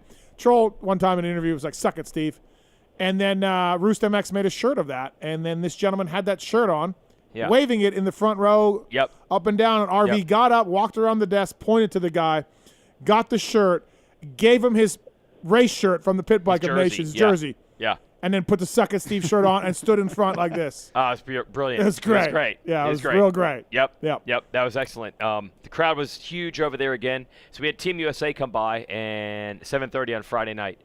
So Sexton, Cooper, and Tomac come up, and I could not interview them. It was so. Were you there when that was going on? Yeah, I was. The noise I was backstage. unimaginable how loud that crowd was, and we're just laughing at each other. It's like you can't talk. Yeah, you can't. Yeah. And then they were so willing to cheer anything. I was like, the track looks pretty sweet, right? And Eli mentioned the scoop tire. And even the scoop tire, just the crowd erupted. He's like, I'm going to be running scoop tire all weekend. Lost their mind. Even the scoop tire had fans. Right. He should have brought one up. Yeah. Should have had one on his shoulder. Yeah. Scoop tire. Jamie, that live show was pretty cool. I guess you weren't there in 2018, were you? Yeah, I was there. It was complete mayhem, even more so than this year. Yeah. So that one was a little unorganized, we'll say. Yeah. But it made for a hell of an experience. Yeah, it was rad. Right, yeah. Yeah, the fans could not take the fences down this time. No. Yeah, No, unlike you 18. know, Yeah. Before the pit bike race, during the opening ceremonies, we'll call it, we're running up and down, carrying the American flags, and a bunch of fans are like, hey, should we storm the track? No, please don't. God forbid, because if you do, we might not get a race. Just wait. Yeah. Just So wait. they did. Yeah. They did. They waited. Yeah. We were trying to get this live show off the ground, and it was unfortunate that it was all on Tommy Tenders of Team Fried. That's not really his specialty, producing live stuff, but he assured us he had it dialed. He knew he could do it. He had worked on them. We had live shows on Friday night. He had help at the Nationals, but he's like, I know how to do it. Everything's dialed. Then there was a big screen Jumbotron, which we did not have at the Nationals. And apparently when they plugged that in, half hour before, everything they'd worked on all day, fried. Done. It was Team Fried. Literally Team Fried. It was Team Fried. Yes. So they had worked for like 12 hours to get this thing set up, and then 30 minutes before the show, it's all destroyed. So he is on the phone with Scott McLemore, who had helped us at the Nationals from MAV TV, just desperate. So the crowd he's trying to have a phone conversation while the crowd is screaming, and he's just pressing the phone as tight to his ear as he can, trying to get this live show back. Them not realizing it's actually the Jumbotron that's causing the problem. Yeah. So they're unplugging every cable, typing everything they can, screaming on the phone, desperate. So Mitch Kendra from RaceX did the one thing he could to try to help. I've never seen Tom Journay stressed like this. He went and got some chicken tenders. He ran out to the vendor area. That's what. Got some chicken tenders. Like there's one thing that can bring Tommy Tenders back to the center. Some chicken tenders. Like a shot of adrenaline. It was. And he's like, you want some? Yes. You want some tenders? Fiction. Yeah, chicken tenders. But credit to Tommy. He knew his duty in the moment was to not partake, and he saw the chicken tenders and he put them back on the desk. Popeye spinach. And went back to work. Couldn't even do it. Yeah. No, he went back to work. Think about what it takes for Tommy Tenders to skip eating tenders. Yeah. We tried. We gave him what he wanted. Yeah. Yep. So the show, I'm not sure the Team USA part got seen live, so he was smart enough to switch the camera to just record. Yeah. So I think we'll be able to show this. Oh, over there, yeah. I was like, let's not show this until we know if Right. they won or lost the race, because it'll just be tragic. Yeah. But now we'll probably show it. Shout out JT to Weege for hosting 6 hours Friday and Saturday nights of live shows with just mayhem. It's unbelievable. Yeah. Yeah, it was 6 hours. And I'll tell you, when we had to get to the pit bikes, we're going to start 8 o'clock on Saturday. Yeah. And It was 750 and all the we had freestyle. Oh, by the way, we had that too. Yeah. We had dudes like Twitch and Axel Hodges, like the biggest freestyle guys. Also, we had the pit bike track, the freestyle track, and our show all in one. Yep. And they came over, and I got to buy 10 minutes. I need 10 minutes to get to the pit bike race. Those guys, JT, they don't have a lot to say. No, not a lot to share as far as strategy, real Motocross Nation's insight. No. And to be fair, Twitch did Twitch get some. is good. Twitch is good. But at least Axel said, "Yeah, I don't really follow it." Yeah. So at least he was very transparent about that. And I'm like, how am I going to buy us 10 minutes when all these guys got is sick and so sick and it's rad things are sick and it's sick and it's. I think I got a chance to say the higher you scream, the louder, or higher they go, if the louder you scream. Well, I checked. I actually asked Twitch if that is true, and he said that is factually accurate. He said, yes, that is true. There we go. So I'm glad to finally have that verified. Yeah, right. By the way, breaking news from Michael on Twitter. The Gauldy mooning was real. Okay. The pants came down. That was really the beginning of the end for Canada. So the mooning was real. There's many beginnings of many ends. Anyways, and so, yeah, it was crazy. It was a really cool experience, once again, to do it, yeah. And then did Vital you Jamie. come over to the show at all? No. You never came to the live show? I did not. No, but I've never gotten to see the pit bikes because we got the things coordinated together. Yeah. I guess I could have walked away. Right. But I'm always afraid the pit bikes are going to go off the rails, and I'm going to need to retake over. Right. It's a legitimate fear. And then also, finally, at one point I had Mathis there help me just kill time. Not really that entertaining, of course. And then we get 6 time and Carmichael to come up. Yeah. So I tried to dismiss Steve. He did. Oh, not the greatest happening. of all time was not going to let that happen. He wasn't doing the show without Steve Mathis by his side. He put his hand on my shoulder and he did put me back down and said, "You're staying." Yeah. I envision it very similar to when we were at Fox Raceway 2. We were doing the live show Friday night for Monster. Yeah. And James Stewart was trying to get out a few minutes early to get to dinner, and Tim Cotter, absolutely, you are not leaving. Yes. There was no chance. There's no chance that James Stewart was leaving. I think if that was the very similar situation. It's Vital Jamie, I cannot believe it has come this far. Carmichael would not do the show unless Steve was with him. I don't know what's wrong with the world. Bizarre world. JT actually smiled this weekend. Wow. I don't know. Wow. They all come around. They all come around. Yeah. We were trying to rush to get that podcast done Sunday night. Yeah. And I'm over there revving the bike, and I see JT, and I'm like, oh, JT's he's so mad that we're waiting that he's come over to yell at me. Yeah. me. And then because it's bedtime, he's past his bedtime. He's past bed. It's already 7 o'clock. Yeah. He's tired. He wants to go to sleep. Right. No cooler. No meal prep. He's out of meal prep. And then he, as you said, Vital Jamie, he smiled. And he fist pumped. Yeah. And he's like, I'm looking for that motorcycle. It was a whole new JT that I did not expect to see. Hey, when I saw the look on Tomac's face, I was like, it's time. Tomac's smiling, I'm smiling. We'll rev it when it's time. Yep. Yeah, We'll rev it when it's time. Yeah, we race Rider D. We'll get there. We'll race when it's time. Jamie, a lot of work for you this weekend. Lot of work. It was it was a busy weekend. Welcome to Moto Media, Jamie, with a hustle. Yeah. This ain't no pony pod. This ain't no pony pod. This is real work. It's the real deal now, huh? Oh, yeah. Yeah. And it was good. Love the donuts and the Pepsi at 11 a.m. that I saw. I don't know what – I mean, you're way too focused on worrying about what I'm doing. Oh, welcome to my world. Need to be, I just feel like you need to be working on figuring out how to get out of the gate straight, and that's all you need to Also, I got a spy shot of Jamie, a gentleman who looked a lot like Jamie, in line for some tri-tip from the concessions. You were caught. It's good protein. You were caught getting some tri-tip, Jamie? Yeah. Do you know how many things were open to get food at that time of night that you didn't have to have cash for? One. Yeah. What was this quote, though? What? I'm Steve's head? Yeah. Maybe broken hard? Yes. I'm Steve's head. I don't even have that. What were you trying to say there? In Steve's head. I think, it's funny how I'm in Steve's head. I didn't proofread clearly, I am Steve's head. I'm Steve's head, I think. I'm Steve's head. Yeah. Not in Steve's head. Yeah. Jamie. I'm Steve's I head. didn't even see that. I didn't even see that till late at night because, you can't get a freaking signal out there. You can't get any internet to work. So, yeah. Yeah. Yes, welcome to Moto Media. Late nights, early mornings, and you can't do anything anyway. Yeah. It's like one of the knockoff shirts. Like if you find an age where they've tried to translate, but the translation didn't make sense at all, but they made a shirt out of it anyway. Yeah. Oh, yes, I had a Beavis and Butthead shirt that once said, "What a cool." What a cool. What a cool. Oh, man. Yeah, I did. Oh, it said, I love how I'm Steve's head I am. Thanks, Marks. How'd you find that, Marks? You retweeted it. You retweeted it, so I went and looked at your Twitter. Oh, God. I love how I'm Steve's head I am. Jamie. That's it. I mean, that, Gauldy? Yoda? Yeah, Is that a Yoda? That was Gauldy on Friday night. Oh, gosh. I didn't have my editor handy. Like, you can't send me, I love how I'm Steve's head I am, and not expect me to just knock that out of the park. Like, you can't do that. No, I set you up for that.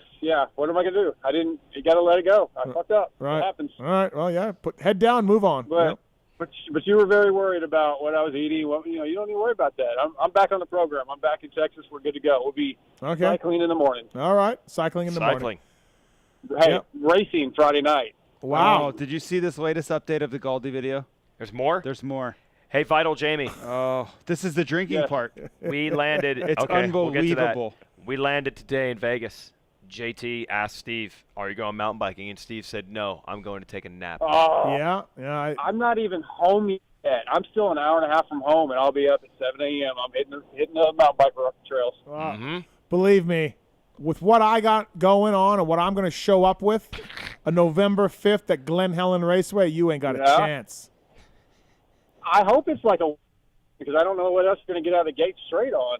Don't worry about it. Jamie, I like your chances. He's going to be traveling around. He's got to go to Wales. He's going to be jet lagged. He's going to really cut into his I may be prep. right there too. Hey, actually though, I'm going to Cancun. Oh, the weekend before the race. Oh. Yeah. Woo! Oh, you know what I'm doing the weekend before the race? Racing, training, Okay, well, all racing, right. prep. All right. Does Gauldy have a vlog? Like, why is there so much footage? There's so much footage. There's hours of content. This is like the Sam Jones documentary. There are hours of footage of Gauldy from Friday One day, this will be the night Canada's hopes died. It'll be a documentary from if Sam he wants Jones. a doc, there's plenty of footage. Right. He won't need the APB. Right. And then, folks, here is where it went wrong again. Gosh. What the heck? Yeah. All right, Vital. We got to run, Vital Jamie. I'm running behind here, but anything, a wrap-up show this week? That's the plan. I'll be listening to the show tomorrow at some point and getting my notes made. So, yeah, we'll do Richard, your guest from last week, Richard Taylor and Robbie Wageman, or RJ Wageman. Sorry, RJ and All right. Richard will be the guests.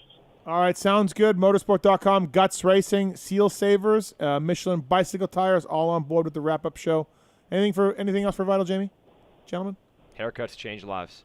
Oh, dude, he's unbelievable. It's yep.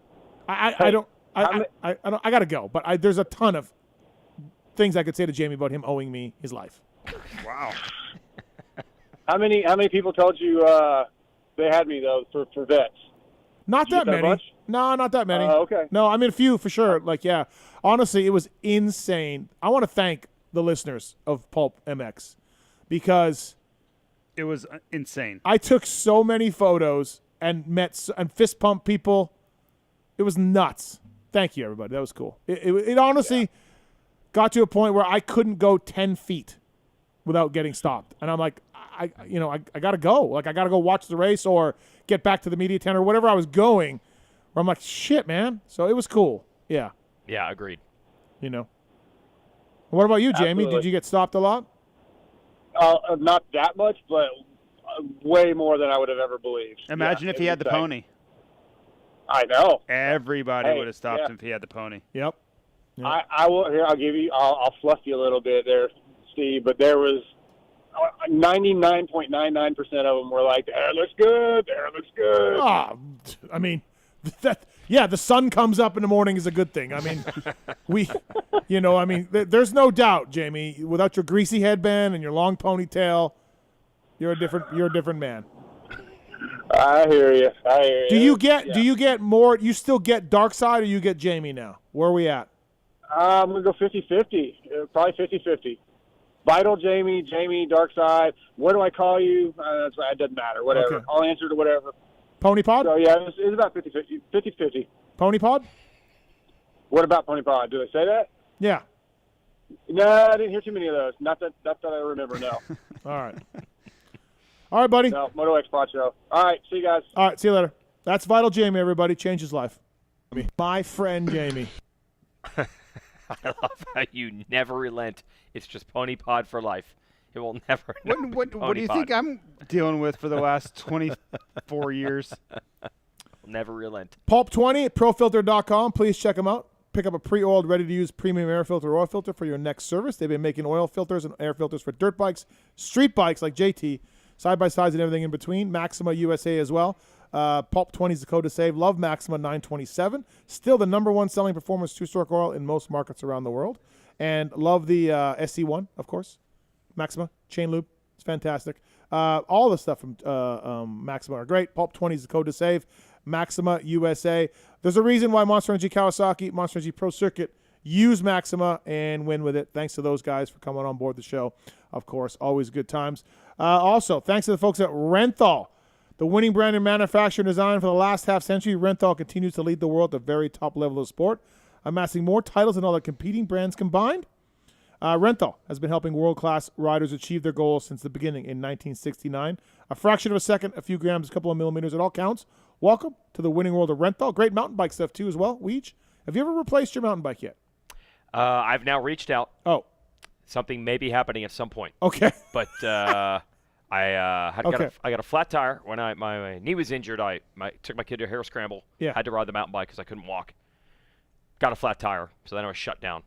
Recently got that replaced. So we're back with the tracked frame. Well, get some Renthal stems or bars if you can for your new one. Oh, for the new one. Yeah, okay. for the new one. I was going to say the cracked frame. I probably shouldn't invest. Are we talking to Intense? Is that what we're in negotiations with? Okay. Yes. Yep. So Blue it's Crew. Looking good. I heard. Ridgeline. It's Intense. unbelievable. It's intense negotiations. Is there anything else? I don't know. Manscaped, what other sponsors you got here? Yeah. All right. We'll figure it out. Yeah. What else you got? Renthal.com. Bringing our next guest of the night, our last guest of the night, actually, a member of Team USA, and a really, really big weekend for him and the company Renthal as well in general. Friend of the show, sometime co-host, Paul Perebijnos. What's up, Paul? How are you? What's up, Steve? What's up, boys? How we doing? Pauly P. We're good. I'm a little upset at you. I will write it off to perhaps some post-race alcohol, Paul. But okay. That's okay. We all make mistakes. But, yeah, There was definitely post-race alcohol. You guys want to hash this out real quick? I can yeah, vouch for that. And you deserve it. You guys did a great job. We're going to get into it. But, yeah, at the media tent, Justin Cooper is – we're all waiting to talk to the USA riders in France and everybody else. And Paul is there, and Paul's like, hey, we got to, I don't know why. I think you just came in to see if you can get the riders, Paul. And then you said right in front of Cooper, you're like, you still think he's the wrong choice, Mathers? You still don't think he can come through? Oh. And I'm like. You don't recall doing this? No, I mean, I was already on beer number 6 or so. I'm like, I started quick. I'm like, we don't need this right now. Yes, I preferred a 450 rider on the team to Justin Cooper, absolutely, but I never once thought Justin Cooper was a bad choice or going to throw it away or sucked balls or anything. But then, and Justin was like, kind of looked at me, and I'm like, yeah, he rode great. Which he did, and he deserves all the props. So I'm a little upset, Paul, but we'll move on from this. So. Oh, okay. Well, I'm sorry. That's great. Renthal.com. See, some people just need to say sorry, Weege. Yeah, that's it. All right. Congrats, Paul. That's awesome. Brought it home. You were on the show talking about the role with team coordinator for Team USA. And, I spoke to some people behind the scenes, Paul. And, I mean, maybe it's all just BS, post-win BS or whatever. But everybody said the team worked really well this year and really smooth. And it seemed like a better, well-oiled Team USA machine than in years past. Well, that's cool to hear. That's awesome. I mean, I don't have any point of reference, right? It's my first time being part of the team, but I mean, I have to agree myself. I think we were pretty united, pretty organized. We had a plan. We communicated well. I at least tried to do that because I think from the outside looking in years past, I didn't think they communicated well, and maybe that was a wrong assumption or not. But I tried. I was kind of like bouncing back and forth between Honda and Yamaha all day, and whatever was happening or one team was learning, I was making sure I was sharing the information with the other team. So really just kind of being that guy back and forth to make sure everyone was communicating. So we had a game plan. Mm-hmm. Riders knew who was going to take the first gate pick each time before we went to the gate. We rode backup bikes for parade lap, had completely clean bikes with wheel covers. Oh, I didn't know this. Okay. For the race. Yeah, good yeah. job. I mean, we were washing wheel covers in between motos too, just to make sure that we didn't go to the third moto less prepared than we did for the first race. We had 2 dedicated filmers on the track at all times that were filming notable riders. So we had a list of notable people that we wanted to follow. Obviously filming our own guys. We were filming starts. We really tried not to leave any stone unturned at this time. And that's the result you get, I think, when you prepare and you do it right. Yeah, really, really impressive. They rose to the occasion. The weather was garbage.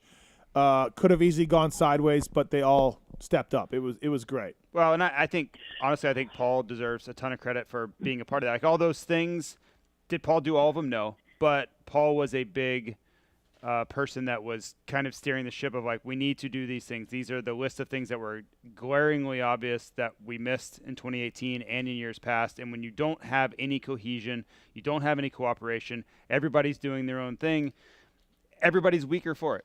And we've learned that the hard way. You know, the roadmap, I think, has been laid out by Team France in the past. And I think Paul did a great job of stepping up. And someone had to take the lead and say, hey, we need to work together more closely. And I think Mike Pelletier and Christina Denny and everybody deserves a lot of credit. But I think Paul specifically kind of took the bull by the horns and said, hey, let's make this reality. Let's not talk about it. Let's actually do something about it. And we got rewarded with Starbucks gift cards from Team USA very excited. today. It's ridiculous. It is ridiculous, but I'm going to take deserve mine. it. Yeah. I'm going to take mine. So it's fantastic. I will give mine to my wife. Yep. Her sacrifice was There I was you gone. go. Right, I was right. gone. Paul, I heard there was a little bit of controversy with Hunter Lawrence and some towels at one point. Yeah, so we were on the radio beforehand, and so Mike Pelletier was our go-to as far as any rule clarification. And honestly, that was a big talking point all weekend with all the riders. Is there's a lot of different rules over there. Even just the staging format.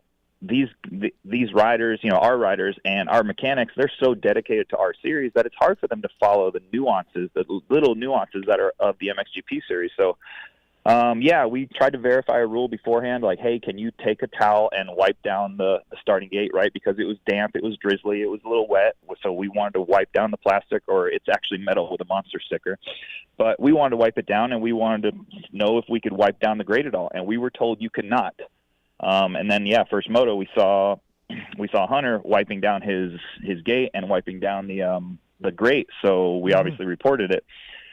And we were told, hey, we're just going to give a warning. But before that, we were told there will be no warnings. So we were a little like, all right, well, that's kind of odd. So, and then there was another situation on the track where we had some footage, and again, nothing really happened. But we were on top of everything we could try to be on top of. Yeah, I feel like in 2018 or 2019, if somebody's wiping down their grate, no one says a word, and things just go on. Right? That's an example of watching everything and learning and everything. And by the way, there's a gate available on the inside to take. They weren't even noticing that. No. Yes. Never mind wiping down a gate, empty gate. And to that, and you guys, go ahead. If you guys noticed, there was the third moto. There was an inside gate that everyone left open. No one noticed it down there. I think a guy in a two-stroke ended up getting it. It happened again? Yep, third moto. Yeah. I mean, it didn't happen to our team. We were fine. You guys but were set. there was multiple teams after Eli went that could have went inside. Eli didn't want to go inside. He wanted to be by the box. But gate number 1 in the third moto was taken by some guy in a Fantic. Oh, the Fantic guy. Yeah, the Fantic two-stroke guy. Doing a leap. Which, by the way, does Yamaha have any lawyers? Because I'd be going after Fantic pretty closely. I don't know if you looked at their bikes. Like, how are they allowed to just copy a Yamaha? I don't understand. I didn't look closely. Is it's a YZ250? Pretty much. Really? I don't think they've patented those designs. Yeah, who knows? I'm half kidding about that, but Jesus. I mean, it's basically like, anyways. There is patent is one thing, but there are trademarks. You can't just copy. I don't know, man. To a degree, you can, but it has to be somewhat different. Yeah, I don't know. Yeah. Anyways, maybe it was the guy from Morocco. Is it from China? Is that China? Morocco. No, it's Italian. Morocco. No, Morocco did not race the motos. Oh, they didn't make it? Oh, okay. I don't see how. I don't even think they made the jumps. Hey, let alone you know made who the loved main- one of the guys from main Morocco? main. Dino. I ran into Dino like 3 times. He loved the dude from Oh, Morocco. yeah? Oh, yeah, that was his Okay. guy. Yeah, because he had P1 gate pick for the qualifiers. Yeah. Goggle straps down below his helmet, and he was wearing size 36s. And yeah. It went full circle. It was really cool. I remember watching in that second-story tower, the mechanics area in 2018, with you as the weekend kept getting worse and worse, and the flaws in Team USA's game were getting further and further exposed. And I don't know if you probably haven't a chance to watch, but the weed show that I put together on Sunday, I shot the scene down there before Moto 1 with you explaining. You told me how we're going to use backup bikes for the sight lap so the bikes don't get heavy. We have our gate picks figured, all that stuff. And it was so cool to me. You were 20 feet away from where we were 4 years ago. You were from the top of the mechanics area to in the starting gate area with a headset. And I was like, that was your dream. Like, I'm going to get down there and prevent this from happening next time. And there it was 4 years later, you had done it. You were down there, and the team was actually organized. Yeah, honestly, that was cool. And it all started just back in kind of late July, I guess, with the fundraiser idea. And you know, it wasn't just missing gate picks. It's I mean, in my opinion, if we send the best riders every year, and that's no matter what bike they're on, no matter what energy drink they ride for, no matter who their team manager is or anything, I don't think any of that should make any difference who we send to Motocross of Nations. We should be sending the best 3 riders. And if we do that, I feel that we'll be competitive every single time. So the golf tournament and raising money and giving money to the teams was my solution to that. It's the only thing I could see that would fix it. And yeah, all said and done, we raised $44,246. We gave 2/3 of that to Star and 1/3 of that to Honda. And I mean, Jeremy Coker and Lars are super thankful. I mean, that's like, I want to say it's over 14 grand or so each. Did you give it to Lars or Honda? Makes it, does Lars get it or does Honda get it? Well, Honda gets it. Okay, Lars all right, I was can just spend checking. it how he wants to I was spend just it. checking. No, but Lars Imagine can put if he did. Imagine if he did. Just take Lars it. could just put a pool in his house or Yes, something. Yeah, you're right. Yeah. Thanks, guys. Fireball. But I mean, I believe will start to make a difference. And it was just perfect timing this year with it being in Redbud, with our guys being healthy, with maybe the field being a little not as stiff as maybe it's been in the past. We took home the win. So hopefully this will start to get the ball rolling again, and we're going to make Motocross of Nations a priority again. At least that's what I hope. So, yeah. But yeah, the weekend just went as good as it could have gone. Honestly, if you would have told me beforehand that we're going to throw away a 9, I'd be like, that's sweet. Yeah. Hey, can we also sing the praises here of Christina Denny, who Roger DaCosta went out of his way in the press conference to specifically thank her. He's like, everybody works hard, but her contribution to the team. I don't know how many fans know that. Christina Denny used to be the Rock River Yamaha team manager. I mean, she is the master organizer of the world. She is. She's awesome. Like she's our team coordinator, Team USA coordinator, and she does a lot, man. There's a lot of logistics with parking and passes and travel and all the hotels and all that. She does all of that, all the schedules. I mean, the riders were pretty much busy all day Friday, from the morning press conference to signing up to multiple interviews and a team dinner, and then the interview with you guys down by the pit bike track. I mean, they were busy all day. She's coordinating all that. So yeah, she does a ton behind the scenes. So super thankful for her. Her and Mike were very welcoming to me, and I just kind of tried to fill in where I thought there was a void, and it ended up just being I was the constant in staging in the mechanics area, right? Because those guys are there for one moto and then back for Moto 3, or there for one and 2 or 2 and 3 or what have you. And yeah, a lot of the mechanics, and they don't know the start procedures either. So just being that constant to be there every single time that say, hey, this is what happened last time, or just, I think it makes a difference. I think it helped. Right. How much did you raise again? Sorry, tell us that number again. $44,246. Good job. Raise it for USA. It was a golf tournament. PulpMX I bought a foursome as well. So yep, we appreciate it. Yeah, no, it's awesome. That's really cool. And again, like, these teams don't really need the money. It's not going to make or break them, but it's certainly appreciative of those guys to get something back to help. But out I think the expenses. I think it opens the door for all the other things, like having a neutral place for people to be, and like it creates opportunities for more team unity, which in the end can absolutely affect the result. Yeah. Well, and I think now at least, hopefully the teams will know that there's some money coming, because, I've heard JT speak about it. They don't budget for this race because you don't know in December if your rider is going to be selected to be on Team USA. You just don't know, so you can't budget for it, right? So it's always going to be an added expense. So at least this is helping to burden that. Dude, pretty damn late. Yeah. JT was there for a bit, like when we were. There was a lot of real How did I good. not know by a Team USA member that I was welcome to anything in there? I believe it was a Monster thing. Hospitality area. Oh, yeah. Because a lot of freestyle guys were there and Monster people were there, and I was just dipping in and grabbing coffee like no other. Oh, wow. So I was getting the evil eye a little bit. I even had a little bit of truck. Oh, wow. Yeah. So I think that truck was like our kind of Team USA base where our filmers were, where all our lap times were being done, all the film overlay was being done, and then Monster was using it as their staff catering area as well. My bad. So I'm sure you're devastated. Yeah. Yeah, I'm super hurt by it. Renthal.com, bringing Paul Perebijnos on the show. Please check it out. Renthal's universally regarded as the most trusted brand in the pro paddock and first choice of the world's premier athletes and race teams. Weege, you have a Blue Crew. I do. If you could put a Renthal 7/8 bar on, a twin wall bar, a fat bar, or a fat bar 36, which bar choice would you go with? Just you had carte blanche to pick a bar. I think the 36 from a functional standpoint, taking that weight off would be nice. Yeah. But I always like the look of the crossbar. Okay. I do like the look you're of a the twin crossbar. wall guy. Yes, Yeah. and I do tend to crash. So a twin wall might make all the difference. Okay, all right, Yeah. fair enough. Weege may run a twin wall. In the words of Mitch Payton, Weege, motocross bikes have crossbars. That's it. They just look better. Yeah, They do. Yeah, Mitch Payton's bike will never run a fat bar. I did not know this. Yeah. They will always have crossbars. Yeah, I guess. Well, Pro circuit. have you ever seen a fat bar on a PC, Cowie? Now I have not thought about this. I'm gonna notice this every time now. Yeah. You won't find one. Interesting. I want to mention one thing that has gotten zero talk. Joe Shimoda's weekend. Oh my God. Poor pro circuit. I mean, he was talked about as a MX2 winner. Why not? Yeah, He should have been. Yep, and he crashed 800 times. Oh God. I saw one crash. He crashed the right-hand turn before the ski jump off the start. Yeah. I mean, he was already he was 15th and he's 18th. Yeah. And then, I'm like, who is riding the motorcycle? Yeah. It's unbelievable. And just to really rub it in, there were two people waving Japanese flags in that corner. And the attitude of those flags as he was picking his bike up for the 5th time. This is in the B final. Yeah. I don't understand. Yeah. He didn't make it. He did a full cartwheel. And I didn't follow the other gentleman on the team. One of the other guys was a Yamaha rider, and he was riding out of hot dog vendors, Canadian. Okura or Toriabe? I'm not sure, JT. Okay. I don't follow that. I'm trying to help you out. Guy. So, Toriabe's the Yamaha guy. Toriabe. Nice execution there. Thank you. The Yamaha rider riding for hot dog vendors team. I spoke to that team. Says it all.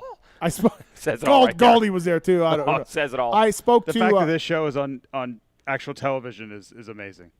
And he was telling me the Yamaha guy, Toriabe, yeah, didn't fall, had a good race, solid, like didn't make any mistakes, like kind of had a steady weekend for his speed level, talent level, and it really was Shimoda's crashing away Okura that was sort of helped, sort of hurt Okura was Japan. pretty good. Yeah. Like Okura beat Shimoda in the B final. I think he got 7th or okay, something like that. Yeah, unbelievable. Yeah. So yeah, like that. They were just saying like the other two guys sort of did what they. Right, were gonna Shimoda do. was the weak link. Yeah, it's unbelievable. yeah, He was. Yeah. And to see Mitch, I didn't know wearing Mitch was a even white going. Shimoda headband. Yes, over the pro circuit. Right. Team is the Fox guys wearing all white. Yep. And they had the full effort behind Shimoda. They had the full effort from California to support Shimoda, and they didn't even get it into the main. Yeah. Because of Shimoda. Yeah. Crazy. Yeah. Bad weekend. Yeah. Just like Canada. There's shades of Marty Davalos winning the B final, and just nothing came from it. Right. He didn't win the B final, but. Well, Paul, good job, man. Thanks for coming on. Really appreciate it. Thank you for your efforts, Paul. Yep. Good work. Yes, thank you. Yeah, man. Well, now we got to do it again next year. With 1, 2, and 3. Oh, it's fine. I'm good now. I'm good for another 11 years. Like I can. Oh no. I know. I wanna go on a run I'll here, take it. I'll take it all day. But I mean, the build up and just the every year disappointment was it was getting to be a little bit much. Yeah, rightfully so. Yeah, it was definitely due time. So I was happy to see it happen for sure. Yeah. Well, thanks for the work. Good job. USA 1-0 with you. So keep it going. Yeah. Damn right. Thanks, man. All right, later, boys. All right, see you, boy. That's Paul Perebijnos, everybody. Working the cameras and the videos over there. The Travis Marks. What's up, Marks? Just checking my time here. I didn't introduce them. Oh, it's the show. The whole time. 9:23. Really? No, I Yeah. never said hi to those guys. Taking your phone calls over there, 702-586. That's all we get. Yep. Good Talon stuff. Taylor, what's Hey, up, you Lone guys Wolf? got Fuck my ass. You guys got like $44 earlier, or whatever. Now, like what is it? 48? We haven't seen the money yet. What's up, Talon? What's up? Thanks for coming in, guys. Yeah, thanks. You're unbelievable. I'm sorry. I just Yeah, fuck Steve Mathis. Yep. Des Thank you. Nations was going. We had to do it. We had to talk about it. You're fucking kidding me. Okay. Race Tech round of the night. Racetech.com. Pulp22 is the code to save. Thank you to the folks at Race Tech, Motorwork, Suspension Work. They're also on the Weed Show, Race Tech. Sometimes, not this weekend, but yes, quite frequently. Okay, all right, racetech.com. Is that like a weekly sponsorship deal? You just like Well, donations you was. call them on Friday. Like, hey, you guys in this week? Guys in or not? No, Hey, they just weren't for donations. How were sales this week? You guys I'm in? gonna walk around the track with a GoPro. Are you in or not? we had Supercross, motocross deals. We made some additional deals for donations, and it was picked up by Hashtag Wally. Cheruby's picked it up this week. Oh, cool Cheruby's Lone Wolf. Lone Wolf, yeah. We're I good. like Lone Wolf. Oh, yeah. I enjoy.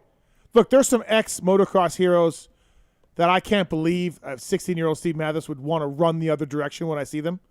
There's some of those guys out there, and I can't believe I'm like that, but sorry, but not sorry. Yep. Lone Wolf is not one of them. No. I got all the time in the world Yeah. for Lone Wolf. Good dude. Oh, yeah. Yeah, good love guy. Lone Wolf. Yep. All right, thanks to the folks at Race Tech, Motorwork, Suspension Work, everything. Pulp22 is the code to save. Race Tech rant. I talked about the Justin Cooper rant, right? Like the people saying that I said he was shit and all that. Like, that's stupid. So I went on to that already. I talked about the bike blowing up. That was another rant I was going to have. I stand with Lars and Shane Drew and the smart people in the world in not wanting to see these machines blown up. So I'll skip that one too. The real rant of the night, and you can actually help me with this. You helped me with this a little bit. You got me even more upset.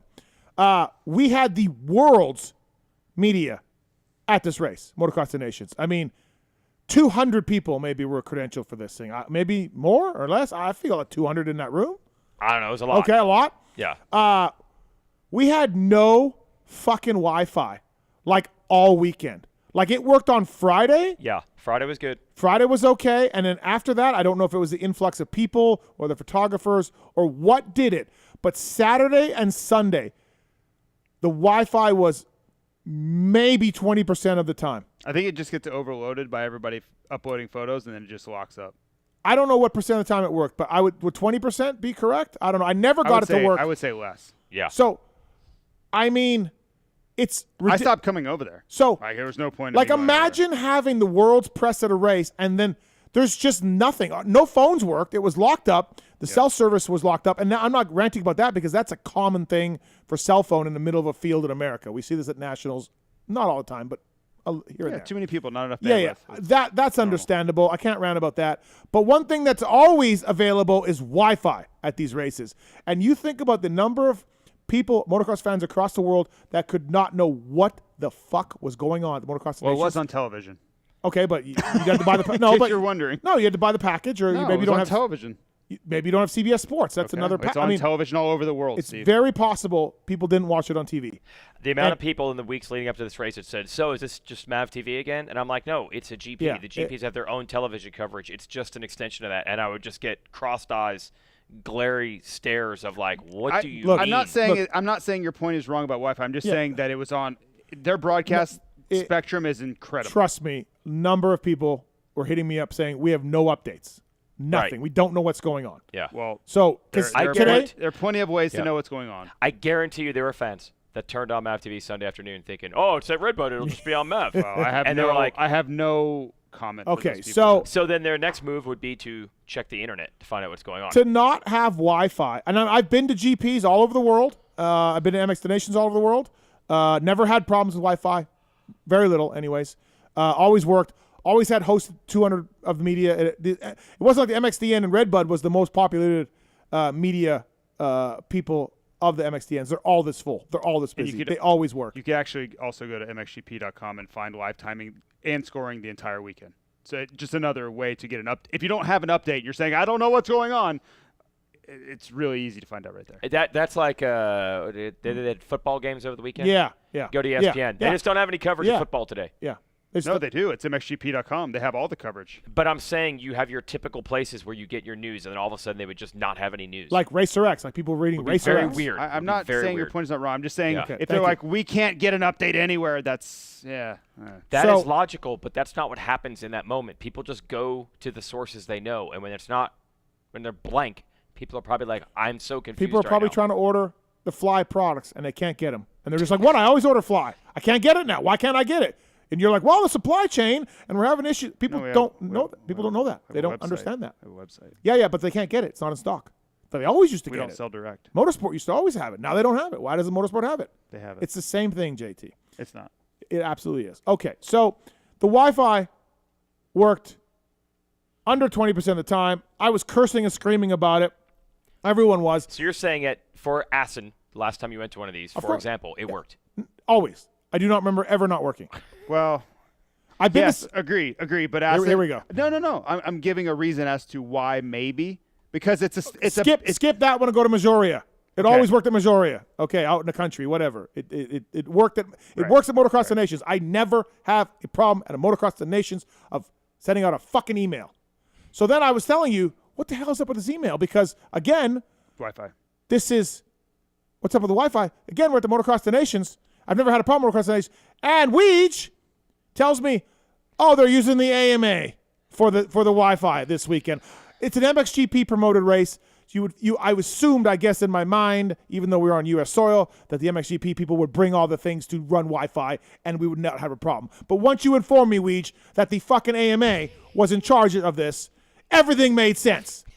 Everything just timing and scoring, Wi-Fi, got it.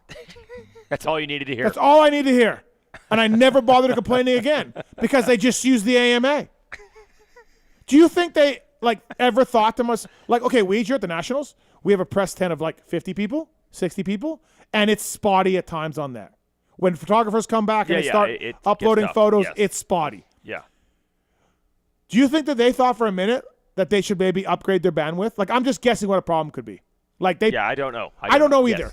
Yes. But I could totally see them not even upgrading anything and being like, well, it works for Red Bud at the National. Why wouldn't it work here? Very likely. Yes, it's very likely. Yes. What a joke. A complete shit show. The race was great on so many levels and run so good. To not have Wi-Fi for 90% of the media, to working 10% of the time is a fucking shit show. And should never happen. Should never, ever happen. So David Luongo, if you're listening, bring your Wi-Fi back. Bring your technical people back. Do not rely on the AMA. When AMA says, we got it, they don't got it. They don't have shit. Bring your routers. Bring your adapters for the USA AC plugs because your routers won't have the right plugs. I will supply those if you want. Bring the adapters. Bring your people. Bring your equipment because it ain't fucking working here, and we won't have it. Do you? That's my race tech rant of the night. There's nothing in this show that gets him in more trouble than a race tech rant. I don't care. I'm aware. I'm picturing it I'm right aware now. that you don't care. It's unacceptable. It's unacceptable. I am laughing more at the reaction than the content right now. It's unacceptable.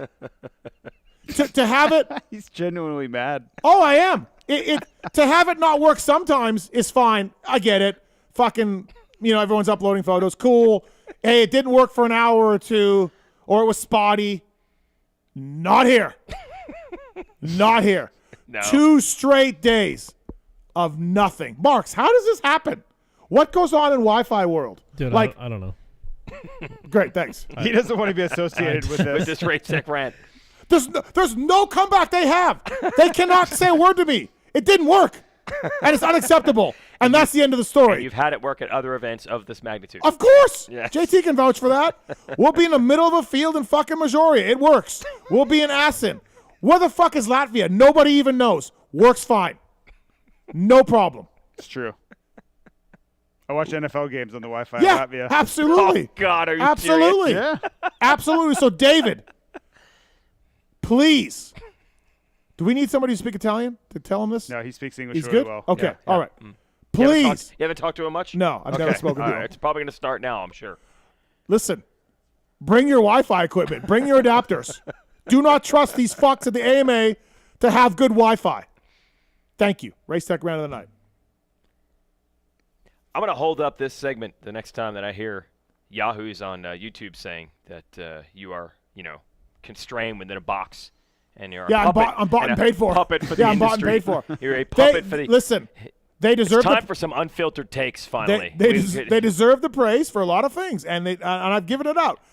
But that is unacceptable. What we had this Imagine weekend. if this was Yamaha's fault on the Wi-Fi. Yeah, no, believe me, Yamaha would never do this. No, if Yamaha made routers, yeah, it'd be dialed. We would have a guy with a piano with a router. Yep, it would be reversed. It would have the intake in the front. Yeah, it would work so much better. So, no, are you backing me on this? Claim the router. Now that I know, I did not know. I should have asked you, hey, last one time you were there, Aston and Holland, did it work? Now that I know that you have verification that it even worked in Latvia, yes, I'm with you. It's unacceptable. Yeah, I'm just like, well, we're out in the middle of nowhere. What are we going to do? No. I did not know that consistently they were able to make this work. Yeah. I was so mad. I hosted this live show. I got the weed show done at 6:30 on Saturday, and I'm like, I got 48 minutes to get this done and on the internet because I got to run over to that live show by 7:30, and no Wi-Fi. So at midnight, I'm like, okay, now it's lost 6 hours. It's going to be outdated by Sunday. I've already lost 6 hours now. But I'm done with the live show. Still did not work. And everyone was gone. Yeah, it was just hopeless. No, but I mean, you're back at the press tent. Nobody's there. Theoretically, I had no load on a Wi-Fi. I had to do my hotel. Right. Yeah. Right. Which was then it was 1 a.m. What happens, I'm Mark? like, Does this it just cost me 7 collapse? hours. Do these guys not expand it and it just collapses? Because it never worked. This isn't my forte. Okay, moving on. Yeah. I think I don't know. They changed. Like I was told later that you should have forget the network. Then try to go back on it for the first time. They changed the password several times. No, I did that about 150 times. To forget this network. Yeah, I maybe should have tried that. I didn't know that trick on Saturday night, but that didn't help. They have no comeback to this. None. It worked in Latvia. You couldn't send a fucking tweet out about who won the race. Yeah. Never mind download something or watch an NFL game. Okay. Again, I can't watch the NFL game. Fine. Like, I'm not going to go on a race tech rant about that. Right. Like, I'm not going to go on a race tech rant about this. I want to send an email. What if... Just get a text message. Anything! I know, but text is like is no data. It's like nothing. Nothing. What if I had a heart condition? I left the Don't pills. go there. I left my pills at my hotel. I have no rental car like Weege. And I got to send a fucking text to my wife to be like, drive my heart pills to the track or I'm going to die. I guess I would die. This isn't a great example. I'm just saying. I couldn't get communication. There was no way to communicate with anybody. There was. You would have had to go to the staff that had their own Wi-Fi signal, and they could have. They had their own Wi-Fi signal? Yeah, there was MXON staff network. There were other networks. Well, maybe that's what everyone was doing. Was everybody getting another password or something? No, I'm just saying. I know there were other networks that were available besides these two that we had. Race Tech Round of the Night. I mean, there has to be, like, for live timing and all that, they have to have their own networks that are getting out. I was mad, and then when Weed said they're just using the AMA equipment, anger kind of went away. Like, what the fuck did you expect? You can't get this to work with 70 people, never mind 200. All right, X-Brand Goggle Tear-Off segment. Let's do it. It's the X-Brand Tear-Off segment. 15-second rapid-fire Q&A. Rapid fire. X-Brand Goggles. Choice of champions everywhere like Freddie Noren out there repping Sweden. He did well. Well, the result, I don't know at the end. Ninth in Moto 1. Yeah, I thought that was good. Yeah, that's solid. That was good. Yeah. And then I think he was fifth in his qualifier on Saturday. Yeah, I thought that was good. You know. But what happened is second moto, not good? If that's Jericho. Way back. Yeah, it's way back. Oh, okay. Second moto. Jericho seemed too concerned with the Titans beating the Raiders on Sunday than with Freddie Noren. Jericho, motocross is never Jericho's priority. Never. Wrestling, football. Yeah. So thanks to the folks at X-Brand Goggles. Pulp Show 22 is the code. 2022 is the code to save with X-Brand. The Lucid Goggle is right there. It's fantastic. There's no tougher series in the motocross world to win than GNCC, and Josh Strang takes his X-Brand to victory, and Ricky Russell as well.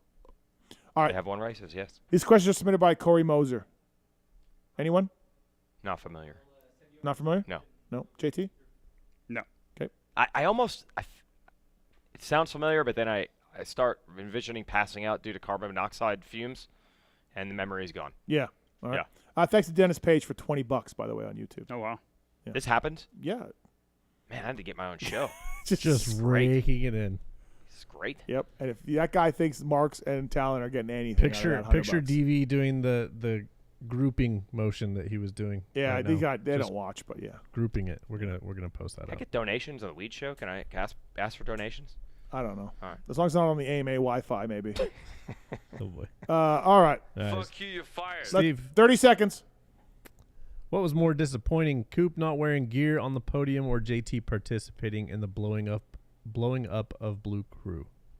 Well, look, JT is a commoner, a simple mind, attracted to, fireworks and exploding things. So him wandering over there and revving the bike up and not thinking about, all the things that could happen is expected. The mechanic was leading the charge for this. And Jelly will be spoken to. Don't worry. I'm sure he can't wait. So I'll go J. Coop wearing shorts on the podium. He's going to regret that choice.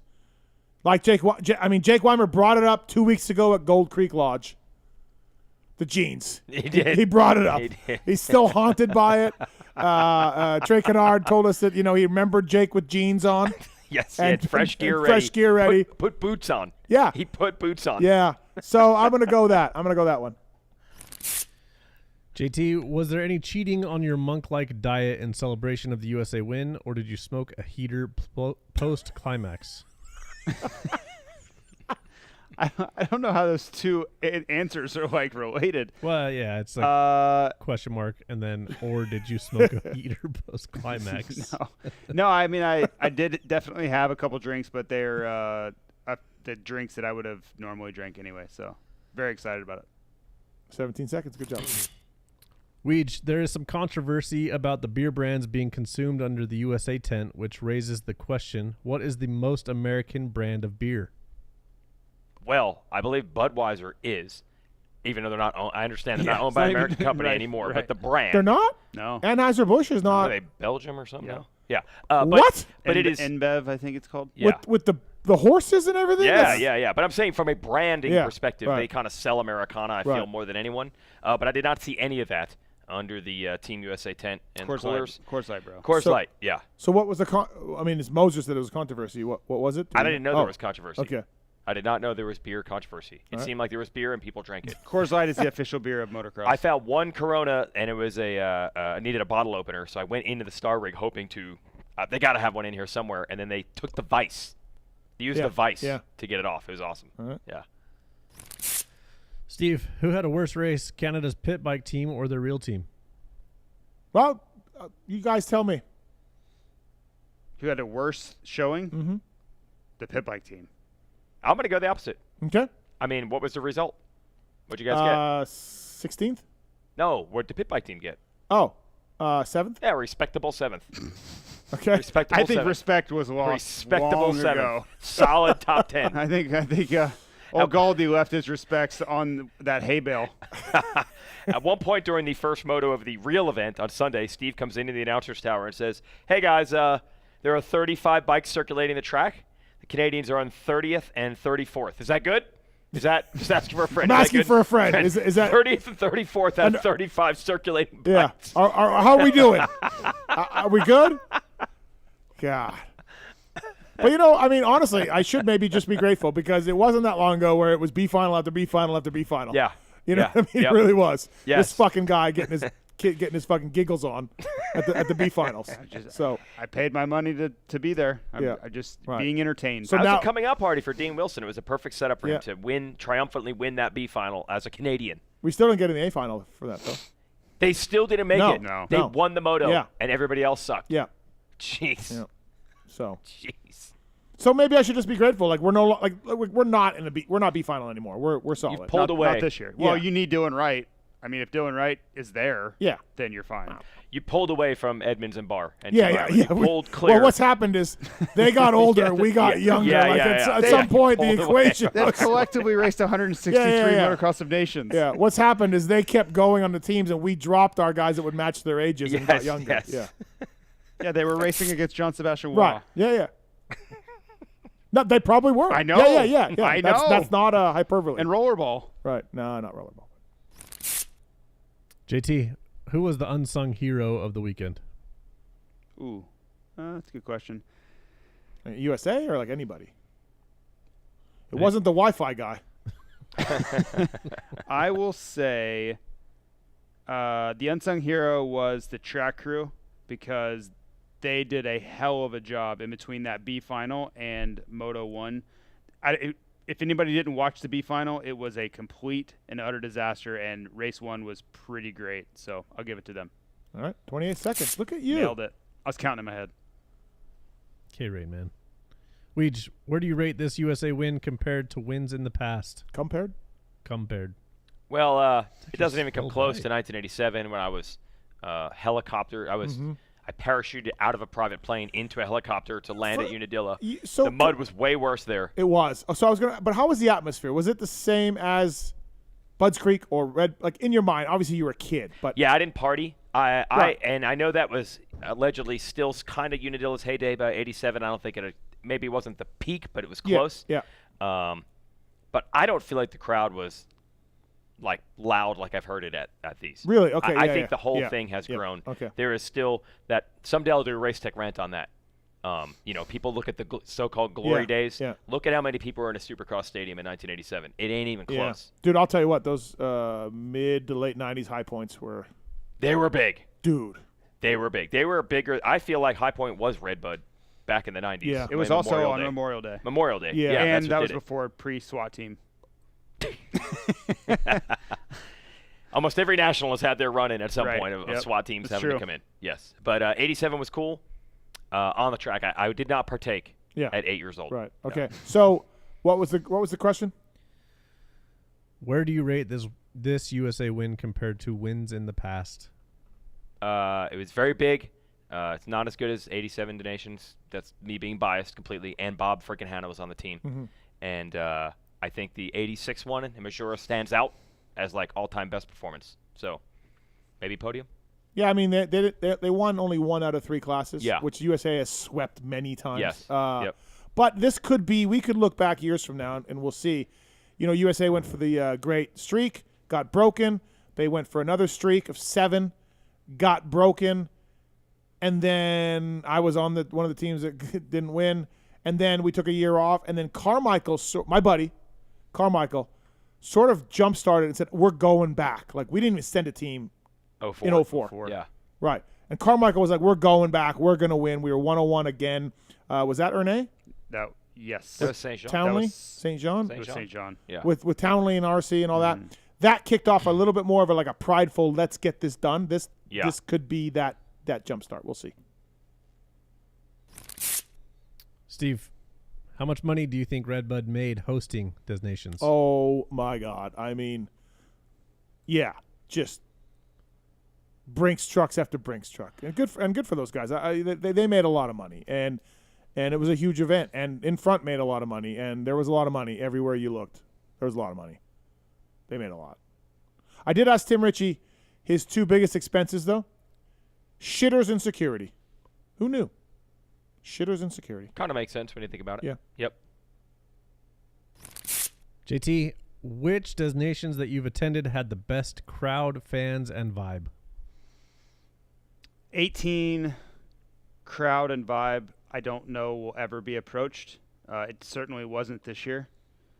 But I will say France in 2015 was pretty unbelievable. Is that Ernest? That was Ernest. That was the best one I've ever been to. Pretty unbelievable. Best one I've been to. And I think we're going to see that again in 2023. It also is the venue for it, where it's in a hill. It is, right. And it's the crowds on both sides. It's almost like an amphitheater. Right. Feel. So it was insane. So the venue looks a little like, Ernest was next level for me. I remember taking videos and being I can't believe this. Right. Yeah. I still have videos on my phone of it. Right. Just insane. And if anybody wants to see it, I think I posted videos on my Instagram. You'd have to scroll way down. But the swaying crowd, smoke bombs going off. It's going to be like that next year. That's what's going to happen again in France next year. So buy your tickets now. All right, last one. Weege, have you ever seen JT happier than after this Des Nations win? No, I mean, it was a complete 180. He lived up to the billing. He always built this up that this would be the way he would be if this day would ever come. Yep. And the difference between him saying like, "Hey man, I'm tired. It's past 7 p.m. It's my bedtime." The general, no, and you haven't been with him overseas. He's in the press tent, not talking, watching NFL. Yeah. Like after the race. Can you imagine if Team USA had lost and he went to the press tent to try to watch NFL and the Wi-Fi failed? No, I didn't watch NFL in 2018. I just wanted to get the hell out of there. I threw all my clothes away at the hotel and just started over. Like I just got to my room, showered, and said, "Okay, today's it. Post this like shower, a Silkwood shower. I'm starting the rest of my life here." The clothes you wore that day would never be worn again. No, I got out of my car. I walked with my shoes to the balcony, like the overhang of the hotel, took my shoes off there, threw them in the trash, walked into the hotel in my socks, then got to the room, took the rest of my clothes off and threw them in the trash can in my room, and then we're done. Yeah. We're done with these clothes, these shoes, this event. Let's start over. When we left Matterley, I got in my car, opened the door, flopped down to my car, kicked my shoes off, and drove with my socks. Yeah, I left my shoes in the car in Chicago. Yeah. Here. Yep. These now belong to Avis. Yep. I know I had to answer what was maybe the best Team USA win or performance, whatever that question was. Was Matterley basically the worst weekend they've ever had? Oh, it was miserable. I'm going to go with Assen. It was cold, and the rain was coming in sideways. But at least we weren't dirty because we were walking on asphalt. Yeah. Dude, Matterley, we walked in mud for 4 days straight. Yeah, and like my groin was so sore at Matterley because you're constantly sliding. Yeah, it was grass, like, right? It was grass, mud for just yeah. never ending. And then, of course, Seeley's bike breaks, both I just meant more of the team performance. Covington. Yeah. And the city we stayed in for Matterley wasn't great. I don't remember that, but I don't know. It wasn't that Matterley wasn't a good one. Yeah. X-Brand goggles. Choice of champions everywhere. Thank you to those guys for coming on board. Pulp Show 2022 is a code to save with those guys. Also, go through the Motorsport banner on PulpMX.com if you're going to place an order with those guys. Appreciate that. Really, thank you. Thanks to those guys. And I want to talk about, speaking of Gold Creek Lodge, where my buddy Tallon and I went, had a great trip. They are giving a sweepstakes now with a grand prize trip to Gold Creek Lodge, 3-month subscription to Onyx Off-Road Map, win a set of gear. Go to motorsport.com, win a trip to Gold Creek Lodge for you and a friend. Head-to-toe gear set of your choice. So please check it out. Tallon and I just went there, of course, with RV and Jake and had a good old time from that. So please support the sweepstakes, and maybe you can get there. But you will not get the personal instruction from Rory Sullivan like we did. SDI Suspension Direct sponsors the 9 o'clock hour. PulpMX is the code to save. Suspension with a brain. The E-Click shocks available for Jeep and Toyotas and Ford Raptors, UTVs, and more. Suspension with a brain since 2018. The E-Click has been a lifelong project of the guys at Suspension Direct. If you want to get a set, you can go through ORW or you can go through suspensiondirect.com. Use the code PulpMX to save. Thank you to those guys. MotorcycleIndustryJobs.com as well. Upload your resume for free today. The first and only job board built specifically for motorcycle jobs out there. So please check out motorcycleindustryjobs.com. Twisted Tea as well. Shout out to Billy Grotto. Twisted Tea helmet on there. And Mark's big Twisted Tea fan. Your wife, Courtney. Me too, though. Oh, yeah. Don't leave Get me out. twisted. Yeah. It's legit. It really does. It's really good. The peach. Yeah, I prefer peach. I do partake. They are a sponsor of our post show most weekends. Didn't do it this weekend. Their semi was a little busy. Yeah. Do you know where the semi was? It was hospitality or something, wasn't wasn't it? It was completely dressed in Alpine Stars clothing. You could not. They wrapped it, or they hung so many things over it. You would never have been able to tell really. that was their semi. Yeah. But I do feel like I'm noticing more coolers of more teams at the races. Oh, coolers. Nice. Yeah, your thing. But the containment, what's contained in the cooler, I'm noticing more Twisted Tea around the pits. Team USA had a lot of Twisted Tea. Really? A lot of Twisted Teas over there. That's what I'm saying. I think it's starting to sweep I was through offered the like paddock. 7 Twisted Teas during the bike I should have made it over there. I was on my way over there, and I got stopped by Lucas Myrtle, accosted by him, and Jet was over there. And then I was on my way. And then you guys, I got a text. Once in a while, you would get a text of like 14 texts. Yeah. And I got a text, and you guys are like, "We're ready for the pod," and so I had to turn around and go back. I was on my way to USA, but I got a Twisted Tea. I was expecting you and JT to be in the press center. Very upset. Right. All the way from down under, it's Tomo. What's up, Tomo? Good evening, gents. How you going? Good. How are you, man? Yeah, good. Hey, I'll be quick. I'm in the car. Hey, this point scoring system, when was the last time a top 3 had been decided by drop motos? Do we really need to drop the motos? Yeah, I think you should drop a moto. I like that. I'm fine with that. Yeah, because, I mean, if somebody DNFs and you get 40 points, your team's eliminated. Like, it literally means if you have a chain come off, your season's done. Yeah. It's too much of a penalty, right? Yeah. A 40? You have to eat a 40? JT, drop motos? I understand where Toma's coming from. It's the participation trophy side of it, but I'm good with it. I think it's been a part of this event for a long time, and I'm okay with it. How about the year I went? I actually like it because it changes the math. Right. And Me too. The third moto is just chaos because of that looming drop moto. I love it. How about the year I went? One moto, all 3 scores count. How'd that work out? Yeah, not good. Good for Ricky. Yeah, but it's like the only time they've ever done that. One moto. Yeah. Yeah, that was such a bad idea they couldn't even try it twice. No. Yeah, one moto format. So it was so bad we didn't even send a team the next year. Yeah. Yes. But F this, we're staying home. But yeah, Tomo, we're off for the drop round, buddy. Sorry.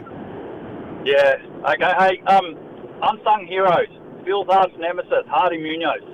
Good Hardy. point. Strong. Hardy. Strong. Hardy. What were Hardy's moto scores? We got him there? 3-7. No, they weren't. What? No, I'm kidding. First of all, everybody, everyone went out to watch the MX2 practice on Saturday to see if anyone would jump Larocco's Leap. And it was like, it's going to be someone on at least a factory motorcycle. No. Hardy Munoz, everyone. First 250 to jump Larocco's Leap on the weekend. Hardy went 12 in Moto 2 and a bad Moto 1. 27-12, Hardy went. 12. Yeah. 12th. 12th is solid. Just battling out with Marv. Right. He's with think about Marvin Muscat and Hardy Munoz. They don't have a lot of battles. Nope. No, it's great. Or maybe some fans are going to say, I didn't realize he was up there. The announcers were calling him Munzo. So if you heard Munzo, that was actually Hardy Munoz. Yeah. But yeah, he killed it on the 1-1-1. Yep. Super fan. Had I heard Hardy Munzo, I lose my mind. Yeah. Hardy Munzo. I absolutely lose my mind. Steve and I would briefly go into the announcer's tower and just take it in. Yeah. Have just a couple soak laughs. it in. Yep. And then go back out. Right. Yeah, it was great. Nothing gets by Tomo. Nothing. Hey, J-Mart would have been confused with Munoz and Munzo, wouldn't he? Gets Fernandez and Fernando. There was, 3 or 4? There was 3 Fernandez. There was Fernandez, Ferrandis, and Fernandez. And J-Mart would have lost his mind. That would have been it. All right, gents, I'll let you go. Hey, Steve, one question. Why Cardiff and not Melbourne? Bro, because Cardiff is a 7-hour plane ride from the East Coast, and Melbourne is 70 hours. Yeah. Come on, you're not flying cattle class. You'll be out the front, so close you could sniff the pilot's ass where you'll be sitting. Well, yeah, but I can't go all the way there. I mean, now that seems too far. I got to get to Australia though. He's holding out for start money. Yeah, I need some start money. I got to get to Australia at some point, but yeah. Hey, Tomo. Yeah. Is there a possibility we will be participating in the action in Cardiff? Not Cardiff. Melbourne. You might be participating. Yeah, maybe. Okay, it's not signed yet. Not signed yet. No. I mean, he works on airplanes. Why he could work on Phil's bike? Yeah. You might be working with a rider for the weekend. Is that possible? Yeah, it's very possible. So we'll see what happens. But yeah, subject to change. So, but yeah. This sport, I'll probably everybody. be more nervous working for a rider. This sport, everybody. Tomo might be a mechanic. He might be a mechanic at the race. It's amazing. It's amazing. It's brilliant. Lefty, loosey, righty, tighty. Yeah, how hard can it be? I did that for 12 years. I'd actually be shitting myself. No, you wouldn't. Your rider sucks anyways. It doesn't matter. You're fine. It's not for Phil. Oh, it's not? No. Oh. No. Oh, fuck no. No. No way I'd rent for him. Oh, I thought it was. I'm sorry. Yeah, it was not. It would be another rider on the PulpMX team. Okay, all right. I don't know if I can name names yet. All right. Yes. Harlan, Hawaii's All right, on. gents. Great show. Thanks, Tomo. See you. See ya. See you, Tomo. That's Tomo all the way from down under. Have you ever been in a motorcycle car accident, Weege? A motorcycle car accident. Or car accident. A motorcycle car. I said or. I said it's or. Late. Did somebody or some idiot take you out?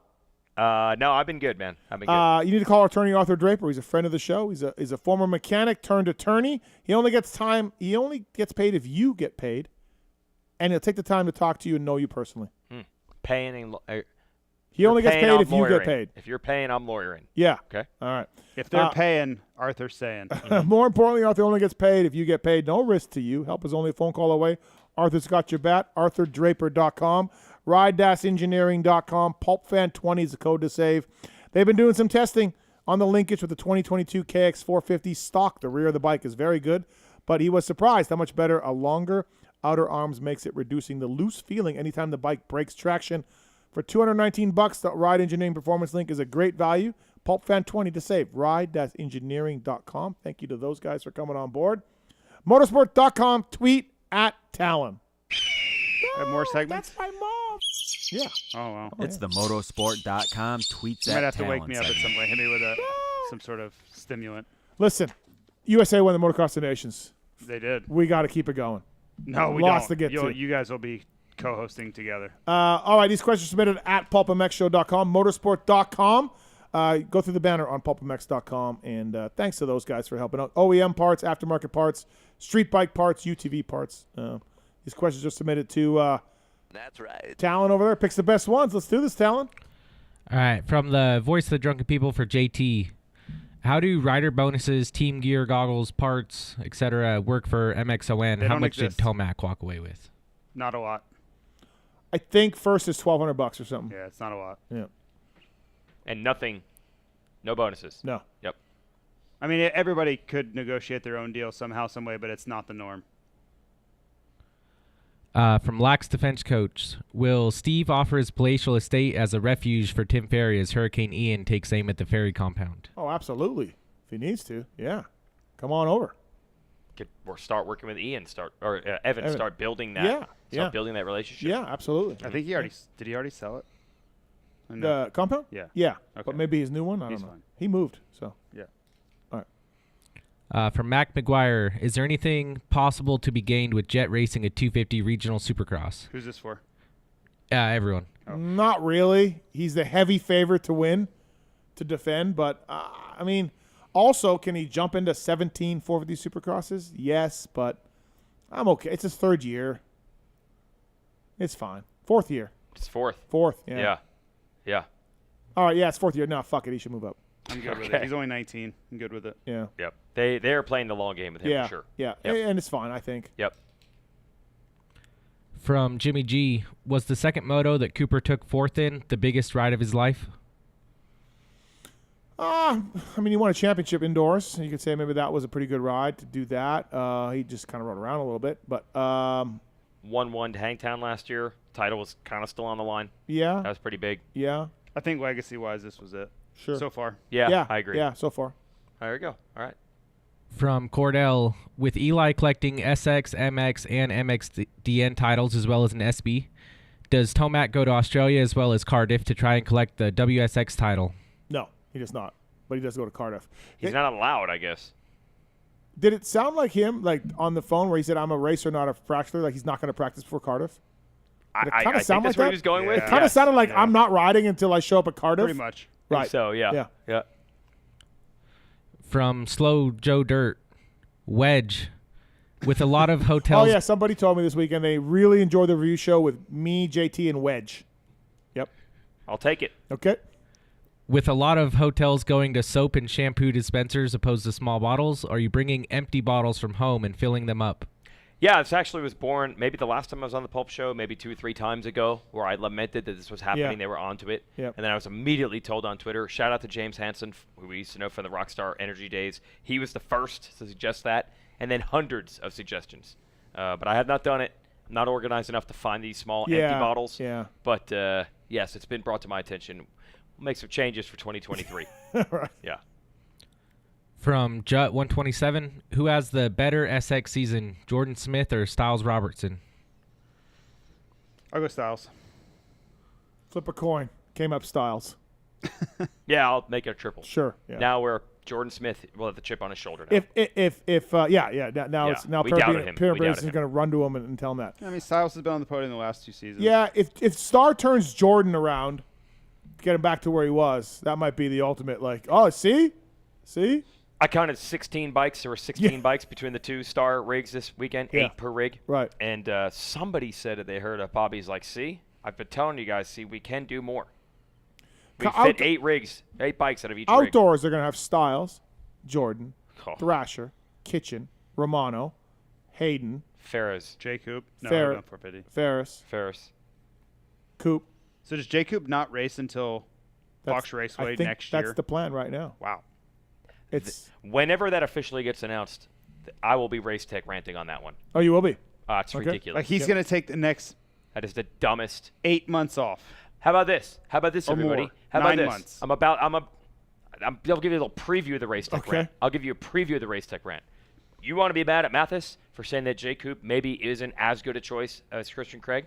How about you get mad at his team, who has had 3 450 Supercross riders before? They had Malcolm Stewart as a third 450 rider before, correct? Yeah. They had 3 450 riders this summer with Ferrandis, Craig, and Tomac. They've proven they can have 3 450 guys. All J. Coop has done for them. Sorry. We could never have a third 450. Sorry, bud. Sit out Supercross. Sit it out. Yeah. I guess they don't believe in him. I guess they don't believe in him. Who's dissing him more? Yeah. Their own guy. We believe in you so little that we are not going to give you a bike for Supercross. What is that? I mean, that's why I almost don't want to talk about it until it actually gets released because it seems unbelievable. That was a preview. Right. Thank you. Just a preview. Right. Thank you. MX Racer 540 wants to know, what's the scoop on AC? Rumors are he messed up his shoulders again. I don't think they get a blowjob before the main event. What? I don't know. Thank you, Jim. Thank you, Jim. Jim just has random thoughts. Okay. You know? Yeah. But they're always consistent, though. Yeah. Those thoughts, Yeah. those random thoughts are consistently the same subject. They really are. I heard some stuff about AC, but I cannot confirm it. Yeah. I haven't heard anything. I haven't heard anything. Yeah. But I heard he had another surgery, but I didn't hear on what, and so I don't even know the shoulder. But who was it that said that? Hopefully one will whip up a titty. Big boobs. Speaking of whipping out a titty, our buddy Robbie. Yes, FMIP's right-hand man. Yeah. Randy Richardson's right-hand man. Right. Our buddy Robbie, he's got some sweet kajivas. Ryan Villapoto was... Apparently she had some sweet kajivas as well. Apparently Ryan Villapoto, this girl asked Ryan Villapoto to sign her boob. And then the girl pointed to Robbie and said, "You're next, you're signing the other one." And Robbie got to sign a boob. Yes. Everybody else is there. Carson Brown, not doing it for Willie Browning, FMIP, everybody down Team Puerto Rico. Villapoto and Robbie. Yep. Soak and poke. Yeah. Yes. It was the highlight of his life. I don't even know if Robbie came to the race on Sunday. I think that's Saturday night. He peaked. I think that was it. Yeah. He didn't even bother coming to the race. Why not? He signed it. He's done. Signed a titty. Yeah. Lipstick on your dipstick. That just Randy for about 90 minutes. That's all he could say. Yeah. Just kept saying it over and over. Yep. Good job, Robbie. Yep. Taylor V, how rowdy was Tomac Sunday night? Saw him getting pretty amped with the shoey with Sexton. I'd fly the girls in from L.A., boy. Is this the Kiefer After Dark featuring Jim Holly? Yeah. I just can't imagine, man. Didn't you listen to it or no? No, I never did. Oh, you should go back. Listen, don't listen. Can one of your stat guys here tell me what episode number that was? We'll figure it out. And got to get that Dick Willie thing. You don't even need to. Don't listen to us talking moto. Just go right to that. Yeah, that's part. all I want. I don't care. It's outdated anyway. Jim's like Kiefer's doing it, and Jim is turned in his chair, staring at Kiefer like, just yeah. He stared at me a time or two when things were going on. Ain't no bleaching. It's $4.94, by the way. Sure, $4.94. If I ever had to be on Kiefer After Dark, it would just be that time that I hung out with Holly. That's all I got to contribute to that show. Right. We can't tell it on the air. No, but I decided. I said one time. I said to Jim in the Supercross Live days. I said, "I'm going to give you one weekend. Give me it. You have a story. Yes. Yes. That's just... You know how many people would be like, I would like to go to Baker's Factory and just try, see what it's like. Yeah. So I said to Jimmy, I'm like, I just want to see what. I'm never going to do it again. Yeah. I'm not going to get hooked. I'm not going to get in It's the like program. the Debo weekend. Yeah. Rent a which got off the Debo. yeah, and it was even more. I'll just say this: the level of organization that it takes. The planning. Yeah, the planning. You would think it's chaotic, as I've always told Jim. It's Yeah. very controlled chaos. Yeah. Yeah. A lot of scheduling, appointments. Yeah. Your story it's yeah. I'd fly the girls in from L.A. Boy, and All right. Might have came the earliest he's ever come. God. All right, Dan Wise 95. Steve, will you blow up your bike if you beat Darkseid at Vet Nationals? No, absolutely not. That would be no, awesome. absolutely No, not. that'd Just be melt great. her down. That'd be great. No, That'd be great. it's the stupidest Have thing. a celebration. I stand with Lars. I stand with Shane Drew. I stand with many people. It's ridiculous. We have injuries from it. Just grab one of the Team Japan Yamahas. Yeah. Unbelievable. You guys are all pussies. From Justin Palin. Steve, percentage pie of JT's happiness, proving you wrong in an argument, in the booth with Paul Malin as USA wins the nations, or winning the Scotch Boom Bottle. Scotch Boom Bottle was big. That was big. I'll go the Malin USA first, like 40. Scotch 30, and I'll have 30. Proving me wrong, 30. I'm ready to expose myself.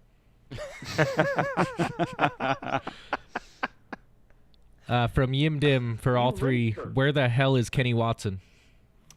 I haven't seen Kenny for a while. Yeah, me neither. He only hits me up when he needs the phone number. He hits me up.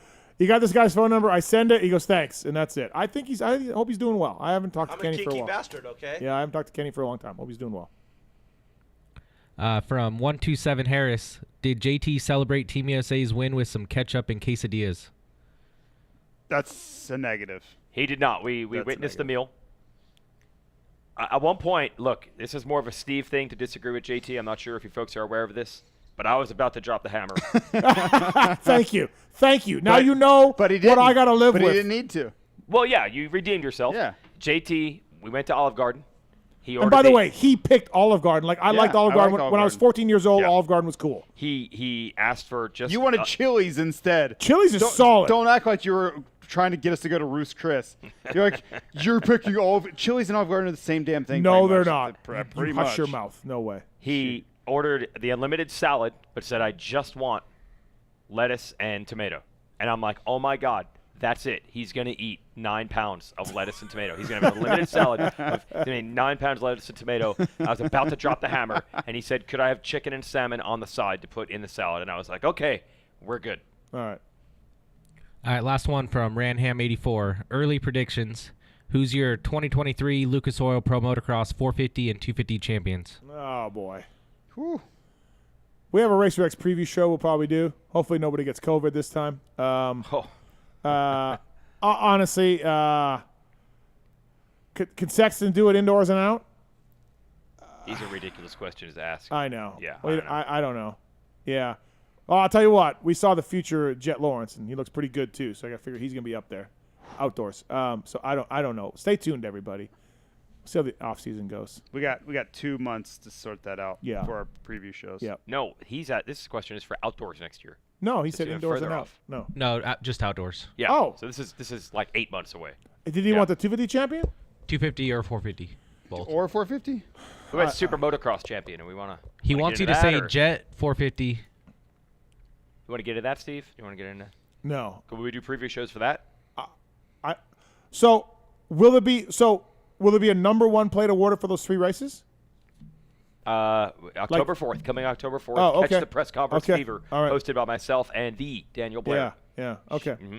I don't know. Yeah. Yeah, we will have rules. We'll have a lot of information. My level of coming your way. enthusiasm for SMX is really low. We haven't had the press conference yet. Maybe when we get to it. We haven't had the press conference yet. I'll tell you what. Don't judge. Round 11, at the end of Lucas Oil Pro Motocross Champions, I promise you, the last thing I'm going to want to do is get on a plane for 3 more races.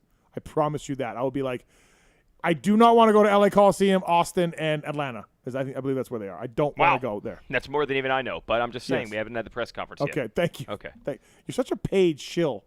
October 4th. Yep. 11 a.m. What about anal bleaching? You love the Jim Hawley drops. Careful of the words you use. Okay. Careful of the words you use. Right. Oh, drops. You said drops. Oh, sorry. Those jobs. Oh, that's horrible. Those jobs. That's motorsport.com. Tweet at Tallon segment. All right. Is that a wrap? That's a wrap? That's a wrap. MXdN, Team USA. Good job. That's awesome. They got it done. That was cool. They rode great. We didn't even touch on Ferrandis. Amazing rides by him. Jet Lawrence. Amazing rides by him.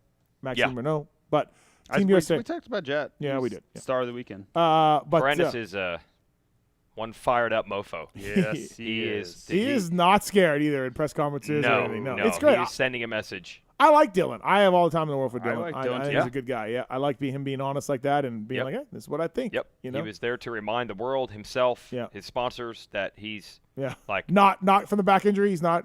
Yeah. Well, I think it's like this. Every single person on earth thought it was so awesome to see Sexton and Tomac battle all summer and take it down to the wire. The only person who hated it, clearly, was Ferrandis. Because in his heart and his mind, it would have been either he's out front or he's in there battling with him. Yeah.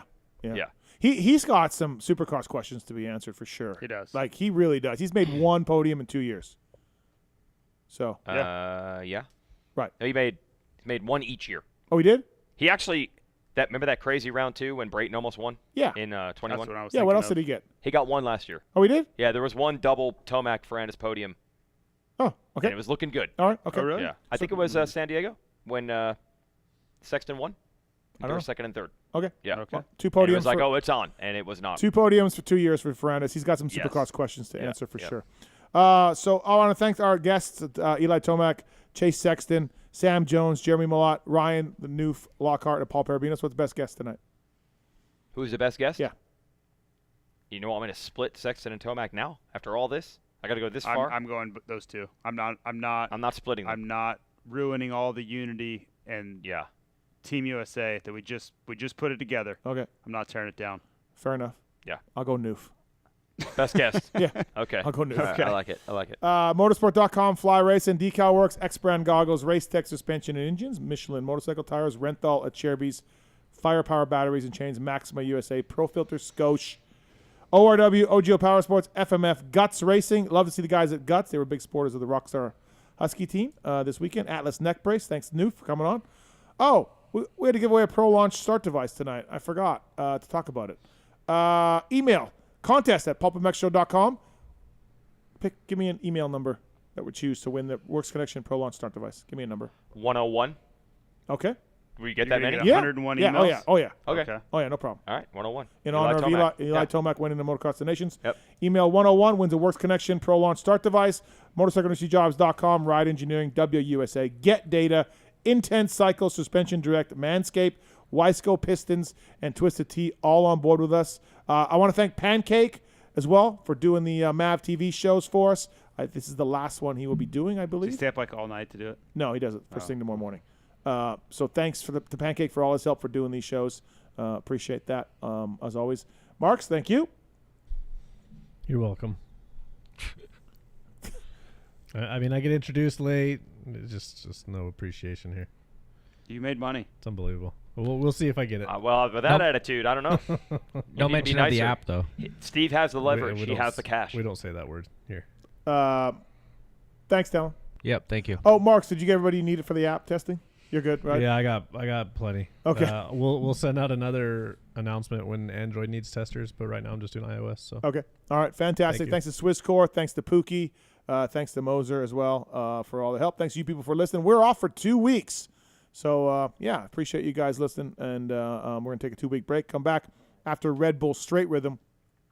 The Puerto Rican assistant to the team manager will be in studio for that night to recap Straight Rhythm and more. So thanks for listening. JT, thank you. Yeah, thank you. Good times this weekend. Absolutely. Weech, thanks you. Always fun to have you in studio. It was a really good weekend. Not much sleep, a lot of yelling, a lot of laughing, and a lot of race watching. So it was really fun. Thanks, everybody, for listening. Appreciate it. Thanks to the sponsors. See you in a couple weeks. Hopefully one will whip up a titty. There's something I want to get off my chest, and it's about that summer when you went away to community college. I got an offer to do Playgirl magazine, and I did it. I did a full spread for Playgirl magazine. I mean spread, man. I pulled my butt apart and stuff, and I was totally nude, and it was weird. I mean, you probably didn't hear about it because I went under the name of Mike Honcho, but I just wanted you to know that. If you could hear me, if it got into your brain somehow, that I spread my butt cheeks as Mike Honcho.